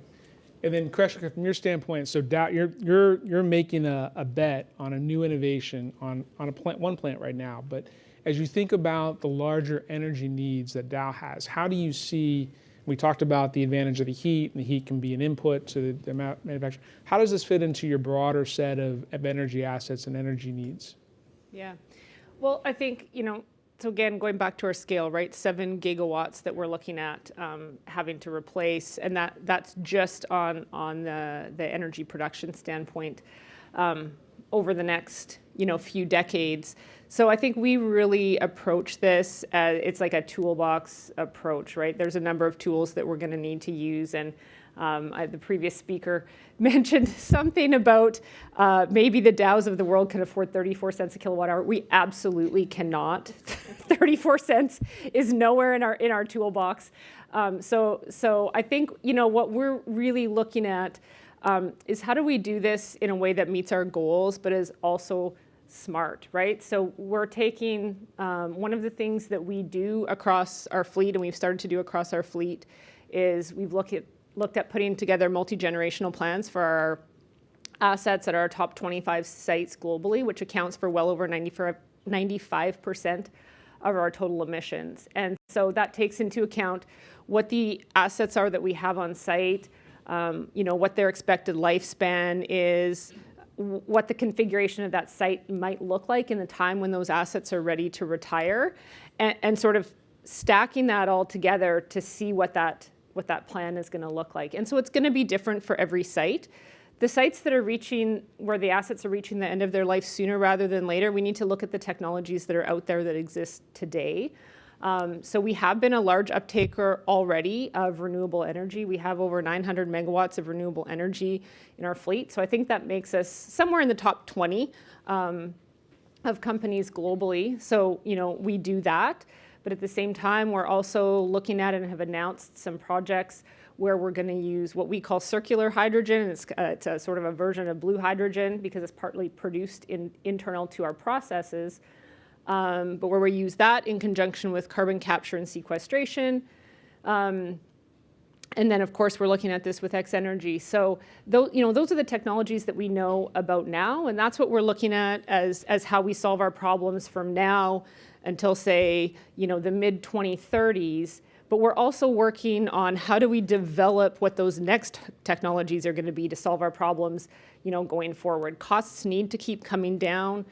We partnered with Shell in Europe to evaluate e-cracking technology for our crackers so we can start to electrify more of our operations and to a certain extent get away from some of the steam. But then, of course, we're still going to be looking for clean energy. And there's other things that we're doing as well. But I think we're really looking at it as a multifaceted approach because not only us, but the world has a big problem here. And it's going to take a lot of different technologies to solve it, nuclear being one of them. Makes sense. All right, we're going to go to our last couple questions here, and this is really around partnerships in the future. So Marcy, why, well, as we get to that, why is this such a big deal for X-energy to have this right now, in addition to the ARDP and some of the other things happening in Canada and so forth? Yeah, I cannot overstate how big of a deal this truly was and is for X-energy. You mentioned the ARDP program. We're thrilled to be taking part of that. We're of course looking at other opportunities in other jurisdictions. Of course, one of those being Canada, where I do call home, and overseas as well. But what this really does for us, here in the United States, and as an organization, it shows that there are companies out there that are willing to put their hand up and say, "I will go first." Because in the industrial sector, we genuinely believe this will be the first small modular reactor deployed to help decarbonize heavy industry. And we heard a little bit of this in the following talk. It is difficult to find someone to go first. So it does, one, it signals confidence in our organization. It signals confidence in our design maturity and our ability to make a plan and stick to it. And also it gives us the opportunity to actually figure out the nitty-gritty, if you will, of how you do make this work, right? It's a great concept. We all know it's necessary if we're going to get where we need to go, but someone has to go prove it can be done. So for us to be working with an organization like Dow with a target of 2030 to show that nuclear can have a meaningful and significant role in decarbonizing heavy industry, again, can't overstate how important that is to us as an organization. And helps to show why you have to have corporations, government, capital, and entrepreneurs all working together. No one's going to get there on their own, that's for sure. And Krushka, from Dow's standpoint, what additional partnerships would help Dow? We've talked about some things today. So if you had to lay out, if you were in charge, what would be some things that you would say or things you'd love to see that would help catalyze this even further? Well, I think some of it comes to what Marcy said, and also in the previous chat, right? This is not simple. I can't remember the exact expression that was used, but I would call this, we'll call it like the execution risk, right? The executability of this, and so the commercial. I have a commercial background. The commercial executability of this is a massive challenge, I think. Dow. It probably is not surprising to anyone to know that Dow does not currently own or operate any nuclear reactors, at least not that I'm aware of. And I don't know that Dow is intending to be a long-term owner or operator of any nuclear reactors. So obviously, in addition to the technology, we will be looking for partners to own, whether that's through a financing mechanism or through direct ownership, obviously to operate. As well in this space. And then I think it's really those partnerships with government to make sure that the structures are correct, that allow us to offset some of the risk, or maybe not even offset, but share some of the risk in being first, because there's a lot of different facets, of course, to that risk, right? Price risk, schedule risk, all of this kind of stuff. Some of those things are in our wheelhouse to manage ourselves, but some of them we're going to need help with. So I think it really is going to take a coordinated approach, which, as per the previous speaker, right? There's a lot of challenges associated with that, but I think it's also an exciting opportunity to figure out how it works. And I think one thing Dow is in a position to do with its large energy needs is to provide that sort of, long-term ratable offtake type of agreement, so you can at least alleviate some of that market risk of having to sell, energy into a market that you don't know exactly what you're up against. So, yeah, it's going to be a lot of commercial work for us, but we're excited about it. Absolutely. Okay, so last question. I know all of us here are excited about this announcement and the agreement, and wish you all the best success, because what you're going to be doing is going to help lift everyone up. But so imagine the panelists and the moderator that are sitting here 10 years from now. Help paint a vision for what you think the world will be like in this respect at that point, and things that will be discussed. And either one want to go first? Yeah. Sure. Well, so I'm hopeful that 10 years from now, 12 years from now, we're sitting here and we've got at least one reactor up and operating on one of our sites, and that we're working on more. I think that this is a huge opportunity to provide ratable power and steam basically for our industry. And so I'm hopeful that we'll be in that situation, and we'll be talking about how we can do this faster, how we can do this more cost effectively, than we even are right now. So.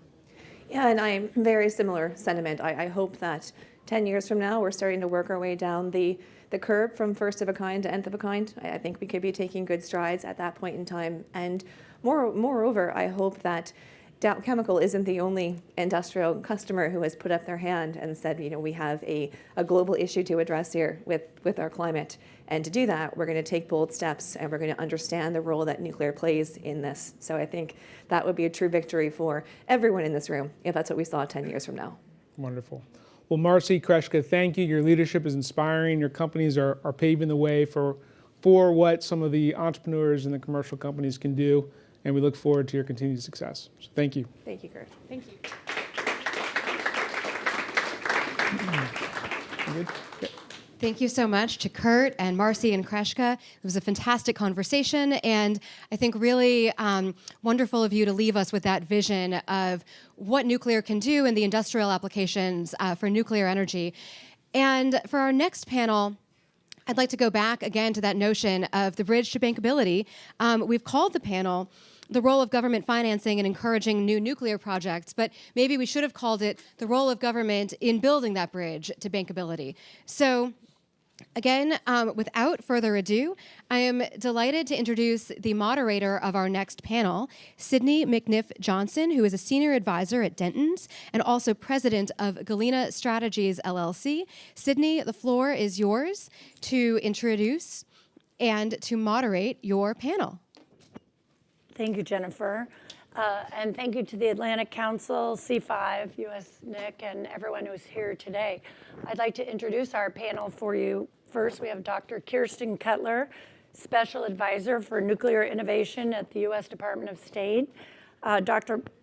Timothy Stone, Chairman of the Nuclear Industry Association. Thank you for coming from England for this. And Paul Murphy, the Managing Director of Murphy Energy and Infrastructure Consulting, LLC. Kirsten, I'm going to start with you. The State Department plays a key role in facilitating nuclear energy cooperation with countries abroad. Can you tell us a little bit about your recent efforts? Yeah, very happy to. I think probably one of the most important things that the Department of State can lend to expanding U.S. footprint in nuclear energy is the political spotlighting. And in that regard, I know that Carl Kress earlier referred to our efforts in Romania, but I did want to go through them again.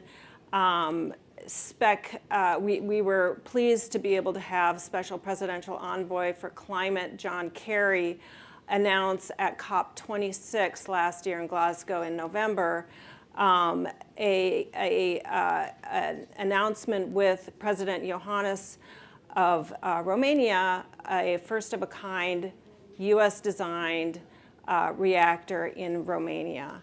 And this was really a big step for another country without a reference plant to be able to say and commit to going forward with a first-of-a-kind reactor. This announcement was then amplified through a teaming agreement between NuScale and SN Nuclear Electrica, and then further amplified with Secretary Granholm and Minister Popescu at the U.S. Center at COP. So we had a kind of a threesome amplification of that announcement demonstrating U.S. leadership in nuclear innovation. That then was followed this May with an announcement on the provision of a control room simulator for Romania to be used for workforce development and training purposes at their premier university in Bucharest. And then we were successful in having President Biden announce at the G7 Leaders Summit the provision of 14 million U.S. government funds, much of which was provided by Department of State, for the front-end engineering and design study. And we were so excited later this week to be part of the signing ceremony with USTDA, who will carry out the contractual arrangements for that set of work. President Biden announced this as a flagship deliverable under the Partnership for Global Infrastructure and Investment, a newly launched initiative by the administration.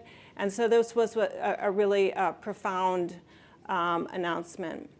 I guess a second example I will give is an announcement that we had earlier, 3 months into President Biden's administration at the Leaders Summit for Climate. We announced a new initiative called FIRST program. I hope most of you are familiar with it, but if not, I will spell it out.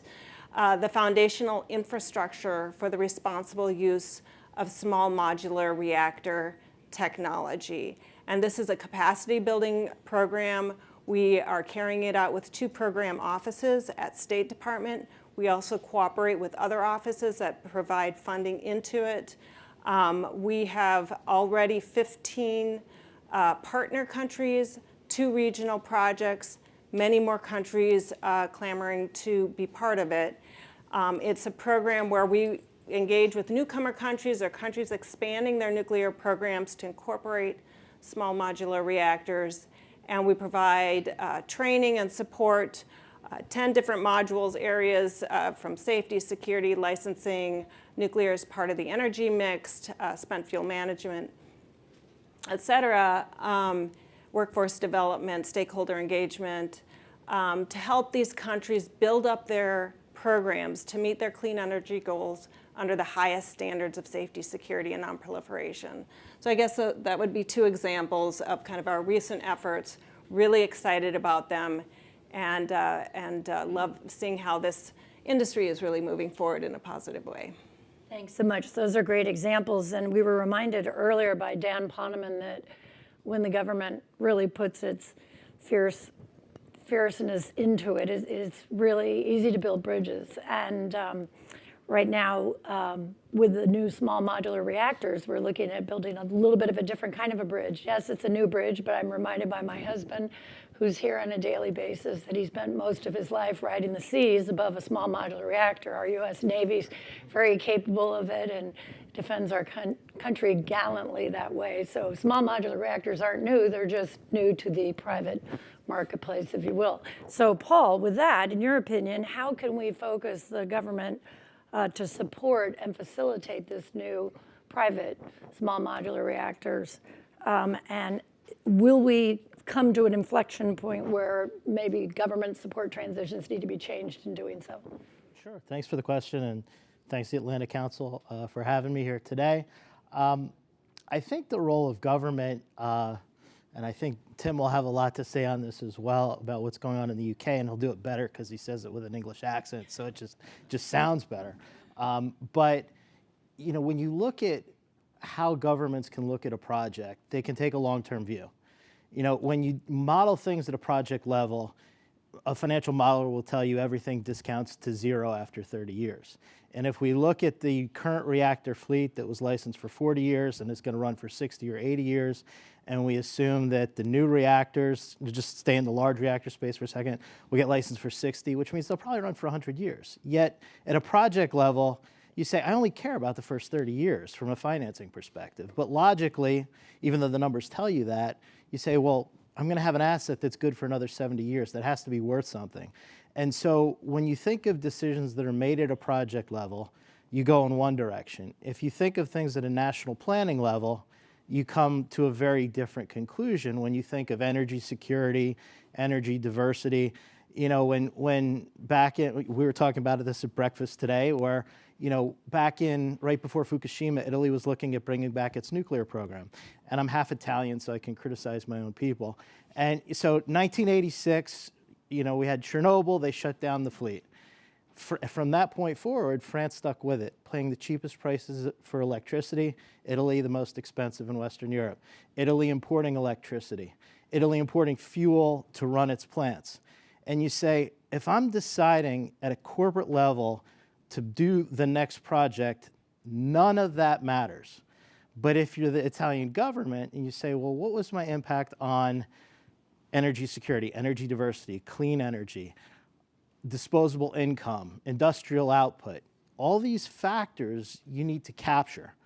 And so if you can articulate those benefits at a policy level, that's where you then mobilize government to come in. Now, the flip side of that is, well, then what about corporate welfare? Why should taxpayer money go into all this stuff? And I think that's where you look at the project development cycle and you say, where can I have government come in, and let's just stick with the United States, where we don't have government-owned assets in the electricity market, and we will focus that support so that then we can get over those high-risk periods, and then we can bring in private capital. And I think that's where the transition point can occur. So you have the development period, pre-financial close, and even pre-FID, where until you get to that point, you really have no project.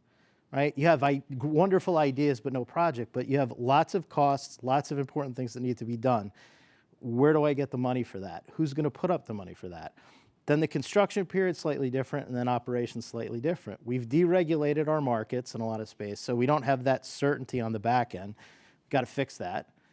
But on the front end, you know, getting these projects past certain difficult points where if you get the financial modeling right, the economic modeling right to show this is a good project once it's built, you can then bring in private capital and you could get the government money out to go do the next thing. So it's not sort of this subsidy for all time, it's specific targeted support where maybe the market isn't willing to take that risk, but you first have to make that fundamental decision, do I want to do this? And that's where the policy, you know, why should the government step in to do this as opposed to something else? That's where we have to articulate that, because at that point, it's not that complicated. Once you've made that decision, I need to do this, the policy tools you put in place are fairly straightforward, that then you can mobilize private capital after that. Thank you, Paul. Tim, from your perspective, what do you feel a country can do best to attract lowest cost capital to those types of energy projects, sort of working off from where Paul brought us? That's a great opening question and a great way for me to start with a bit of high policy on this stuff. Cost of capital is the big number in nuclear. Capital cost kind of matters too, but cost of capital is the killer. And if it's a basis point higher than it need be, that's an artificial tax on the energy for the consumer, for the community, for the national economy. So it's stupid to have a cost of capital that's too high, first thing. But you need to go back to why we're doing all this. So let me just give you some stats from the UK to get this in context, because this is, the country here is in a very different position. And to compare and contrast, this winter, we have families in the UK, even with support from government for energy prices, who are choosing between heating and eating. The energy prices have gone off scale. It's part of the inflation problem, but it's part of what's driven the recognition that we don't have energy security. Fundamentally, if we sit back, 18% of our energy in the UK comes from electricity. Of all that, there's only one single source of low-carbon electricity that will still be there in 2050, and that size will be. Everything else, all the nukes, all the gas-fired power stations, all the solar, all the wind, have to be replaced. That's 18%. Then you've got the other 82%, which is fossil, and you've got to replace that too. So you have to build the electricity sector times 5 between now and 2050 if you're going to decarbonise it. So just sit back and think about the pace and scale of that, firstly. Think about the jobs that create careers for people, that create families for life, that create communities. We are talking about a fundamental social change. And if on top of that you recognise that the future of certainly the UK economy is partly involved in data. The data has to have energy, bucket loads, shed loads, cubic shed loads of energy to keep it going. We have to have an energy system, and the word system here is critical. We can perhaps talk about that a bit later, but system is vital. That's the lowest cost to the national economy for the future of our grandchildren. That's the scale of the decisions that we're making day by day. And Paul's right about this. We've not thought about this at this level. It's always been about projects. Well, actually, guys, with all due respect, projects are just neither here nor there. They're a part of the programmatic approach that you have to take if we're going to get anywhere near energy security, let alone net zero. So this is a much, much bigger challenge. And the two things, and I will shut up for a second then, that come to mind then is that there are some really hard limits to markets. In the UK, a company is known as a PLC, a public limited company. I was on the board of Horizon, which is the Hitachi company that eventually gave up trying to build the project on Anglesey. As chair of the audit committee, I signed the accounts writing off £2.1 billion. I'm an ex-banker. It scared the living daylights out of me, but watching other people opening champagne bottles and saying, yippee, we've got free, is deeply scary. Limits to markets is one, excuse me. And the other bit, back to where does all this come from, is the inescapable obligations of the state. And I don't mean DC or Wyoming, I mean the state. Because the state owns failure in national infrastructure. If it goes wrong, the state gets it back. It doesn't matter what contracts you put in place. When the public, never mind see a high price, but they don't see any electricity coming through the wall in a bleak, cold day, it's the government's problem by default. So the government has to make sure this stuff is sorted. They have to commission, they have to procure, they have to drive it to happen. They have to build an industry which is as efficient as possible. And to start with, the state cannot run away and hide and say, the markets can sort it, we're past that. The pace and scale is too big for that. So in terms of the UK, what we're looking at, and you, I hope, with our various changes in Prime Minister, will soon hear about something called Great British Please Don't Start Me. I've just come back from France from holiday. But you'll start to hear about something called Great British Nuclear, which is what the previous but one Prime Minister asked us to cook up as to how to do this right, how to drive nuclear projects at warp scale, because we, unlike you guys, are customers. You know, it's mostly your technology we're going to need, not perhaps all of it, but mostly.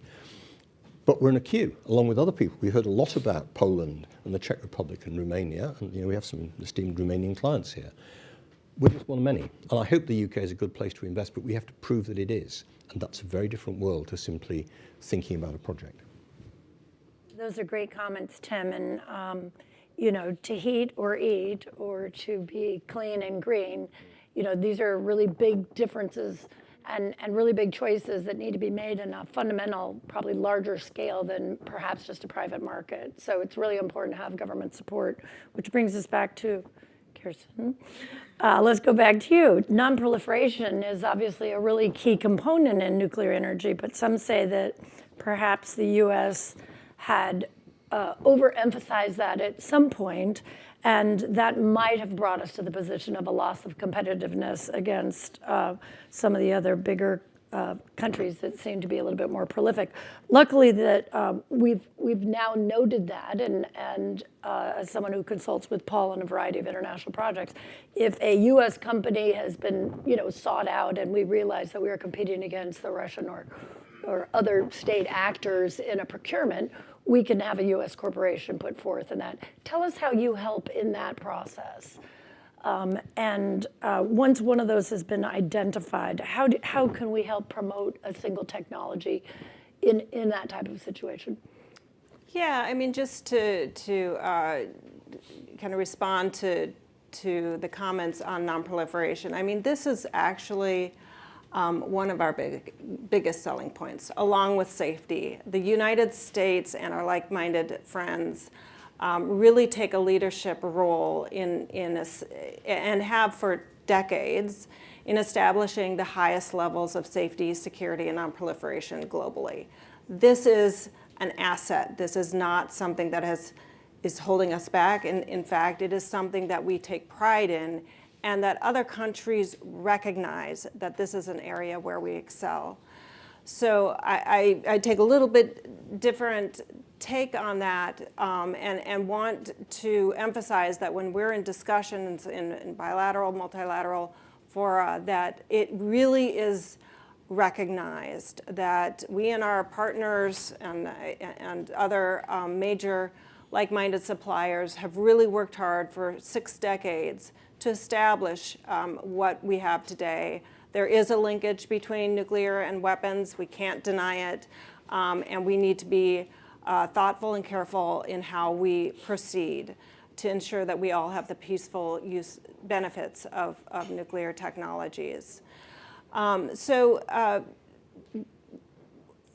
guess back to the question is, we have a number of tools that we use to support the expansion of nuclear energy for countries that are seeking it. And in addition to kind of the political level tools, we also work with other countries. For example, at the G7 this May, in the leaders' communique, that was very robust. And remember, the G7 includes Germany, it includes Italy, very robust language supporting nuclear energy and recognizing the benefits that it brings to our climate and that it brings to our energy security. We also, we carry out our high conditions of safety, security, non-proliferation through the international instruments that we sign with other countries. These include our 123 agreements, which really carry the highest non-proliferation standards globally. These include nuclear cooperation memoranda of understanding, as well as intergovernmental agreements. Those are all instruments that the U.S. Department of State is instrumental in carrying out. And it's important to know that we view nuclear cooperation really from a security lens, a national security lens, a strategic lens. We recognize also its immense climate and economic benefits.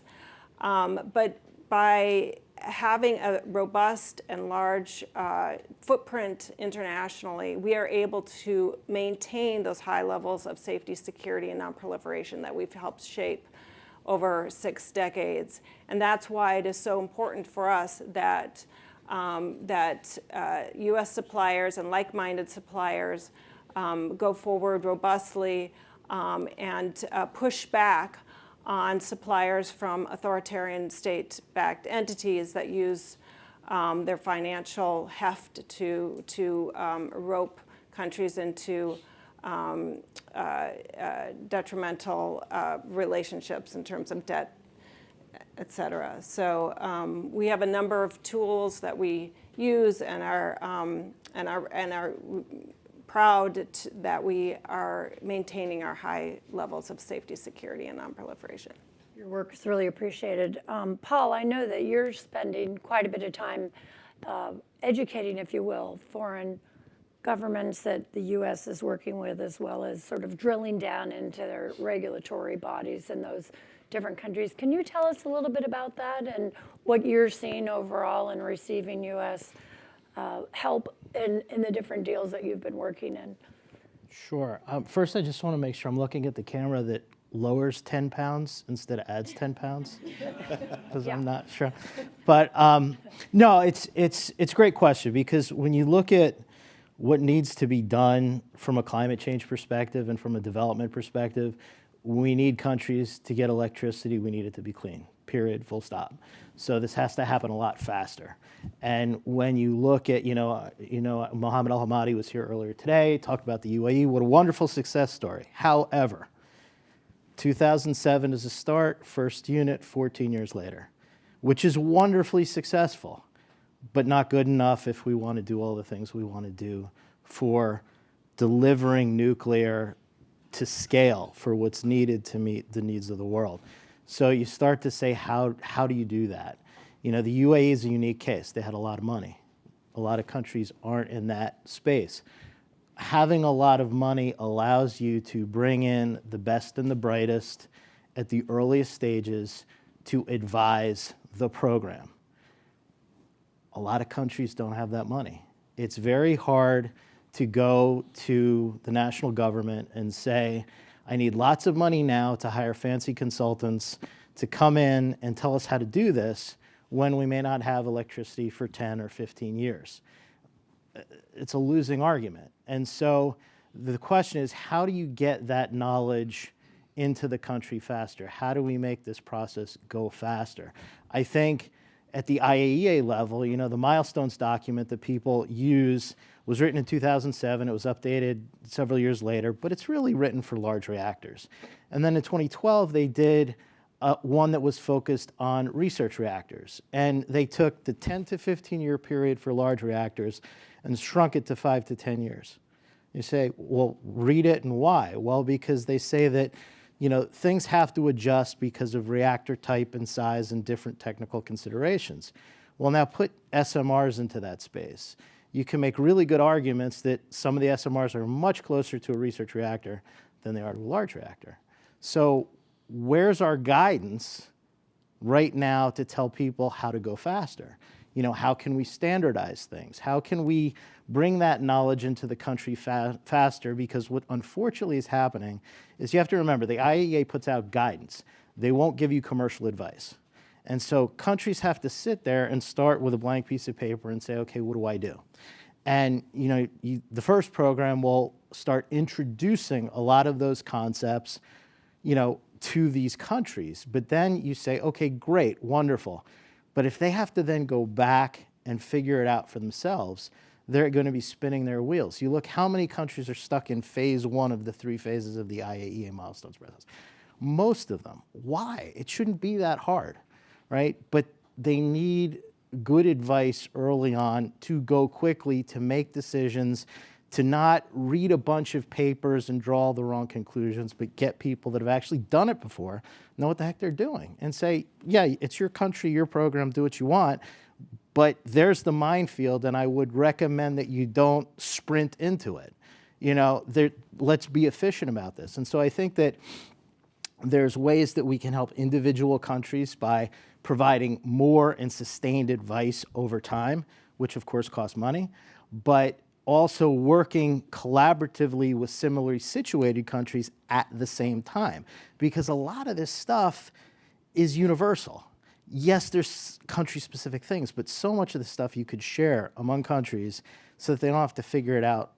And I think that that's the kind of support that we could use to drive countries quicker, because the money point is a big one. It's a challenge at a program level to get all this stuff done, but then, and maybe we'll talk more about this later, the competition shows up with a lot of money, and it's easy money.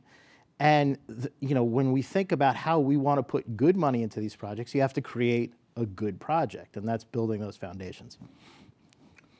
Well said, Paul. And I think that one of the intriguing things about small modular reactors is to remember that the footprint is so much smaller than a traditional, you know, 1,000 megawatt reactor. And it's so important for any country that that's going into that it could be co-located next to the industrial uses that we talked about earlier, heating, you know, all sorts of different applications. And I think that's where the great promise lies. But again, the blueprint of how to get there is going to be one that's really important to communicate and explain, as Sugar mentioned earlier. Tim, from your seat overseas and see the projects you're watching, talk to us about that and how that is changing and what you think of that. The fundamental shift that we need to see is a shift from, with all due respect, guys in the audience, and it probably is the guys, engineers being let loose.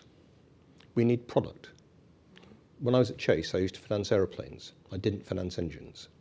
Nuclear reactors are simply sources of low-carbon primary energy, period. That's all they are. They need something else to go with them to use that energy. So in the case of generating electricity, I want to see small modular power stations, not small modular reactors. The reactor's irrelevant. It's the power station that matters. And how do we get them from the point when the company arrives on site to sparks out of the end 2 years later? Why is it 4 or 5 years? Because if you're modularizing these things carefully and thoughtfully from an outcome point of view, why does it take so long? And the analog I'd give you is, those of you who can remember these things, IBM PC blew the mold because they came up with a motherboard. And in that motherboard, there's a socket where you put the processor, another socket where you put the graphics card, and a load of sockets for network cards and sound cards and games cards and all sorts of stuff. Lots of people could make those gadgets to go in the cards. Lots of people could make the graphics card. Why is it so difficult to do that with a kettle and a turbine and a generator? Why is it so difficult, guys? This is about industrial design and real clever creativity, and not, ooh, how can I add another -2 decimal places to some probabilistic risk assessment? It's safe enough, guys. Stop it. Focus on the product. Get it to market and get it out there at a scale. Because from a UK point of view, we've just been asked by the previous Prime Minister to figure out how to deliver 24 gigawatts by 2050. We probably need double that. And if you're going to put around 50 gigawatts on the bars by 2050, just do that in terms of SMRs. That is a shed load of them. And it's about speed, it's about deliverability, it's about, frankly, dull, boring products. It's like Airbus and Boeing. You don't go and buy an airplane and say, oh, can I just have slightly different wings? And I'm not sure about those engines, I want my engine. You don't do that, you buy product. That's where we have to get to. We are completely rebuilding our energy systems. So it's those sorts of attitudes that are really vital. And it's been interesting to watch the Rolls guys go on that journey from a small modular reactor to a small modular power station, the size of 2 soccer pitches. I can't say football pitches over here because it gets confusing. 2 soccer pitches, you've got a small modular power station of just under 500 megawatts. That's what we're after, but in 2 years, not in 5. That's the challenge. And so for the guys in the audience who are in the small reactor community, how do you do that? Because this panel is really about finance. But actually finance takes the weighting out of wanting. Finance will come if the businesses work and if they're dull and boring. And so back to our small island, as Bill Bryson called us, we have to build trust and confidence in that whatever process we put in place to make these things happen is frankly just dull and boring. Because if it's not dull and boring, somebody says, risk margin, please. We don't want risk margins. We have to prove that we are better and we can do it. And actually being part of Mohammed's original team on ENEC at the beginning, they did it right. The first thing they did was to build the reputation and the trust and confidence that they were a great place to deal with and to do work there. That's what we all have to do. You build your reputation, then you build your business. And this is not about some geekiness of nuclear engineering. It's real basic business stuff. As a former soccer halfback, I'll take your pitch from the side, and I'm going to throw it to Kirsten and say, we're on the verge of launching this whole new generation of small reactors, and what steps are you allowed to look over the edge of the horizon here and say, how could we do it a little bit faster, and how could the State Department help us? I'm going to throw that for you. Yeah, I mean, just adding to the comments that were already given, we're absolutely looking at moving away from building onesies and twosies to building fleet, to going forward on fleet deployment. And I think that requires 2 things. First of all, we need to start manufacturing now for the demand that we know we'll have in 5 years. Because countries do take a while to get up to speed. They do need those regulations. They do need an independent regulatory body. They do need all of these things. Nuclear has a high upfront workload, but then you have 60, 80 years of 24/7 power. So we just need to recognize that with nuclear energy, it is more work up front to get the whole thing established. But once you have it, you have an amazing asset for generations. So we need to start thinking about how we can manufacture today. So maybe the first one won't roll off any faster, but we'll be able to ramp up much more quickly if we're able to start manufacturing now. And we're looking at different ways to financially support that idea. The second thing I would say is, yes, you cannot expect a country of 2 million people to be able to replicate what we have in the United States in terms of a nuclear, or the UK in terms of a nuclear regulatory body, in terms of all the different pieces that go into supporting a nuclear power program. We need to have regional approaches where countries are working together and building off their expertise to support the development of their program. We can have countries, Czech Republic and Romania and Bulgaria, all partnering together, looking at what each other is doing to help them move forward in that regard. So we are absolutely, through the FIRST program and other means, looking at how to take a regional approach, have advisory services that are regionally based to support countries' efforts so they don't have to build the wheel all over again. And absolutely agree with what others have said in that regard. So as we've been watching what's been happening in Ukraine and look at their prospects for a lack of power for them this winter, Tim's comments again on heat or eat. Paul, I'm going to throw a question to you, which is, should baseload energy, as in nuclear power projects, should that have some type of a different classification, if you will, from a critical infrastructure position vis-a-vis being sure that is available to all markets? And if so, what might that look like? Because as we're looking, we've seen Germany, as mentioned earlier, is changing, which is great. France was looking at perhaps denuclearizing, which they've also changed on. But in order to make the priorities that we need to in these smaller countries, what can we do about critical infrastructure from a banking perspective? Are there any tools or any ways that you can think of that would be helpful? And how would you advise the government on doing so should they decide to do that? Thanks.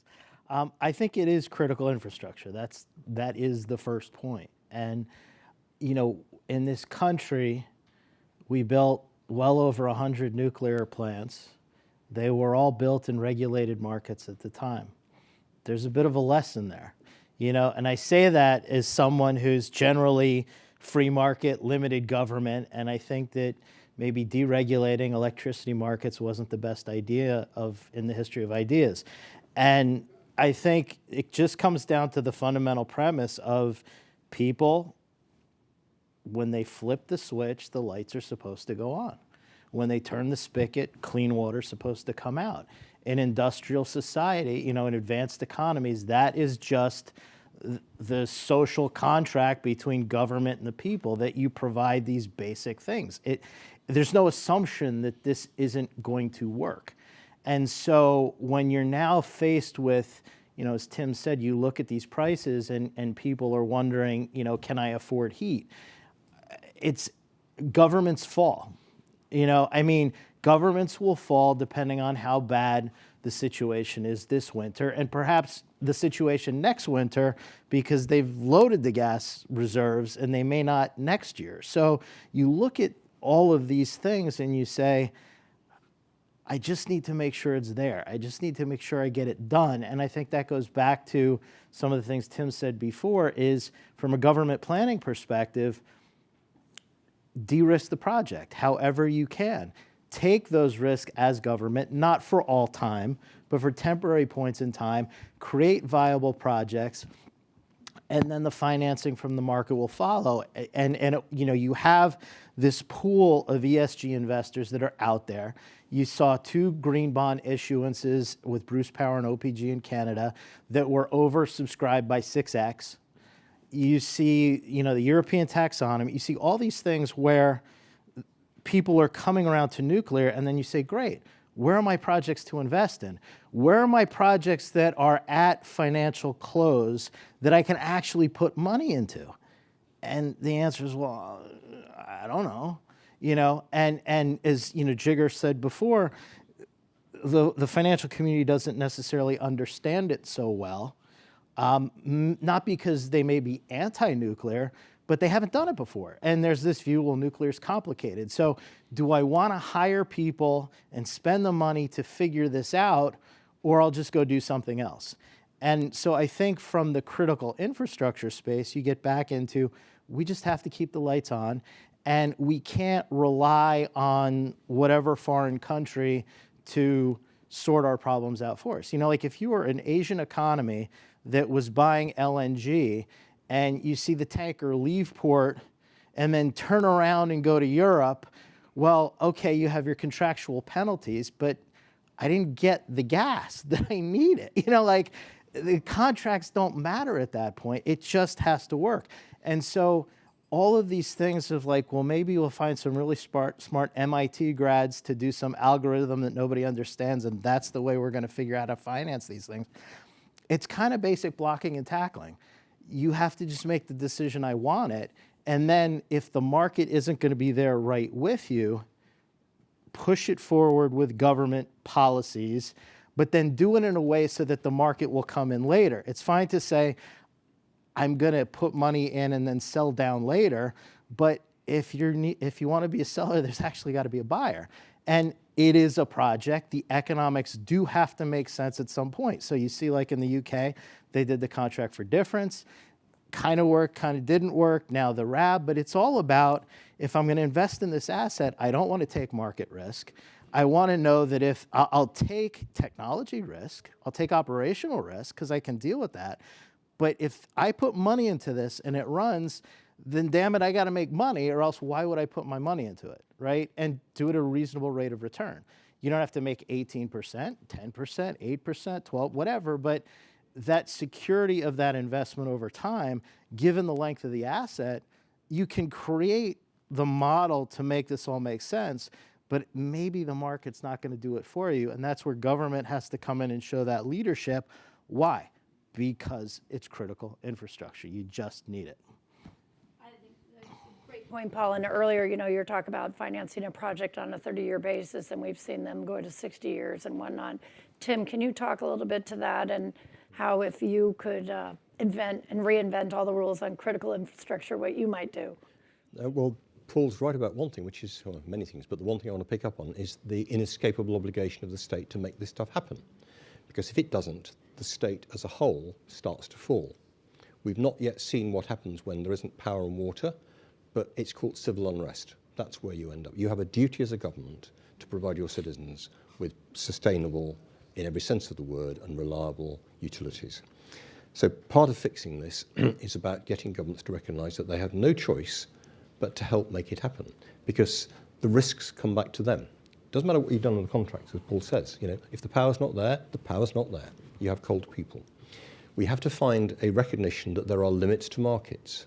So I am absolutely in the same place as you on the worst idea we've ever had is utter deregulation of markets. It's barking mad, because you end up then just dissipating the control and the ability to ensure that sustainability in the broad sense happens. And you can see exactly why it happened on the back of privatisation, but it was the time when there were lots of assets that worked beautifully in good conditions of repair, and over the years there's been tweaky bits to it. And we're now at the stage where the assets are geriatric. They're beyond geriatric in some cases, they're on life support. And we have to find a way of getting from there back to a position where we can rely on them. And the only organisation that can do that at this scale and this pace, governments are, what's the phrase? They're involved in breakfast like the pig, not the hen. They are committed to breakfast. The pig is committed, the hen's involved. Governments are committed to delivery of infrastructure. You have no choice, because you'll get the problem back in the end. And it's getting that recognition back that, I'm with you. I'm an ex-Wall Street guy. I like small states. I like little involvement, but there are limits, and you've got to get this stuff right. And we have to just stop pretending that markets can solve everything until you have a proper market economy where the pace and scale of evolution is such that the market can cope. I mean, what we're doing now, and I will show up in a minute, but what we're doing now between now and 2050 in replacing this entire energy system, it's a bit like a sort of Darwinian evolution. You can't have time to generate and test and see which ones work. You've got to use what you know now and go at it hell for leather. And if it turns out in 10 years' time there's some piece of magic snake oil that does actually work, in fact, and is even better, fine, it's called an off-ramp. But you cannot sit here today, it's too late, to say, oh, well, we'll get round to it. You've got to get on with it, and you've got to produce that trust and confidence in the financial markets, in the supply chain, in the people. The biggest issue in this, actually, sorry technology guys, the biggest issue is people. There aren't enough of them. There aren't enough who actually know how to do this today. And part of what you'll see, assuming that GBN gets announced, is a programmatic approach, because you have to build that program to build the supply chain, to build the people, with trust and confidence. It's worth putting my career into this industry for the future of the nation. It is this scale of challenge that we face. And it's great to hear what Kirsten's doing, But we need that attitude across the top of governments. You can't run away from this now. And the ones who get it right will be the ones who have the better energy economy and economic competitiveness in the 2050s, and the ones that don't, won't. Kirsten, it's back to you then. It's state, state, and state, it sounds like. Tim, thank you for your comments. The State Department has been really helpful overseas in the missions that I've had with SynTac previously in different countries. Your phenomenal expertise around the world has really been helpful. Talk to us a little bit about how you're educating those people in different countries to help with the nuclear transition and hoping that we will be able to do some more U.S. Take more U.S. companies into different countries. What's your viewpoints and what are you seeing? Yeah, no, we absolutely see the need to be more vocal on nuclear energy. It was really surprising to me how many countries just a couple years ago didn't actually realize that the U.S. was still a nuclear supplier. We don't do a very good job at communications, at getting the word out. I think in the last few years we have tremendously ramped up that communication side, and it's critical because authoritarian-backed suppliers recognize something that we've only kind of recognized recently, and that is that nuclear power cooperation is different from any other source of energy cooperation. It builds, 60 to 100-year relationships. The decisions are made at the government level. As I say, it requires nuclear cooperation agreements. These require government-to-government assurances. It has export controls like no other energy source. These are decisions. It has price tags unlike any other energy source. These are decisions that are made at the government level. They are not private sector decisions. And as such, suppliers, authoritarian-backed suppliers recognize this and have been very aggressive in terms of moving out and signing MOUs at the leaders level for nuclear cooperation around the world, through Africa, through the Indo-Pacific, et cetera. We have woken up to this, and we recognize the strategic and security dangers that are associated with a decline in U.S. and like-minded country suppliers' footprint on the global market. And for that reason, we have really upped our game in some of the ways I've described before, including, as you were asking about, outreach to specific countries through the FIRST program, getting our experts out there. The FIRST program draws from expertise across the U.S. government. The Nuclear Regulatory Commission is one of our closest partners in implementation of the FIRST program because there's such a need on licensing. We also have implementers from universities, for example, Texas A&M, from the national laboratories, across the U.S. Nuclear sector. We need to get our people out there to talk about how great our technologies are and the benefits that they can bring, not just to the power sector, but to hydrogen, clean ammonia, desalination. Much of the world will be in water-stressed regions by 2030. These are all reasons that we need to be out there and need to be vocal. So we are doing a lot through our embassies. We are doing a lot to get the word out. We are also have disinformation campaigns pushing back against disinformation, which is being spread by authoritarian-backed competitors. So we have communications plans and campaigns to push back on that. But we all need to be out there. We all need to be communicating, and we need to put out press releases. We need to, to the maximum extent, because that's what the others are doing. And most of all, I want to conclude with this remark. We need to work with other like-minded suppliers, like the United Kingdom, like Japan, like the Republic of Korea, France, Canada. We need to work together to push back. Otherwise, we are going to see a world where reactors built by authoritarian states gain the economies of scale before we do and dominate the market. So there's a whole kind of a host of things that we not just the State Department, but we all need to do to really push out and regain the leadership position that we should have. Thank you for your comments on that. I think actually this year it's been a little bit heartwarming to see some activity lately with a recent purchase of a large nuclear purveyor and just a variety of big things that have happened. Paul, I know you and I have worked overseas together in Southeast Asia as well as South Central and Eastern Europe. We haven't yet really talked about South America, Latin America, Africa, and the different capabilities that different governments could bring to bear over there. And again, going back to the authoritarian governments that could, and have at least in the mining area, been very strong in those countries, much to the detriment of them.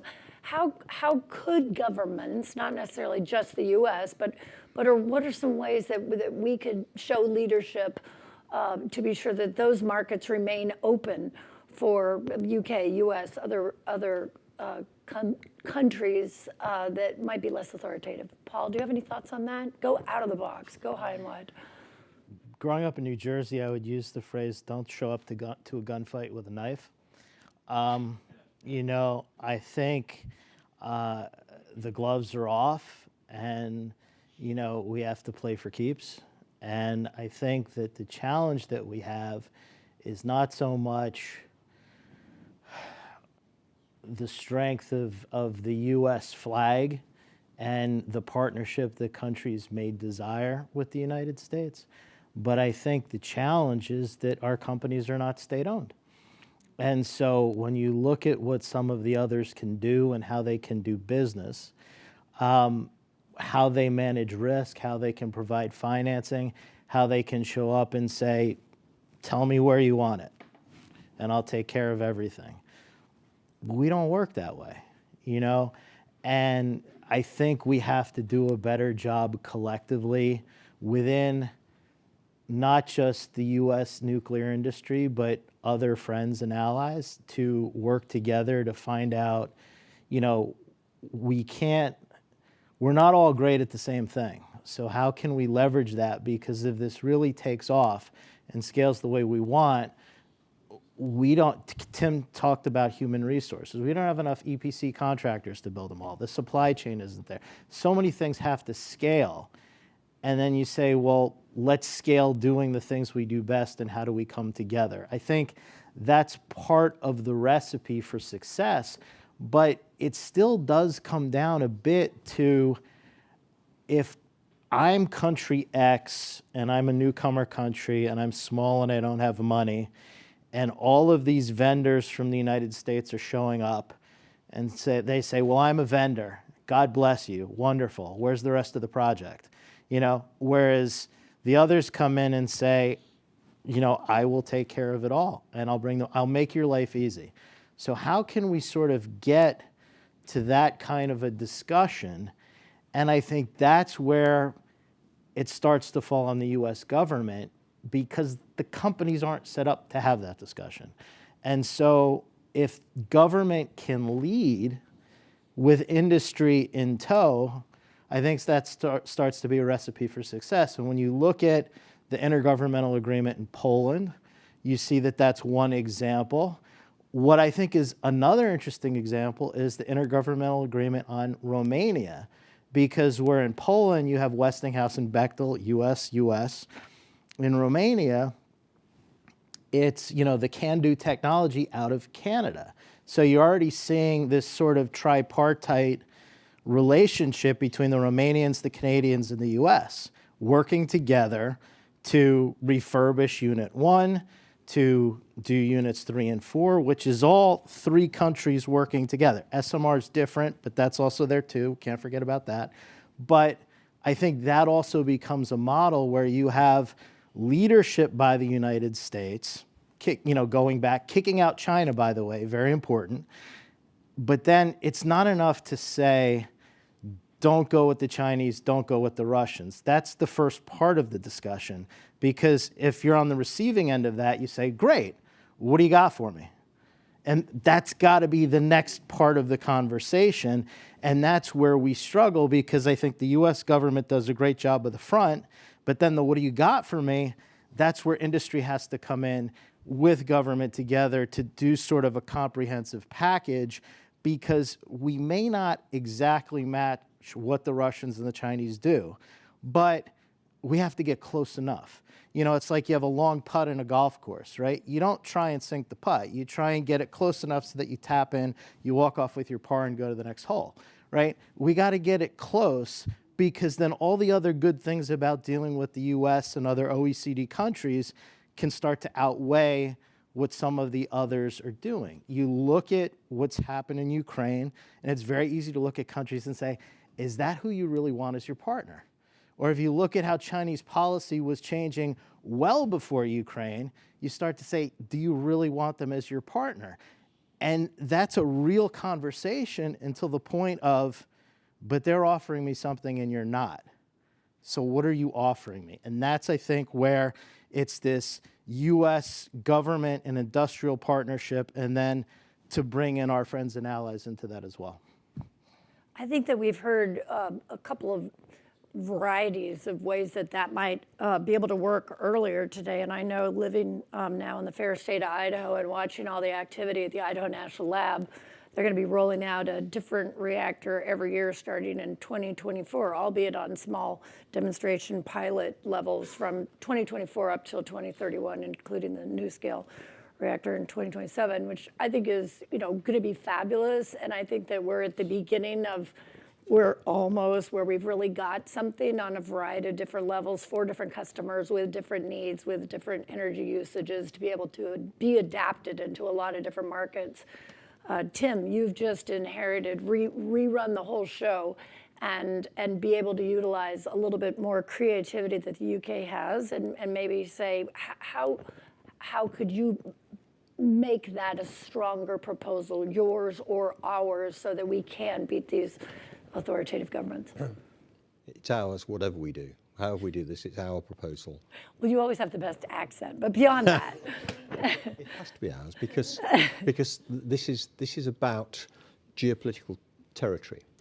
There are a couple of things I want to say in response to that. Firstly, the scale of what has to happen in the countries in which we're all interested is so vast that the word competition should be absolutely deleted from everybody's lips. It's about collaboration. It's, as Paul said, it's about doing what we do best and stopping pretending that we can sell cauliflowers slightly cheaper than the guy next door. It doesn't matter. Just collaborate and think about the big outcomes we're trying to deliver. And in that context, I actually want to say a huge thank you to what Kirsten's team have been doing, because in 2012, sitting inside government in the UK, I was trying to sell Horizon from the Germans, from the government's perspective. And we had two bidders. We had Areva and we had Toshiba. One had CGN behind them, the other had SNPTC behind them. And I was over here and I saw one of Kirsten's predecessors. And I got a complete earful about what the hell were we doing letting the Chinese in. And I said, well, they're backing these two horses with their own technology to support, and most importantly, some money.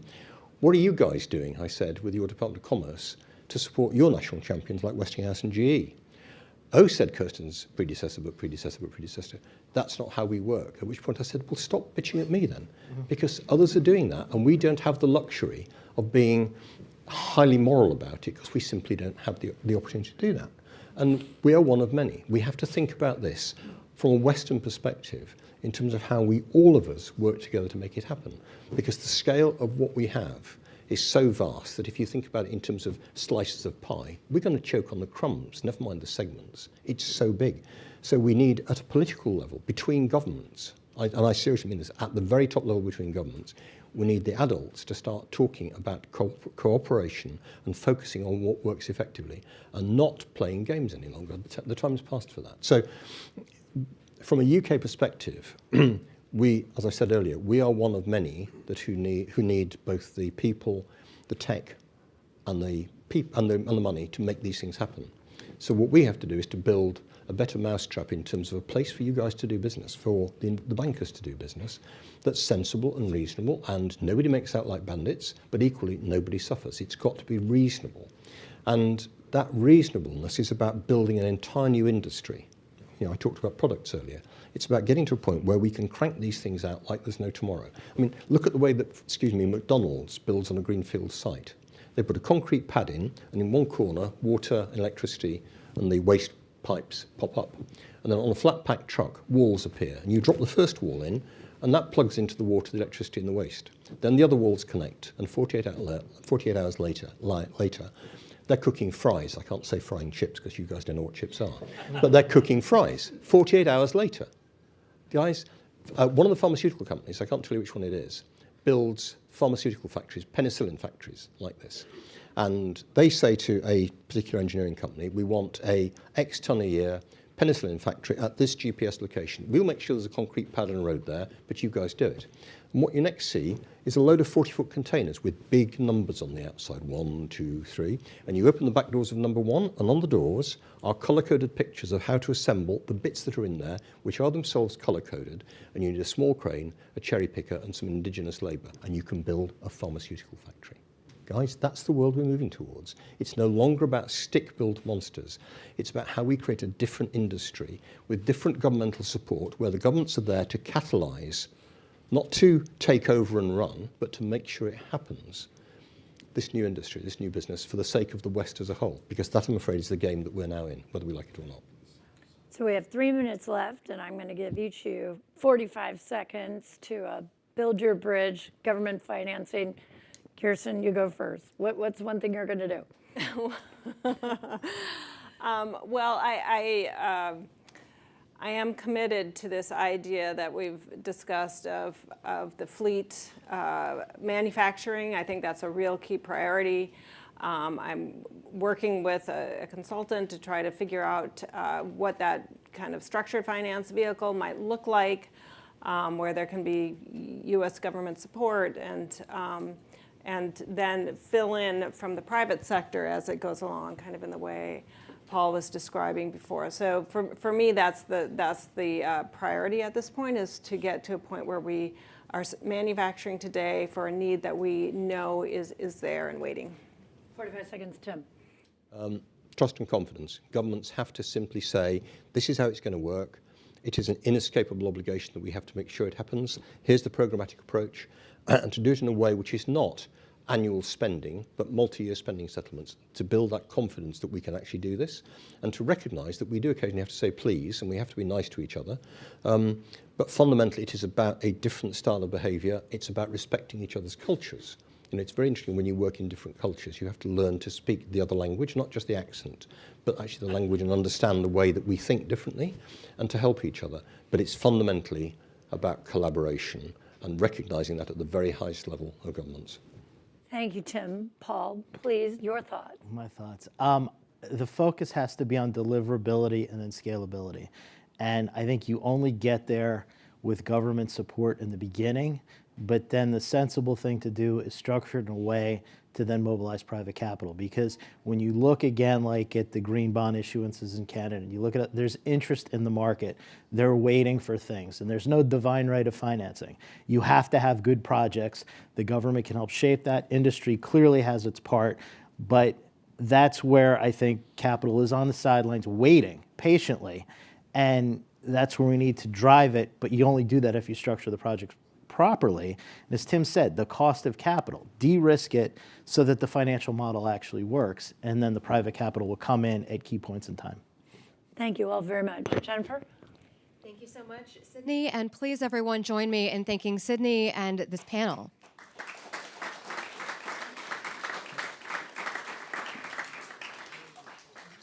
And now I'm delighted to invite everyone to take a very short coffee break, more like a stretch than a break. Please come back at 3:45. And please note that we have a fireside chat after the break, followed by our remaining panel, our venture capital panel. And then we will have a hosted reception in the lobby at 5:30. So please remember to come back. Thank you.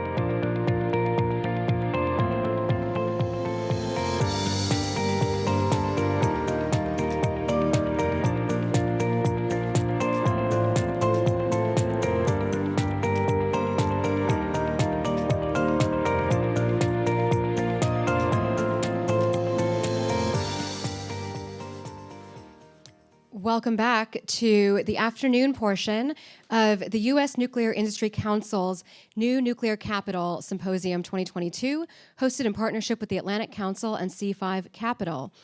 And in keeping with what I mentioned earlier as the Atlantic Council rule, which is that if you are named in a session, you then have to appear, I am very pleased to welcome Jeff Lyash from TVA and Jay Weilman from GE Hitachi Nuclear Energy.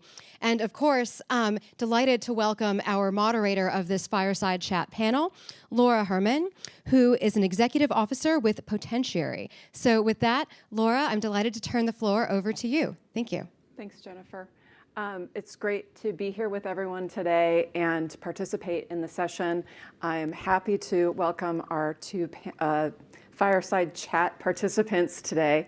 They know each other well, so I expect this to be a pretty lively conversation this afternoon for those of you who've been here talking about nuclear all day. I think it's an important aspect to be able to delve into some of the partnerships that have been evolving and talk about what's working. And so I'd like to introduce, furthest away from me here, we have Jay Weilman. He's president and CEO of GE Hitachi Nuclear Energy. GE is one of the world-leading providers of advanced reactors and nuclear services. And they have manufacturing, service, and sales facilities around the globe. And Jay is also responsible for managing the joint venture between GE Electric Corporation and Hitachi Corporation. And they are publicly listed on the New York Stock Exchange. And so we have Jay joining us along with Jeff Lyash, who is president and CEO of the Tennessee Valley Authority. And that is the nation's largest utility. We've heard a little bit of talk about utilities today already. And so it's great to have Jeff here to talk a little bit from that utility perspective. And before coming to TVA, Jeff served as the president and CEO of Ontario Power Generation in Canada. And so we get a little bit of a North American perspective at the same time. So I think, where we want to go with our fireside chat today is really looking at what is expected of all CEOs is in that notion of due diligence, the exercise of care that is expected from corporate leaders. And we have with us today two exemplary leaders who oversee these types of negotiations from two perspectives, both as buyers and as sellers of energy products and services. And so that means that we have speakers that are sitting on both sides of the table negotiating these types of deals that we've been talking about throughout the day, encountering some of the opportunities as well as the resistance to nuclear and its future.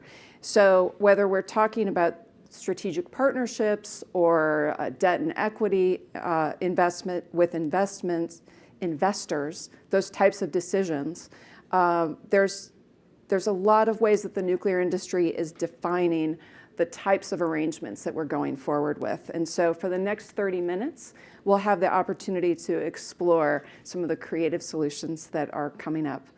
I think it's important to recognize that for many of these fireside chats that we've had today, we've had organizations that are in partnership, and TVA and GEH signed a two-party agreement earlier this year for the potential deployment of a BWRX-300 at the Clinch River nuclear site that's managed by TVA. And so these types of partnerships we've demonstrated throughout the day. But I want to direct a few questions to each of you individually, and then we'll kind of evolve the conversation from there. And Jay, I'd like to start with you. Since one of our co-sponsors is the Nuclear Industry Council, hosting this event with the Atlantic Council today, I'd like to get your take first on the supplier's perspective, because that's really who NIC represents. And GEA has its own reactor products, but you're also doing services for the existing fleet and also around the world. In the last 3 years, how have you seen demand for nuclear evolve? So 3 years, wow, really, only 3 years. It seems so long ago. So I roll back in time and think about the mid-2010s and a fleet that was at risk of shutdowns, deliver the nuclear promise, all of those things, to where we are now, which is still, because I do have an operating set of reactors we're taking care of here for our customer, thinking about keeping the operating fleet going, and there's been a lot of movements there that have benefited, and we've seen that. But all the excitement around new nuclear, if you will, right? And so there's a lot around the world that's happening. I think 150 different potential designs, probably mostly on PowerPoint, but a few that have evolved well past that. And it's an exciting time. We have been developing in 2017, got our teams together, really looked at and listened to what the customers needed. They needed something that wouldn't put their balance sheet at risk. They needed something, yes, everybody knew that nuclear has to be there to get you the last bit, to get you to net zero carbon. But we've got to earn our place at that table. We've got to earn it with a competitive cost. To get competitive cost, standard plant. I think we had a lot of our other panelists talking about stamping these things out, quote unquote, right? And I absolutely believe you have to do that with a standard plant and a design to cost to achieve that first goal. And then you've got to have the certainty of outcomes as well. So that's the kind of things that we're thinking about and designing. We're happy to be with OPG, with TVA, Sask Power, and OSGE for our tech selects here recently over the last couple of years. Yeah, that's great. Can I comment on that? Of course. Yeah, I mean, from an owner's perspective, I think the thing that's changed the most in the last 3 years is the growing recognition across a broad set of stakeholders that a balanced solution to the energy future is the only thing that will be successful. And I think there's been a very strong realization that we have to preserve, extend, and leverage the existing nuclear fleet, and we're going to need new nuclear if we're going to solve these issues. Jeff, that kind of tees up the next question that I wanted to ask you, because TVA is committed to decarbonization and has published extensively on your plans. But you are also in a position that you're managing not just nuclear fleet, but you have fossil assets and renewable assets and other things. How does that change the dynamic in terms of what you're thinking about versus some of the technology providers from the nuclear sector who come and talk to you? What might they be overlooking in terms of the pressures or the opportunities that you face and the responsibility you have at TVA? Yeah, I mean, at the end of the day, TVA is responsible for delivering energy to 10 million people across the valley. We're responsible for protecting and enhancing the environment, and we're responsible for economic development, attracting durable jobs and capital. And really, the three of those things today intersect more tightly than they ever have before.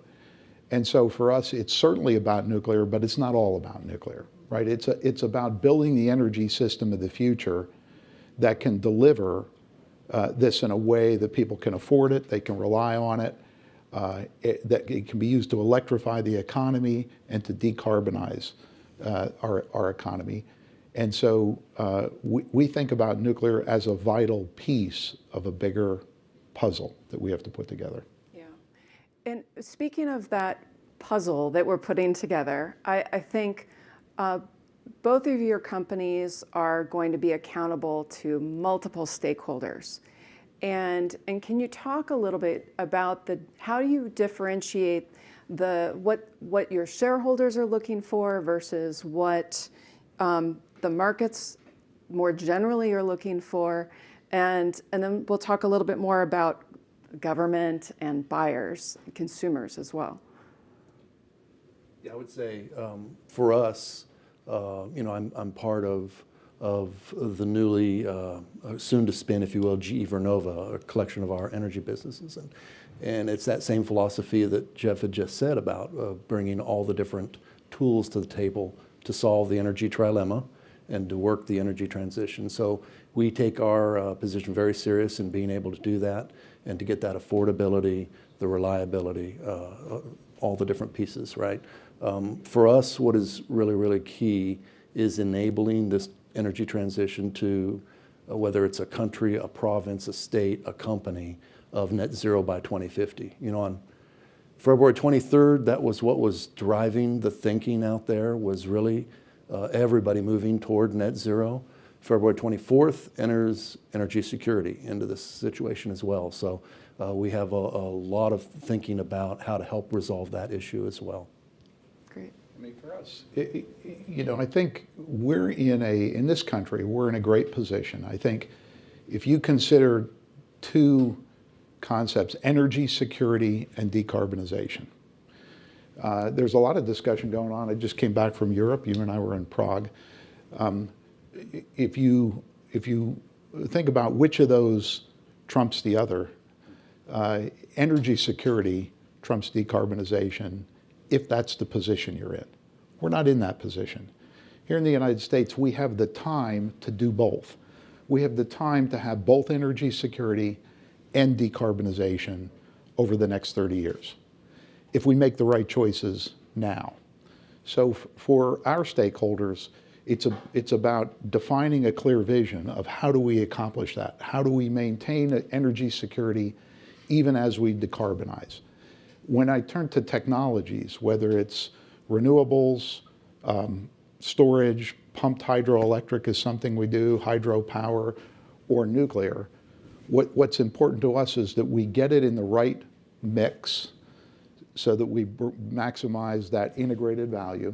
And when I narrow it down to a particular project, it's about having a technology that we understand, that we've de-risked, and that we can construct on schedule and on budget. Because it's important to me that when we say the plant's going to be in service at a price, it's actually in service on that date at that price. Yeah, and how, I mean, finding that mix, that right mix for the market at that time is not an easy task, I believe. And what role does government play in that for each of you then? Because we've talked a little bit about, you know, the energy security and decarbonization that has an important role in how it shapes markets, ESG investing and these types of things, but then there's a policy component that we should address too. Yeah, I think it's been a great discussion today around the role that government, I would have said early in the day, could play. Now, after listening to the prior panel, I'll say should play or must play.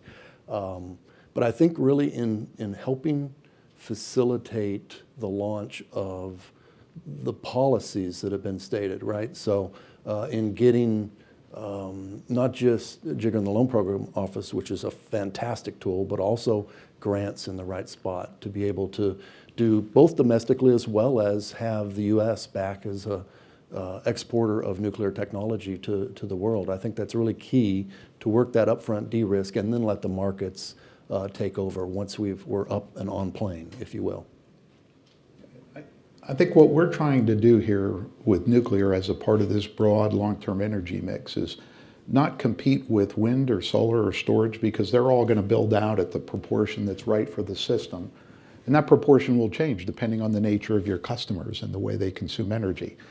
And we're also not trying to launch a one-of-a-kind technology. What I'm interested in is launching a platform, one that can be scalable. I have no interest in building one reactor. I need 20 reactors to finish decarbonizing TVA. I probably need more than that if we're going to electrify the economy.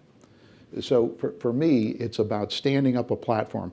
And to do that, the investment in the first-of-a-kind, premium price, longer schedule, and risk is something that the government should take a role in. Because the beneficiary of that investment, whoever does this first and with whatever technology, is the nation. And so we've done that in multiple other industries, and I think we need to do that with the nuclear fleet. We can build a fleet of 200, 300, 400 reactors in this country, which is what's going to be necessary to decarbonize.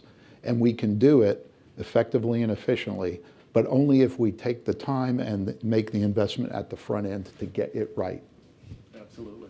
First off, great to hear the 20. I think that is. I didn't say they were all going to be big other X300s, Jay. But seriously, I think about this not just as a first of a kind, but positioning longer term, building the team, building the partnerships, really, really critical.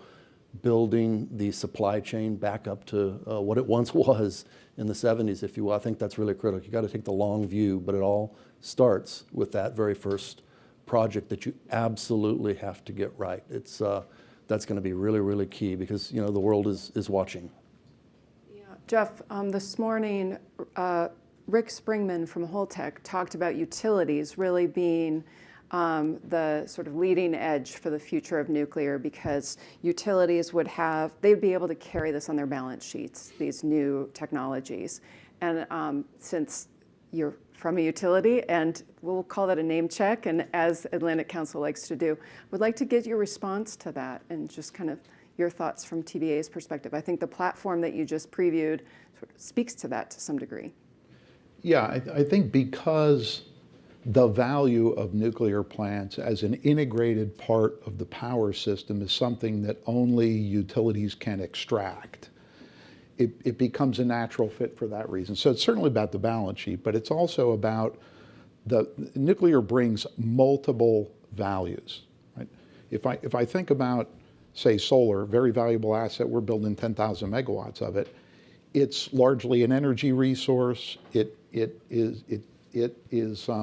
doesn't bring capacity. It doesn't bring inertia to the system, and where nuclear does. And so I think for that reason, utilities can extract the value. The second thing I'd point out here is that if you think about planning an integrated energy system, you can consider the life of an asset. These are 100-year assets.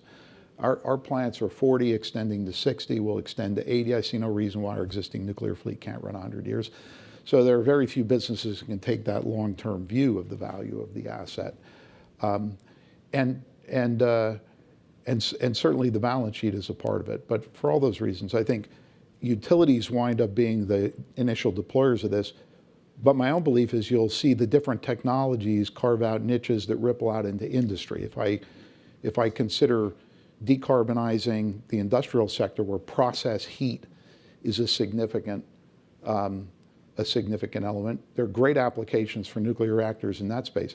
Maybe as co-generators, where the utility is the electricity off-taker and the industry is the process heat off-taker. Yeah, Jay, and that I think sets you up to talk a little bit too about, I mean, how is it that you're developing plants at GEH? What are you doing to engage potential customers or energy buyers to understand how to design the right kind of plants that need to be out there? So I think it all starts, again, with positioning yourself with a seat at the table with the right cost to be competitive with all other forms of energy. Really, really key for us with the BWRX 300 is simplification. Just with a few innovations, the ability to really simplify this well-known boiling water reactor plant is really, really key. And then it comes to traditionally, and the first few plants will be grid scale type approaches, but then there's absolutely no reason as to we go to decarbonize all these other areas, whether it's process heat, whether it's hydrogen, whether it's desalination. The flexibility of nuclear reactors is really, really remarkable. So I think that's key. It will roll out to each area at their own pace, if you will, but we are set to absolutely be right in the middle of those industries as well. Oh, that's great. Earlier today, the notion of competimates came up, this idea that you have competitors who are also sort of, you're cooperating with them.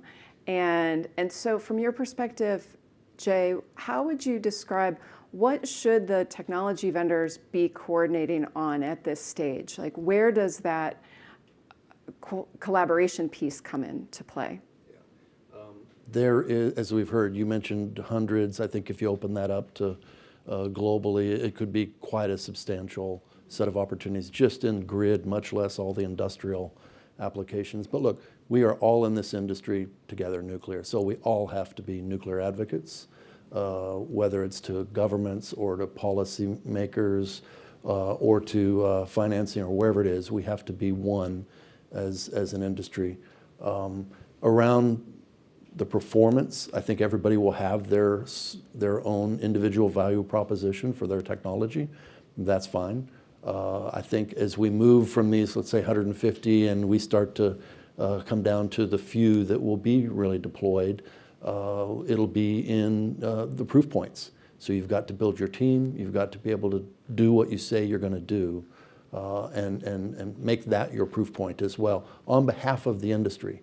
So if there's somebody that's going out there about the same time frame as me, wish them well, because it has to reflect well on the whole industry. In other words, we all suffer. Well, and here's a question for both of you, because you're both working in diversified companies. And so from the perspective of seeing nuclear succeed, what do you see as really the priority? What is unique about nuclear in terms of that competitive environment? Is it unique to nuclear, or do you see other solar companies, renewable energy? Does it move as a sort of unified industry, or did it ever? Same thing with fossil. Do you see that same kind of coordination that we talk about in the nuclear sector in the other businesses that you work with? Other sectors. Well, I'll start. I think to the extent that which you need partnerships and the alignment around, the bigger the project, the more complicated the project, the more you need to focus on partnerships. You know, if it's a commodity that you're buying, I mean, frankly, there's not a lot of engineering in solar installations these days. That's long behind us. This is more of a commodity, and it's more real estate driven once we get through the supply chain issues maybe than others. In building a mega project like a nuclear plant, you need collaboration, you need partnerships. And to be successful with this, the approach we take to design, licensing, and construction has to be different than we've done in the past. It has to be an integrated project delivery model where all the parties benefit when the entire project is successful, not when their piece of the project is successful. And so I think it is got to be embedded in any complicated energy mega project, particularly nuclear. And I'll extend your comments to beyond just construction into commissioning and operation. That has to come. You know, back in the day when the first wave of fleet, if you had a capacity factor of 60%, actually you were smiling, it was a pretty good year. Now it'd get you fired, right? So that's right. These units have to be delivered on schedule, on budget, at a price where you can see the nth of a kind being competitive in this environment. If you can't do that, and even more than that, when they come into service, things have to operate at 95% capacity factors at only the highest levels of safety. Yeah, I mean, the bar is very high for success in the nuclear industry, and I think that's a good thing. I think we talk a lot today, we see it in the media around the uncertainties of the environment today, uncertainties around the economy, around great power rivalries and politics, all of these things. How has that affected the way you lead? So there is a lot of uncertainty out there today. You know, I think you have your traditional leadership, right, where you are attracting. One great thing with both the decarbonization as well as energy security is it has made recruiting a lot easier. The kids that are coming out of college want to make a difference in the world. And if you want to make a difference in the world, this is where you need to be, right, in this space. So being able to have that value statement out when you're recruiting on campuses has been fantastic, absolutely much different than even just a half generation ago, right? So that's key. The other thing is you have to have your North Star, your purpose, and why you are doing what you're doing. And I think no matter what hits you from left or right, front or back, you can always go back to that North Star and make sure that you keep everybody centered and on task, if you will, within and across the organization. Yeah, I'm where Jay is. I think mission, having a clear and compelling mission is, it's always been important. It's more important in today's environment. And being able to translate that into aspirations that you can state, but then going beyond the aspiration and show how you're going to achieve that in execution. very honestly, very frankly, is critical. And because that's what produces the sort of alignment and excitement that'll close that gap between execution and aspiration, because that's where innovation lives. Oh, that's great. For both of your companies, is there anything that you would like other businesses to know about how to do business with you better? I think I've said it already. We look for businesses that want to partner, and partner in a way where we can all be successful and deliver the outcome that we need. Took the words exactly right out of my mouth. It really has to be about not just partnerships on paper, but partnership with aligned purpose, aligned value that you're bringing, so that it isn't a partnership where it's a win-loss. It truly has to be the cliche, but has to be true, win-win type of approach. Okay. I asked you to prepare for a lightning round to wrap up, and I see our next panel is amassing there. So we'll make that transition. We've heard today about supply chains in nuclear. We've talked about some of the new constraints, but also how the changes in energy prices have been opportunity for nuclear as well. And I guess in 3 words, maybe a few more, how would you quickly summarize the state of deal-making in the nuclear enterprise today? The state of deal-making. I'm not sure I have words to characterize it. I tell you, go ahead, you go in then. So, gave that a little bit of thought. With all the swirl out there and all the changes and watching everything happen, I think I'll quote one of my favorite Southern rock bands, 38 Special, and say, "Hold on loosely." Yeah. Because you really want to make sure you are tight and executing, but man, you got to be ready for pivot and change and resilience as well. I'll give you 4 words maybe, and this is the test that I use and the test TVA uses in decision-making in this environment. We're focused on 4 things when it comes to energy: affordable, reliable, and resilient. That's the definition for me of energy security. And then sustainable, and that's the focus with carbon. So any deal we make, I'm going to test against long-term, affordable, reliable, resilient, and sustainable. That's great. Jay, thank you for giving me a new anthem to go download for my nuclear work. Jeff, thank you for your contributions, both of you today. I turn it over to Jennifer to transition us to next. Thank you, Laura.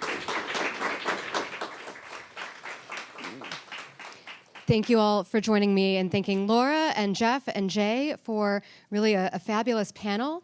And, you know, in listening, Laura, to that panel and learning more about the role of the utilities, the role of the reactor designers in ultimately achieving decarbonization, it really brings me back to, I think, what is the theme of today, which is a multidisciplinary approach. And so I think one of the final pieces, maybe not the last piece of the puzzle, but one of the pieces that we haven't gotten too far into today is really the role of private capital. And I'm really delighted and really excited to hear what this next panel, our last panel for today, has to say. And Aisha Waheed, who is a partner at Morgan Lewis, will be moderating the role of private capital in nuclear financing. So without further ado, Aisha, I'm very happy to turn it over to you. Thank you. Thank you very much, Jennifer. I'm delighted to be moderating this panel because we have actually a very diverse group of panelists who hopefully will provide different perspectives on the role of private capital and how to access it. So first, I'd like to introduce Adam Rodman, who is joining us virtually. Adam is the founder of Segra Management, which is a nuclear-focused investment firm.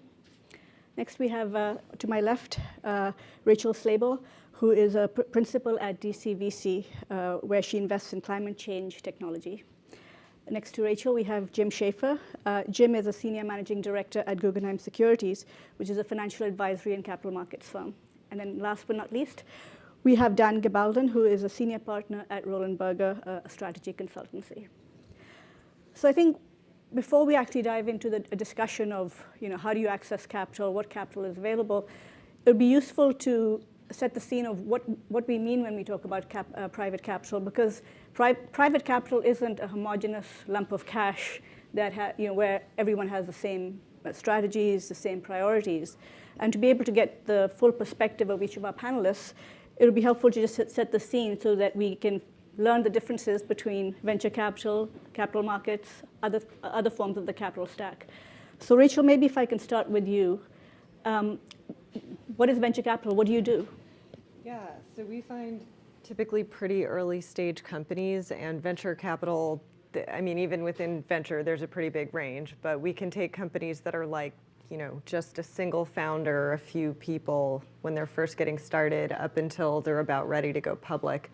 But usually it's that earlier stage investing. And so there are companies that often have a lot more idea than product. They're often pre-revenue.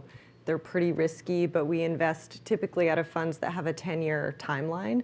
And so that means we are looking for that company to have an exit, whether it is a public offering or an acquisition, within 10 years. And Adam, if I can turn over to you. Sorry, we don't hear you. Sorry about that. We maybe sit in a little bit of a unique position because we invest both in the public and the private markets. So in particular, when we're talking about private capital and financing, maybe more in the venture or growth equity stage, we're really focused on businesses and business models that we think can stand up to public market scrutiny and ultimately scale. Great. Jim, you advise companies on how to access the capital. Of course, there are many different other forms of capital as well. You've got institutional investors, you've got the capital markets. So within the arena of capital, I will break it down even further. So you have venture capital, you have private capital, private equity, infrastructure money, family office money. Family office money can invest in private and public markets. The way we pursue this particular segment is to look at both private and public. And we worked with NewScale in taking NewScale public through a SPAC process. And how about institutional investors? Are you seeing any interest in the nuclear sector from pension funds? This is such a great discussion because where I start with this sector is I look at the demand in the market. I look at the overall need. And there's never been a greater demand in the energy markets than the need for this technology. And it gets into a discussion about the available technologies to address clean baseload needs. There's just no other option to address that scene other than advanced reactors. So if you understand that demand, either as a private or public investor, you understand that your risk tolerance, well, it should be high because it's going to take a while to bring this technology along. But when you look at the demand, there's never been any greater need for this. So to me, all pools are open, and we've proven that. So at the moment, we're seeing record levels of investment available or funds available for investment in the clean tech sector. But that means nuclear is going to be competing with hydrogen, with renewable power. How do you, when you're working with a company to help raise financing, what advice do you give them in terms of how to structure the financing to make it more financeable, particularly when they're competing with so many other sources? So look, at this point in time, for any of the young companies looking for capital, they have to prove that their technology has a clear pathway to commercialization. And for us, it's defining the customer need. So when I said before, there's never been a greater need in this broadly defined energy arena that we all know about, right? So we got molecules, we got electrons, we got old molecules, we got old electrons, we got new molecules, new electrons. We need new baseload electrons now. So if you understand that, and as a young company, you can prove that pathway to commercialization, i.e. you have customers, and then along with that, some clear pathway towards a license, then you can get your money. Because I think investors do understand that this need that's emerging is enormous. Okay, solar, wind, and batteries are proven. I think it was Jeff Lyash earlier that said it's a commodity now. It's easy to put that stuff in place. This is harder because, as he said, well, this is a complex arena. These are big projects. This is new technology. It requires a lot of partnering, requires a tremendous amount of capital. But again, if you understand the need, then at the end of the day, the markets will be there.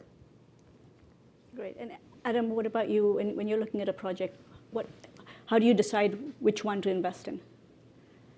Yeah, I'd probably borrow a lot from what Jim mentioned. I think that it's always important to think from the customer out. I think especially when you're talking about energy markets, and I think one of the key elements of new nuclear, if that's what we want to call it today, that's so intriguing is that while there's probably been some tailwinds for the industry over the last 3, 4, 5 years, it's really in the last few where the customers, corporates, utilities are really demanding that some of these technologies kind of come to market and succeed.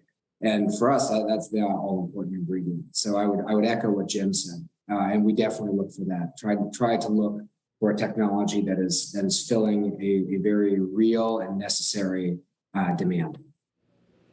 So from a VC perspective, Rachel? Nuclear is pretty tough to invest in.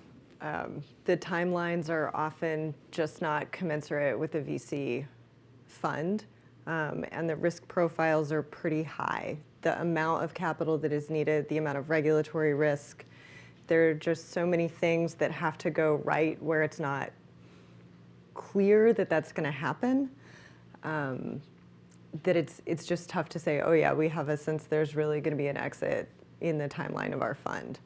And so we at DCVC, we have 4 nuclear companies. We have 2 fission companies that are micro-reactors. And so for them, it's less capital, easier to build, should be easier to license. So we viewed those risks as all smaller. We have a nuclear battery that's a radioisotope thermal generator. So again, much simpler system. And we have a fusion company, and that's a bit of a different category here. But for larger fission companies, we've struggled to find a company that can make the case about how they're going to reduce risk fast enough to be appropriate for the timeline and scale of our fund. And we have a seed and Series A fund that invests across technology categories. We're a deep tech fund. Everything we do has meaningful scientific complexity. And we have a sort of Series B and later, more commercialization-oriented fund. So we can start a little later, but it's still... Dan? I'd like to build on the point about small. So small, in some instances, makes it easier to deploy capital, particularly when you can have an offtake agreement at the project level. And we're beginning to see signs of that. And we're beginning to see signs of that in domains outside of the traditional buyer, utility or wholesale market, and industrial. And in fact, that's where some of the demand has come. And I think for some of our clients who are private equity and less VC, that makes it a little bit more palatable. And the other issue is, as it matures, there's going to be a whole new range of folks who can invest at the project level. And there's a lot of infrastructure funds in particular that are very comfortable with that. But that's downstream of quite a lot of risk that needs to get taken care of first. So that's more in the refinancing phase, or once it's Not necessarily. So I think most of the discussion is implicitly around manufacturing companies, OEMs. But there's going to be financing beneath that. So when the platform, the OEM, goes to actually sell projects, they might want to get financing behind it, just like Bloom or somebody like that does with their units. And that opens up lower cost capital, which in some ways is kind of better suited against, once it's de-risked, to the risk profile of these projects, as you say, base load and serving in credit-worthy large industrial clients. So given the time horizons that are involved in permitting, designing, and constructing, at what point would you advise clients to start the conversation with investors? When is it not too early? You guys do this for a living. From a standpoint of advising our clients, it depends very much what they're looking for in terms of the uses of capital that they're looking for. So there's the normal sort of dilution kinds of concerns and so forth. And there's a thought also about what kind of capital they're trying to attract, so the risk appetite. For folks, folks who are kind of mission-driven and not so concerned about immediate returns, it can be very, very early. And that's, I think, with some of the fusion players in particular, we see that. And then as you have different risk sort of appetites and return expectations, it gets later and later. Jim, anything to add to that? So look, I mean, I think the capital's available, as you say, for any stage. What Rachel mentioned earlier is key for us because we tend to work with companies that are later stage, that are soon deploying their technologies, that actually have a pretty clear pathway on the licensing front, and then also potential customers, if not customers. So when we're getting involved, we're at that flip point of engineering design to then construction. And that pool of money is potentially large for those companies, and the need is large because by definition these manufacturers require a lot of money to get to the commercialization point, to actually begin construction. So as long as you can tie together the technology side, the clear pathway to commercialization, both on the licensing side and the customer front, investors can see the pathway to deployment, then the money's there. There's very few, though, that are at that point. So out of the 70+ companies that I'm aware of, and there may be more than that in this subspace in North America alone, there's probably a dozen, maybe 15, that by definition meet what we're looking to get involved with. But there's others that are making a lot of progress. And again, the need for this technology is so great on the electric side, on the industrial heat side, the sustainability front, that in the end, I believe that without any more government support, that we're going to have 7 to 10 reactors operating by 2030 in North America, and about the same number in Europe. The question about government support really has to do with the timeline. If there's more money available now, more grant money in particular, to de-risk these technologies, we will really accelerate this industry. Okay, and it's important because a lot of this technology is here in North America, a lot of it's here in the States. And we got to wake up fast to help these companies move along on the regulatory front. Okay, and I don't want to dive into the whole politics around that, but if we were to accelerate things through the NRC, then this technology for a lot of these companies is ready to be deployed overseas because it is economic today in certain higher cost overseas markets. And that would mean we can sell the technology now. We wouldn't need as much grant money here in the US to push things along. Okay, does that follow that? But to me, it's both. To me, we need both. We need better NRC support, and we need more grant money.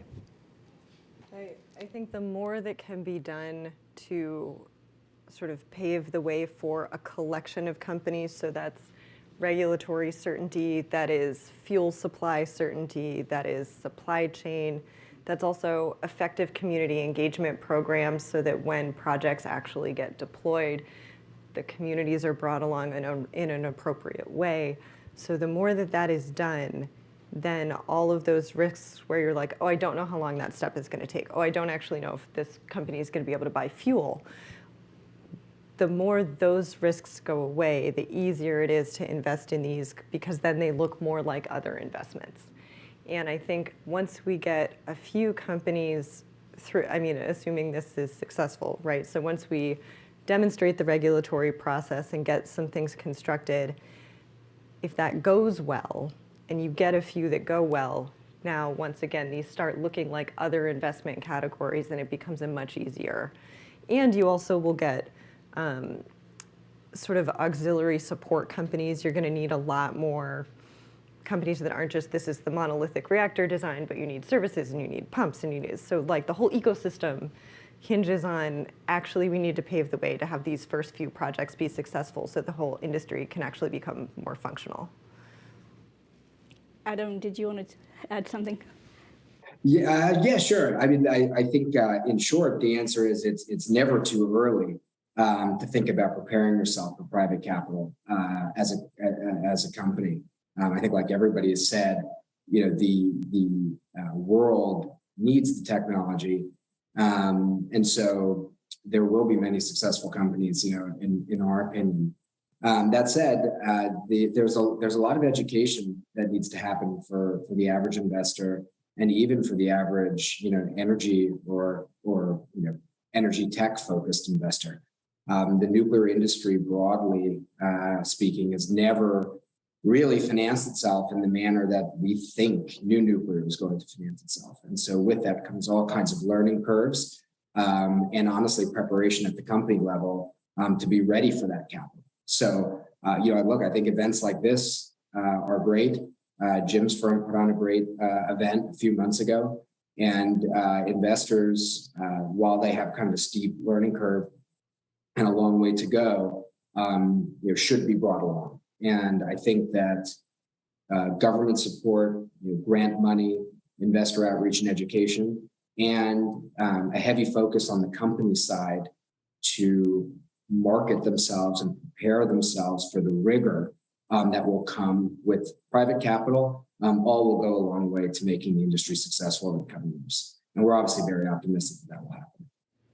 I want to plagiarize here and build on what my other panelists mentioned. So with our clients, which tend to be infrastructure and private equity and some pension funds, commercial demonstration of technology and demonstration of a predictable regulatory regime. That means kind of Fordizing or sort of industrializing the regulatory standards, not allowing for as much interstate or international kind of variations and unpredictability. Those are critical. But the simplest is really the commercialization. And this point about put the money down now to reduce the overall cost, I think is a really important point. And I'm not sure it's as well known as it should be among the policymaking community. So when you're talking about exporting some of the technology to other countries, and say you have, you've got the off-takers lined up, you've got the fuel supply lined up, what about the country risk? Are there many jurisdictions where your clients would be willing to invest? Absolutely. If you're asking me, yeah. I would say that there's many countries. And I would say that it's not just Europe, it's not just Asia, it's Africa, it's the Middle East, it's South America.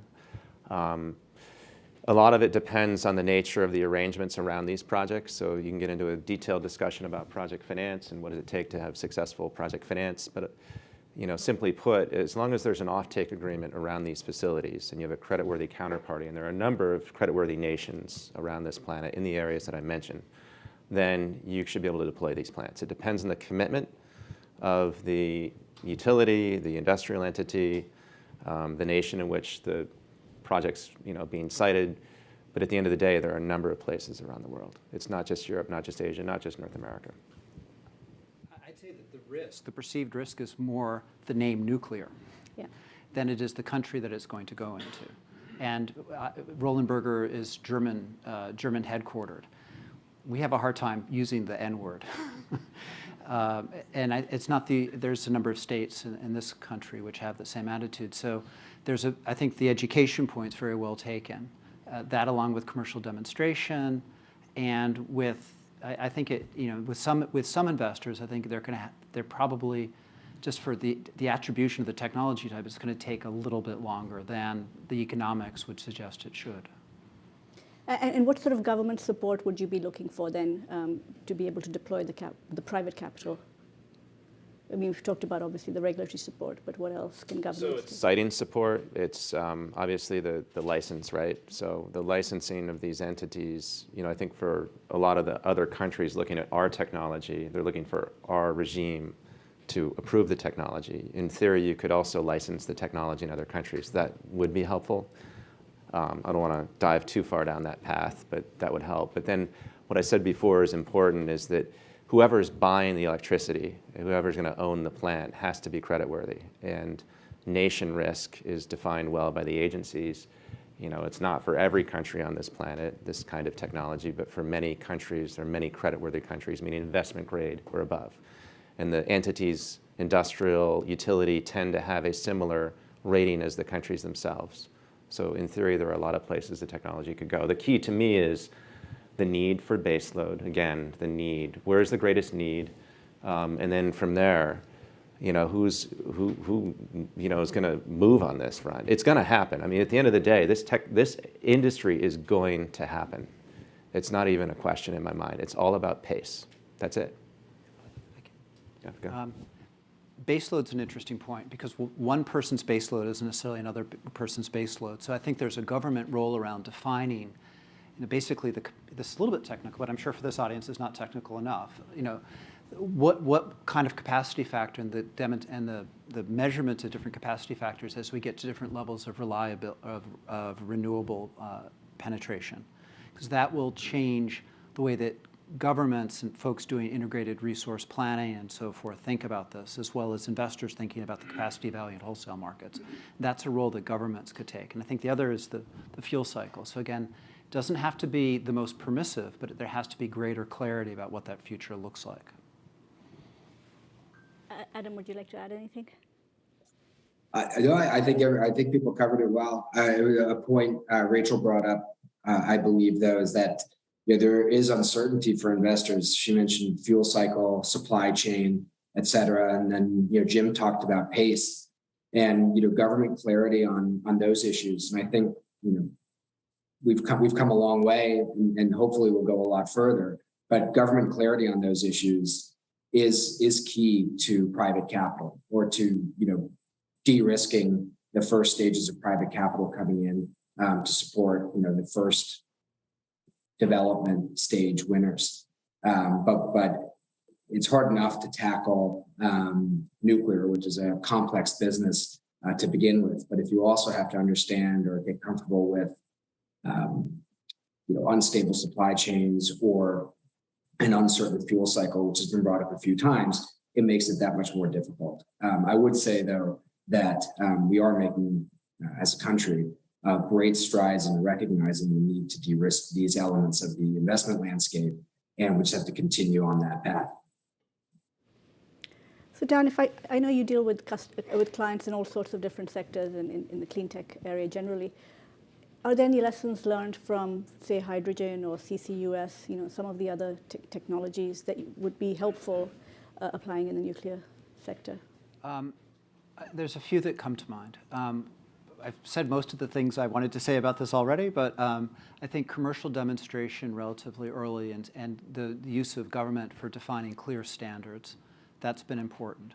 Second, I think there's been some unfortunate, from a global welfare perspective and also from sort of a U.S. national interest perspective around something that you mentioned, sort of seeding the supply chain or seeding the technology for reasons that look kind of short-sighted in retrospect. Something that we're seeing quite a lot. Last third point is in hydrogen, we're seeing the need for the sort of coincident development of buyers and folks that can put an appropriate value on the product with the supply chain, with the permitting, et cetera. In the case of hydrogen, because of the nature of the molecule, it tends to be done in hubs, sort of geospatially defined kind of areas, which is easy. It's easier to at least identify them. And I think from a regulatory standpoint in the US and sort of doling out money, the idea of hydrogen hubs aligns policymakers at the state level and the federal level, and it makes it easier for those things to come together. It'd be interesting if there was a way to bring together regulators as well as investors and community outreach to think about geographically defined investment areas. And we see some of that with some of the announcements of industrials in particular, where you have sort of energy communities or industrial areas. And there's examples of this in Canada as well as the United States, where you bring together people sort of in a geographically defined way. That makes it more complicated, but it can also create a little bit more political momentum as well as sort of economic externalities to give it a little bit more heft. Anything to add, Jim? I'd say as far as the industry goes, there's going to be pathways that emerge within all the different technology pathways that exist. There's going to be an oligopoly that develops here in the next 10, 15 years. And the door is wide open for investors as far as looking at the myriad of different companies and pathways that are available. And so I think it was Adam earlier that talked about the importance of education. So for me, it's not only educating about the basics around nuclear and how important the existing sector is, second gen, and then also educating about the emerging third and fourth gen technologies. So we spend a lot of time educating.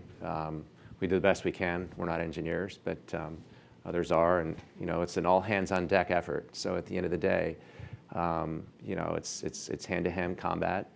But as I said earlier, this sector is going to develop. It's going to be the key part of the energy arena within the next 30 years. The electrification of transportation is happening now, and so the grid is really going to need this technology and soon. And so I predict there's going to be a lot of investing opportunities, and the world's going to understand very quickly what I'm saying and what my fellow panelists and prior panelists have said today. So what can the developer do? I mean, there are all these challenges. You've got the supply chain issues. You've got offtake arrangements. You've got PR issues. What can the developers in the audience do? So look, there's, I mean, I can go hard against the industry. There's a lot of reasons why not to do this, okay? But what I'm going to go back to is what I keep saying. You got to understand the need. What they need to do is connect the dot as soon as possible between where they are technology-wise and then the end use and customers, okay? So they got to get out of the box, whatever engineering arena they're in, and really work with the end customers, the people that need the products, and then all the other constituencies surrounding them, whether it's politicians, regulators, investors, it's all of the above. And so I guess what I'm saying at the end of the day is it's really good communication, aggressive, and coordination on many levels. Sorry, Adam. I was going to agree, and sometimes we laugh a little bit because sometimes the nuclear industry can be a little bit down on itself. If you've ever been to a battery conference, it doesn't matter how many different companies are up on the stage. They always start by applauding their fellow battery supply chain participants, and again, whatever conference you're at, and talking about how everybody's mission there is to succeed, and it's kind of a hand-holding kumbaya moment for everybody. I think this conference today has done a very good job at this, but it's probably a little bit anomalous. The nuclear industry has been pretty sharp-elbowed, and it's had to fight in some ways for its survival. But I think it's important, maybe this ties into some of Jim's point, but that the industry stands up confidently and with optimism to talk about how important it is for our energy security and decarbonization goals, and also how it will succeed, kind of unabashedly saying outright that it will be a piece of the solution. And as a final point on all of those, investors, we get this question a lot, but investors sometimes think about new nuclear as maybe having one winner, right? We want one design that ends up being a Gen 4 design or NSMR that will succeed. That's really, I think, misunderstanding the opportunity in the landscape. At least in our opinion, there are multiple applications for nuclear. We're talking about electricity and electrification, or deep decarbonization, industrial heat, desalinization, hydrogen's been brought up, all these different avenues, and many different designs, products, and supply chains which relate to each of them. So it's really a rather large and growing investment universe, investment landscape. And I think the industry kind of needs to proudly talk about it, voice support for all of the effort that's being made, and feel confident that the technology, which is an incredible one, can stand on its 2 feet. I agree with what Adam said. I think nuclear really has the opportunity to be much more yes and. The pie is very big. Previous panel was talking about this, like the amount of electricity that we need is very large. If we electrify everything, it turns out is a lot of power plants. That is a yes and opportunity. And nuclear hasn't done a very good job of articulating how it can fill more market niches than people are used to thinking about, and that it can potentially create new market applications for electricity. And I think if you look at microreactors where you can have something show up in a shipping container and not need any water cooling or a heat sink, what does that enable? If you have a power plant that we think of as baseload, but you can do thermal storage and now it can vary to match renewables, what does that make available? And most people don't know that nuclear could do that. And I think articulating that narrative starts to offer a value proposition people aren't used to hearing. And then this is my little side rant, because I'm going to say it on every panel. So when nuclear companies are pitching investors, I think they're so used to writing grants and defending their existence. They are not in the mindset of articulating why they might be a good business. So when you are pitching somebody to buy part of your company, tell them why you're going to make them a lot of money. Otherwise, I'm going to buy a different company. Those are great points. So I think I just want to reiterate that this idea of let 1,000 flowers bloom in terms of market niches and so forth. That is not understood. And certainly the idea that there's some flexibility even at base load or at sort of utility scale, that's not well understood in the industry. My one observation is, Jim sort of said it, it's get out and do it. And perhaps at much smaller scales, but in a rigorously commercial context, but get beyond the engineering and perfecting the engineering another year. That's a bad tendency, and that's a dead end we've seen a lot of sort of clean technologies. But I guess to get to that point where they actually have a story to tell, is it government grants, is it government funding that they need to get to that point? Government funding certainly helps, right? I mean, Jigger was here, Loan Program Office is really helpful. Whatever the government can do to improve, I mean, broken record, regulatory certainty, supply chain issues. I think there's also a lot of opportunity around workforce development, that it's who's going to install this stuff, who's going to build it, who's going to operate it. That all government programs can make a lot of things easier so that then you can actually secure project finance more easily. Right. Or debt. Lots of choices. Adam? I think it's a little bit of a virtuous cycle, to be honest, and that stems from the confidence. 100% agree that the government support can go a long way to de-risking this, but look at the enthusiasm that different parts of the capital markets have showed for technologies that are perceived as having outsized impact on either carbon or energy security goals. Rachel, I think you said you've invested in a few fusion companies. So have we. The amount of financing that entered the fusion market last year was remarkable. Was certainly more that had been raised in the prior decade for that technology. And it was because of a previously underappreciated understanding of how big of an impact fusion can have. Speaking for ourselves, we think advanced fission should be right there and on a faster timeline. I think that if those companies, to everybody's point, do a better job of articulating or continue to improve upon the messaging for how many pieces of our energy puzzle they can serve, and hopefully, to everybody's point, on realistic timelines, I think the capital will be there. I think we've seen it be there for other technologies. Now, advanced fission has to just have the right approach and confidence in displaying its strengths and attributes. And again, I think the private capital will follow.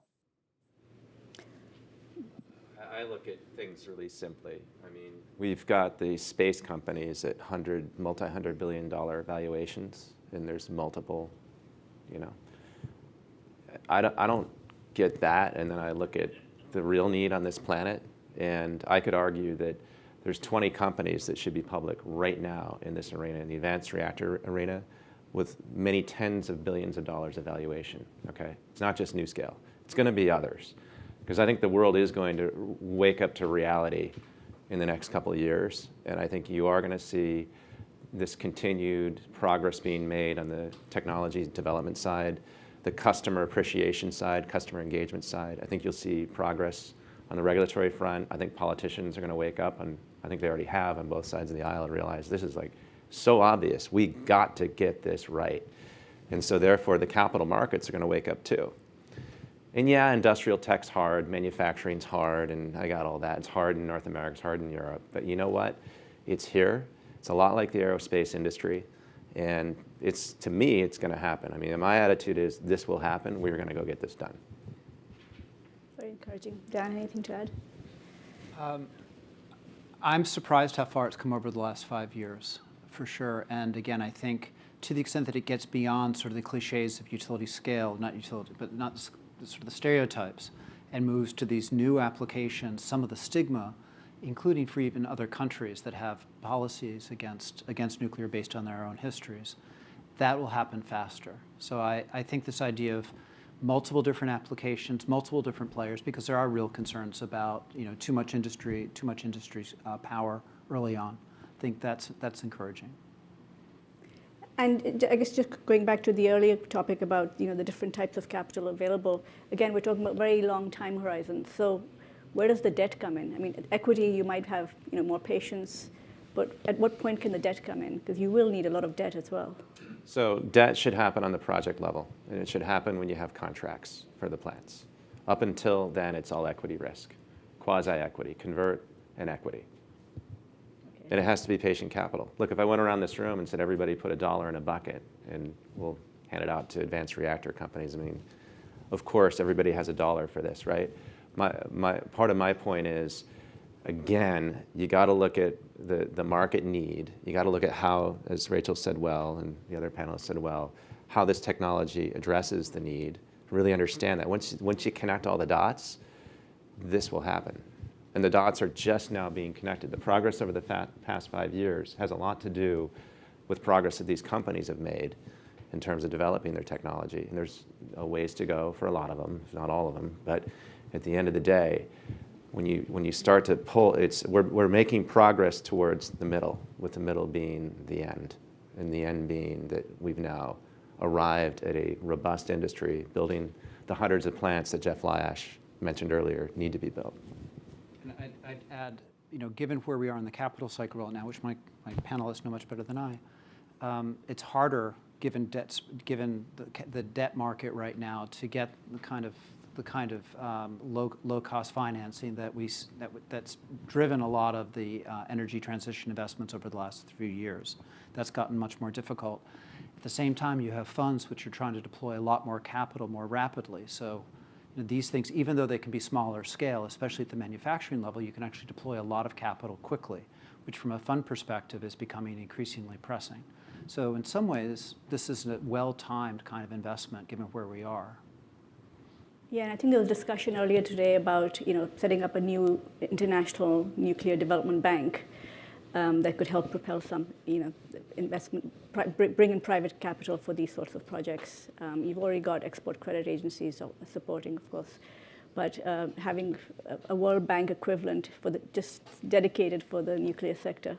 I'd like to mention something else, and I'm going to tread on politics now for a minute. I think a prior panel led by Sydney might have talked a little bit about this, but we have to recognize that the world is not a nice place, and we cannot be buying technology from companies or countries that are not going to work in a constructive manner on the planet.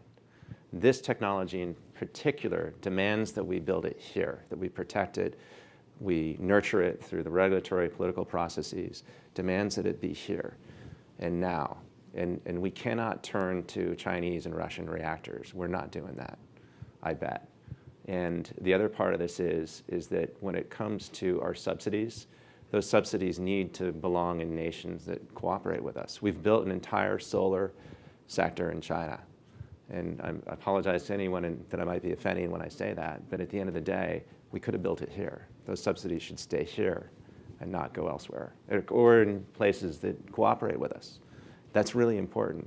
It'll help the investor community, because I think at the end of the day, it's not just about who's got the lowest cost. I think it is about security. I think it is about jobs. I think there is a recognition that we need to build our economies in a way, especially those that are democracies, that are constructive for the long term, are sustainable. As Jeff mentioned earlier, Mr. Lyash said, I think energy needs to be reliable, needs to be robust, secure, and then sustainable, right? Whatever the four were. Couldn't agree more, but it needs to be here in all phases.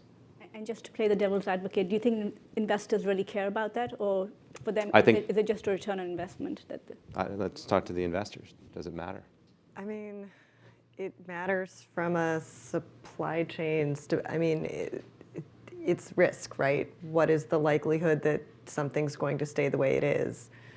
I think any solar developer will tell you they're a little unhappy about betting on China because the cost of solar installations just went up 35% or whatever. So from our perspective, well, DCVC also has we do have an ethical frame to all of our investing. So we won't invest in things that we don't think are making the world better. And we won't rely on supply chains where we don't think they're just geopolitical. We just avoid that. And we've, even in our LP base, we've divested from places we don't think are good. So we do think about it, but you can also monetarily justify it because usually there's real risk.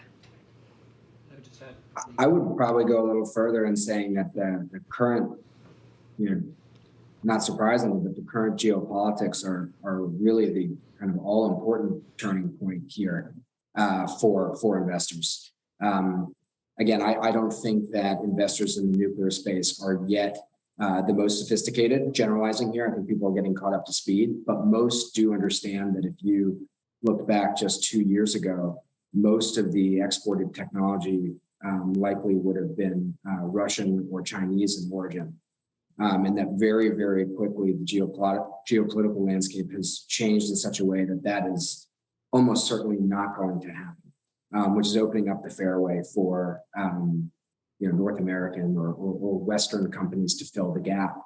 And I really think that that is a critical driver of energy investors broadly taking a look at the new nuclear landscape for the first time. Said differently, I think if we reintroduced Rosatom and certain Chinese utilities to the equation, it would be a more difficult landscape for the companies in question that we're talking about on the panel today. So it's very, very important, and our investors are hyper-focused on it. I would just add, one of the lessons we've seen in the EV industry and batteries in particular is when you then say, okay, well, it'd be a really good idea to do this domestically, you realize this is a very complicated, imbricated supply chain that you need to bring over. So even if the raw materials or one section of the manufacturing supply chain is located in the right place, if you don't have the others, it doesn't work. I think a lot of folks have learned that lesson now, but a little bit late. Can I jump back in on the supply chains? I'm so sorry. I know I did a lot of talking, but there was, we have supply chains are obviously critical, as is the fuel cycle. But one thing maybe just in nuclear's corner here a little bit, we're talking about a lot of new technology, whether it's grid scale battery storage or carbon capture. These are new technologies that we have to prove out. The question is, can we do it? I would just point out that even with new nuclear, we have a robust track record of various designs, working, whether in our national labs or otherwise. It can be done. And the supply chains can either do exist or certainly can exist, in my opinion, in the short term here to make it a reality. So my point is twofold. One, we're probably more technologically de-risked here than the average investor understands. And two, again, while supply chains are a big question and are critical, we have the underpinnings there to reinvigorate. And something nice about nuclear is that I keep talking about supply chain, but compared to other electricity forms, it doesn't need that much material. It doesn't need that much fuel per unit of electricity. It doesn't need that much critical materials or regular materials, steel, cement, concrete. It's an extremely efficient power source. So compared to other electricity sources, our supply chain is less complicated in many ways, but I think we forget that sometimes. But we would still need that investment now in the fuel, for example, making sure that it's all in country. Right, we don't need zero. We still need some. It's just less.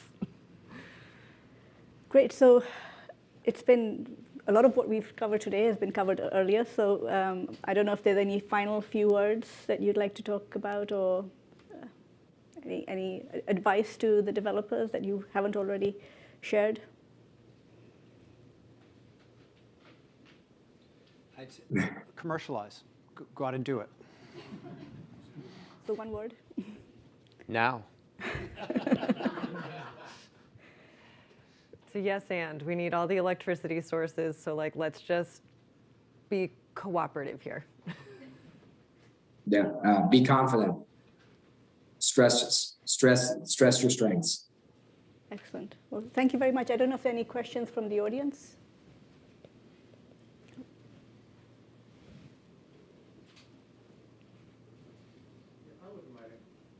I wouldn't mind asking one. So Jeff Lyash earlier mentioned, he sort of indicated solar is a commodity, nuclear is a project. And Rachel, you sort of mentioned that in the venture capital, you're focused more on the micro reactors. They're sort of, a little more so because they're, smaller, et cetera. And so the question I have is, taking all that together, is ultimately, are micro reactors a commodity and SMRs a project? And if so, can SMRs ever also become a commodity? That's a good question. I think that if we do things well, microreactors will become a commodity. I don't think they're a commodity yet, certainly, but they will always be. They're just different. I mean, you will always have sort of more regulatory and more process, but it may get to we really have the economics dialed in, and it's very. I don't know about small modular reactors. There's just a lot of still site-specific installation required that, I don't know. I mean, to me, it depends on the business plan. We've seen some business plans for SMRs, have very few moving parts, if any, very few parts, period, manufactured inside manufacturing plants. 80% of the cost of an SMR is material cost, in theory, 20% labor. The opposite's true for second-gen technology, 80% labor, 20% material cost. So there's a lot to like about the future of SMRs from a commoditization point of view. I think they'll get there. It's just not right now. It's highly customized now. I think so what Jeff's saying is anything that he's building in the next 5 to 10 years is first time, second time, right? And those projects are going to have a lot to be worked out. So, but once you get beyond the third, fourth units, then in theory, they become more commodity-like and the cost of construction comes down. Right, and then everybody invests. And then everybody rolls in. Right. Now. Thank you very much. Thank you. Please join me in thanking the panel, thanking Aisha.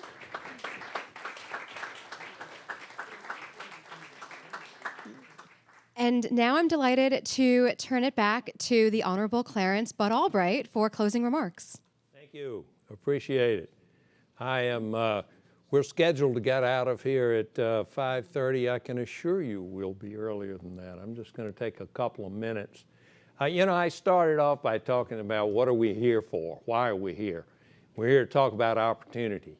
I don't think there's anyone in the room or watching virtually who would argue the point that we heard a lot about opportunity today.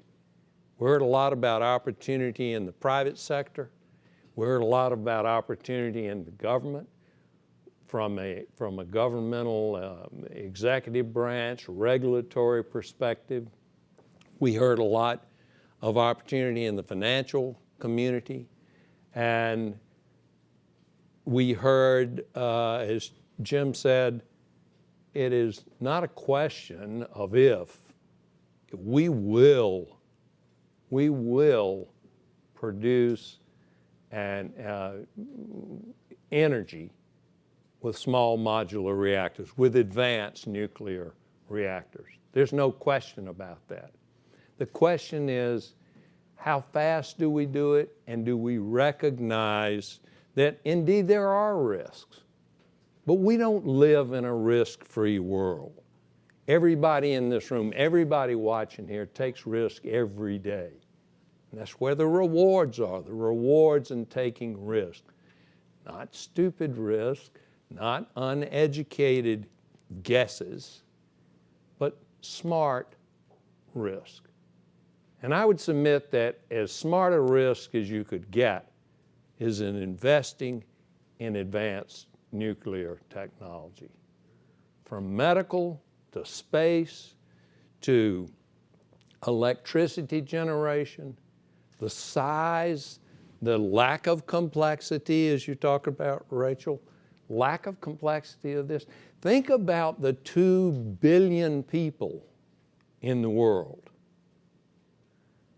who have no electricity. I mean, this is a humanitarian issue as much as it is security or issue of crisis. There are 2 billion people in the world who beat dirty clothes against dirty rocks in a dirty river to clean their clothes. I mean, we worry when our ice machine breaks. This is an issue, again, as Jim says and as everybody has said, this is an issue that is real and it's right in front of us. I think from my takeaway, the greatest thing that I learned, the biggest opportunity I heard, was an opportunity to do things differently, an opportunity to work together to deliver a product, to meet our competition. Let's face it, China's our real competition here, and not friendly competition. And we have to meet that competition if we're going to win. They are intent on winning, not just on this front, but on every front. We must meet them head on and win, and we can do it. But we can't do it if we do things the way we've done forever. We have to go into government, we have to show government why we can do things differently, why it makes sense, how we cooperate with Canada, how we cooperate throughout the world with friendly nations to win this war, to solve this crisis, if you will. I'm not going to go on and on there because you all know, you've heard it, you know it better than I do. But what we're doing is important, and if we face this with not just a will to win, but an absolute commitment to win, we will come out number one. We will come out on top, and we must do that. I want to just spend a second and thank a few people. Caleb Ward, who is our number 2 at USNIC. We couldn't do anything without Caleb. Nothing would happen without Caleb. Paul Amico, who is the chair of the International Finance Working Group. Paul really put this together. Sydney Johnson. Sydney is the vice chair and not only helped put this together, but moderated. And we want to thank Admiral Jay Johnson, her husband, for sleeping next to a nuclear reactor for most of his career. Thank you, Admiral. Rob Smart, senior fellow in the back there. Rob did a huge, huge job. Thank our panelists and our sponsors. Gosh, we really appreciate our sponsors. We appreciate Atlantic Council and C5 Capital, who I failed to mention earlier, and I apologize for that. I think this has been a good conference. Jennifer, I'll turn it back to you. Thank you. Thank you so much, Bud. And I want to echo everything you said, both in substance, but also in the thank yous. I'd like to thank all of our speakers throughout the day, our audience, both here in our offices and also our audience online. I want to thank the U.S. Nuclear Industry Council, especially Bud Albright, Caleb Ward, Paul Amico, who was in Istanbul for, I think, the majority of the last month, but who still took my phone calls at all hours. I want to thank Rob Smart, Dave Jones, Laura Herman, who also took all my phone calls, Sydney McNiff-Johnson, Aisha Wahid, and Morgan Lewis, who have so generously sponsored the reception that I'll let you all go to in just one moment, and Will Fork and Pillsbury, also a co-sponsor for today, and our other co-sponsors, the Nuclear Innovation Alliance and Terrestrial Energy, and of course, C5 Capital, and I want to thank the team there, Andre Pianar, Kurt Scherer, Jim Keys, Jana Ayub, and Reina Opperman, and anyone else that I might have forgotten, unintentionally, of course. And finally, I want to thank my colleagues at the Atlantic Council, Landon Darrence, Katie Kenny, Lizzie Bowen, Will Tobin, Maya Sparkman, Amaya Haddap, Elena Carpin, Laura Macedo, Jasper Gilardi, Jackson Styron, Graham McGillivray, Eamon Coughlin, Alex Governatori, Maya Edwards, and Chaz McCrae. You can see that it takes a large team of people to put an event like this together. So with that, I will end. Thank you all, and enjoy the happy hour.